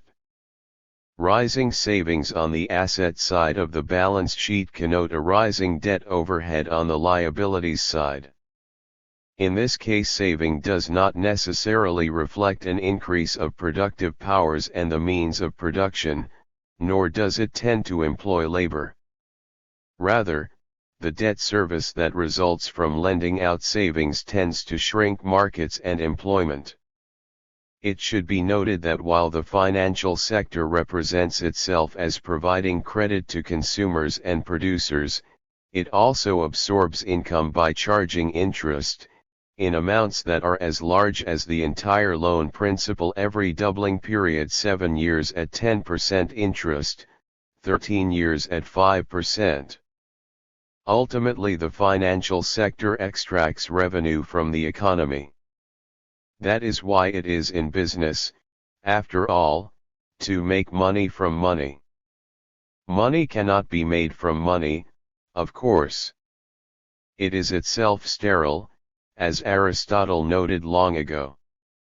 But it can charge interest from the rest of the economy that does perform the work. Levying interest, rent, and other property and financial charges is not to be confused with making money through labor or capital investment. The perception of classical economics that the property and financial system is different has been lost in today's economic thought. The growth of net worth through capital gains. The cumulative volume of savings also grows through a dynamic that Keynes had little reason to analyze in the 1930s, capital gains. Property and financial securities tend to appreciate in price over time. The main cause of this price appreciation is that the physical volume of assets grows slowly, while the financial volume of loanable funds grows exponentially. Let us return for a moment to Richard Price's example of a penny saved at the time of Jesus being worth a sphere of gold extending from the sun out to Jupiter. Few investors buy gold, as it does not yield an income. The largest investment and the most heavily debt-financed asset these days is land. More credit does not expand the volume of land, which is fixed, but it does raise its market price. A rising volume of savings is channeled to buy a fixed supply of land. The financial system thus creates capital gains as the finite volume of property and supply of buildings and financial securities expands more slowly than the potentially infinite volume of loanable funds. Keynes did not anticipate that savings would be channeled in a way that bid up asset prices for securities and property without funding tangible capital formation. In the 1930s, net worth was built up mainly by saving, not by asset price inflation such as is occurring today. In traditional Keynesian terms, revenue or credit spent on buying property in place represented hoarding, not investment. Homeowners and investors imagine themselves growing richer as prices rise for their assets. Their net worth rises without their having to save. However, this rise tends to require more income set aside to pay debt service on the loans taken out to buy their property. Credit lent out in this way does not increase consumption and direct investment. It creates debts whose carrying charges shrink markets. Savings and debts rise together, so that there is no increase in net saving. New saving does occur as financial institutions recycle the receipts of debt service into new loans, whose carrying charges absorb yet more future income. The result is that gross savings, and hence, indebtedness, rise relative to national income. Stated another way, saving for many homeowners takes the form of paying off their mortgages. This is not the same thing as hoarding, in Keynes's sense, but it plays much the same function, as it is not available for spending on current output. As savings rise and are lent out, debt service absorbs more income. But the net economic surplus available to service these savings by paying interest and dividends on the debts and securities in which they are invested tends not to keep pace with their stipulated debt service. This debt problem therefore plays the deflationary economic role that Keynes attributed to savings. How asset price inflation aggravates economic polarization. Keynes favored inflation as eroding the burden of debt. He saw inflation as the line of least political resistance to wiping out the economy's debt burden. His idea was that inflation would leave more income available for consumption and for new direct investment. But asset price inflation works in a different way. Instead of eroding the purchasing power of wealth relative to commodities and labor, it increases property prices without increasing consumer prices or wages. At least this has been the pattern since 1980. Wealth disparities have increased even more than have disparities among income brackets. The net worth for the wealthiest 10% or 20% of the population has soared, while the rest of the economy has fallen more deeply into debt, and many of its gains have turned out to be short-term. Keynes recognized that rich and poor income and wealth brackets had differing marginal propensities to save.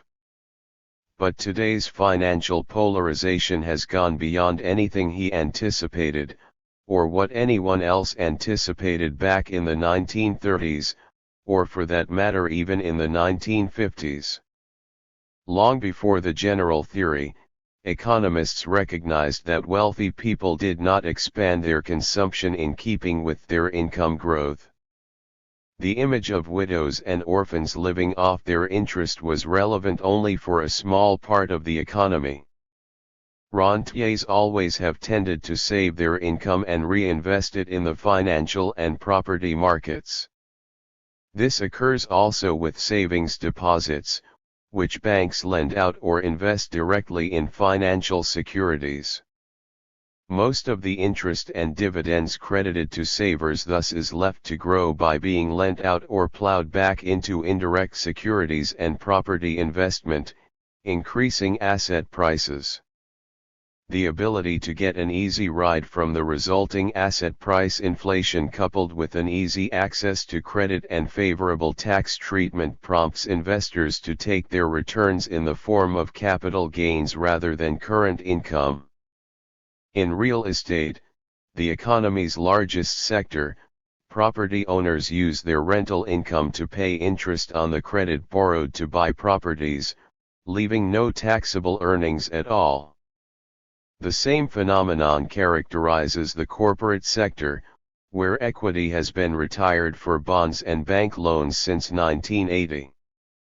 Ambitious CEOs, managers of privatized public enterprises and corporate raiders have bought entire companies with debt-financed leveraged buyouts. Interest charges have absorbed corporate earnings, leaving little remaining for new capital investment.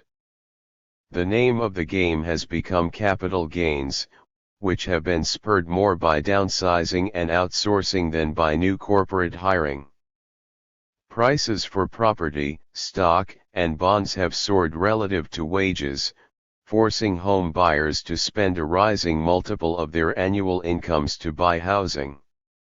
Also rising has been the cost of acquiring companies relative to corporate profits as price/earnings ratios increase. Capital gains make the inequality of wealth and property more extreme than income inequality. The wealthiest layer of the population derives its power from capital gains, while using its income to pay interest as long as interest rates are less than the rate of asset price inflation. The ratio of wealth and property has risen relative to the value of goods and services, wages, and profits, while the debt overhead has grown proportionally. Does asset price inflation crowd out new direct investment? The FIRE sector has been expanding at the expense of the real economy. It drains revenue in the form of interest, rental income, and monopoly profits, which are paid out increasingly as interest and financial fees. This triggers a fresh cycle of saving and relending by the FIRE sector itself, not so much by the rest of the economy. The more interest accrues in the hands of creditors, the faster their supply of loanable funds increases, thanks to the magic of compound interest. This revenue is lent out and accrues new interest, interest on interest, which is recycled into yet new loans. This growth of savings and loanable funds in the hands of financial institutions is lent out mainly to buy property in place and financial securities, not to fund tangible capital formation.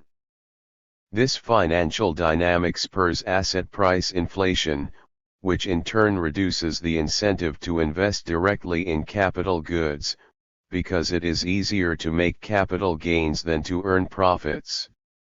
These developments have prompted investors to seek total returns, capital gains plus profits or earnings rather than earnings alone.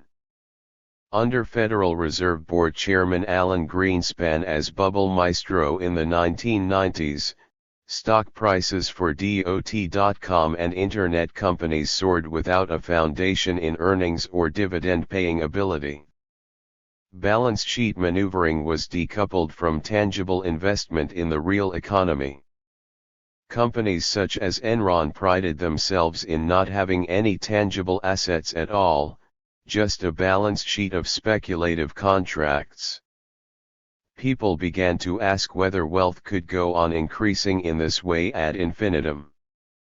Keynes's analysis implied that the income multiplier, Y/S, or 1/MPS, would increase as prosperity increased and people consumed a smaller portion of their income. What was being multiplied, however, was not national income, wages, profits, and other earned income, but the volume of credit and hence the pace of capital gains in the asset markets. Tax policy and financial bubbles. Unlike the industrial sector, real estate does not report a profit and hence, pays no income taxes. Property owners do pay state and local real estate taxes, to be sure, but they have been joined by the financial and insurance lobbies to shift local government budgets away from the land and onto the shoulders of labor, through income taxes, sales taxes, and various user fees for municipal services hitherto provided as part of the basic economic needs and infrastructure. Although land does not depreciate, that is, wear out and become obsolete, by far the bulk of depreciation tax credits are taken by the real estate sector. This is because the economic theory underlying tax obligations has become essentially fictitious. Each time a property is sold, the building is assumed to increase in value, rather than the land site value generating the gain. Nothing like this could happen in industry. Machinery wears out and becomes obsolete. Think of computers and word processors bought a decade ago, or even 3 years ago. Technological progress reduces the value of physical capital in place. But the prosperity that progress brings increases the market price of land. Keynes pointed to the desirability of preventing the diversion of income into the purchase of securities and property already in place. He hoped to restructure the stock market and financial system so as to direct savings and credit into tangible capital formation rather than speculation. He deplored the waste of human intelligence devoted merely to transferring property ownership rather than creating new means of production. Today's financial markets have evolved in just the opposite direction from that advocated by Keynes. New savings and credit are channeled into loans to satisfy the rush to buy real estate, stocks, and bonds for speculative purposes rather than into the funding of new direct investment and employment. Matters are aggravated by the fact that financial gains are taxed at a lower rate, thanks to the growing power of the financial sector's political lobbies. This prompts companies to use their revenue and go into debt to buy other companies, mergers and acquisitions, or real estate rather than to expand their means of production. Going into debt to buy assets with borrowed funds experienced a quantum leap in the 1980s with the practice of financing leveraged buyouts with high-interest junk bonds. The process got underway when interest rates were still hovering near their all-time high of 20% in late 1980 and early 1981. Corporate rating was led by the investment banking house of Drexel Burnham and its law firm, Skadden ARPs.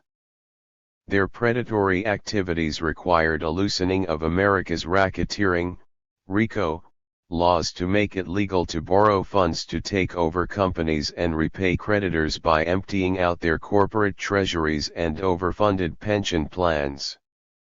New York's laws of fraudulent conveyance also had to be modified. Tax laws promoted this debt leveraging. Interest was allowed to be counted as a tax-deductible expense, encouraging leveraged buyouts rather than equity financing or funding out of retained earnings. Depreciation of buildings and other assets was permitted to occur repeatedly, whenever a property was sold. This favored the real estate sector by making absentee-owned buildings and other commercial properties virtually exempt from the income tax. To top matters off, capital gains tax rates were reduced below taxes on the profits earned by direct investment. This diverted savings to fuel asset price inflation. By the 1990s, the process had become a self-feeding dynamic. The more prices rose for stocks and real estate, the more mortgage borrowing rose for homes and other property, while corporate borrowing soared for mergers and acquisition. Meanwhile, the more gains being made off the bubble, the more powerful its beneficiaries grew. They turned their economic power into political power to lower taxes and deregulate speculative finance along with fraud, corrupt accounting practices and the use of offshore tax avoidance enclaves even further. This caused federal, state and local budget deficits while shifting the tax burden onto labor and industrial income. Markets shrank as a result of the fiscal drain as well as the financial debt overhead. Abuses of arrogance and outright fraud occurred in what became a golden age for Enron, WorldCom and other high flyers akin to the S&L scandals of the mid-1980s. But free market monetarism draws no distinction between tangible direct investment and purely financial gain seeking. Opposing government regulation to favor any given way of recycling savings as compared to any other way, the value-free ethic of our times holds that making money is inherently productive regardless of how it is made. Free market fundamentalism came to shape neoliberal tax policy in a way that favored finance, not industry or labor. Can economies inflate their way out of debt? Only a limited repertory of opportunities for profitable new direct investment exists at any given point in time. The exponential growth in savings tends to outstrip these opportunities, and hence is lent out. This lending and its mirror image, borrowing may become self-justifying at least for a time to the extent that it bids up asset prices. Home buyers and investors feel that it pays them to go into debt to buy property, and this is viewed as prosperity, although it is primarily financial rather than industrial in character. About 70% of bank loans in the United States and Britain take the form of real estate mortgages. Most new savings and credit creation thus enables borrowers to bid up the price of homes and office buildings. The effect is to increase the price that consumers must pay to obtain housing, as new construction loans account for only a small proportion of mortgage lending. Overextended families become housepoor as rising financial charges for housing diverts income away from being spent on new goods and services, crowding out consumer spending and business investment. Governments may try to mitigate the inflation of housing prices by raising interest rates. But this will increase the carrying charges for borrowers with floating rate mortgages, as well as debtors throughout the economy. Also, as Britain discovered in spring 2004, the increase in interest rates also raises the currency exchange rate, making its exporters less competitive in world markets. For fixed-rate mortgages, higher interest rates may squeeze the banks, leading to losses in their portfolio values and prompting calls for the government to bail out losers, at least depositors, if not to rescue SNLs and commercial banks.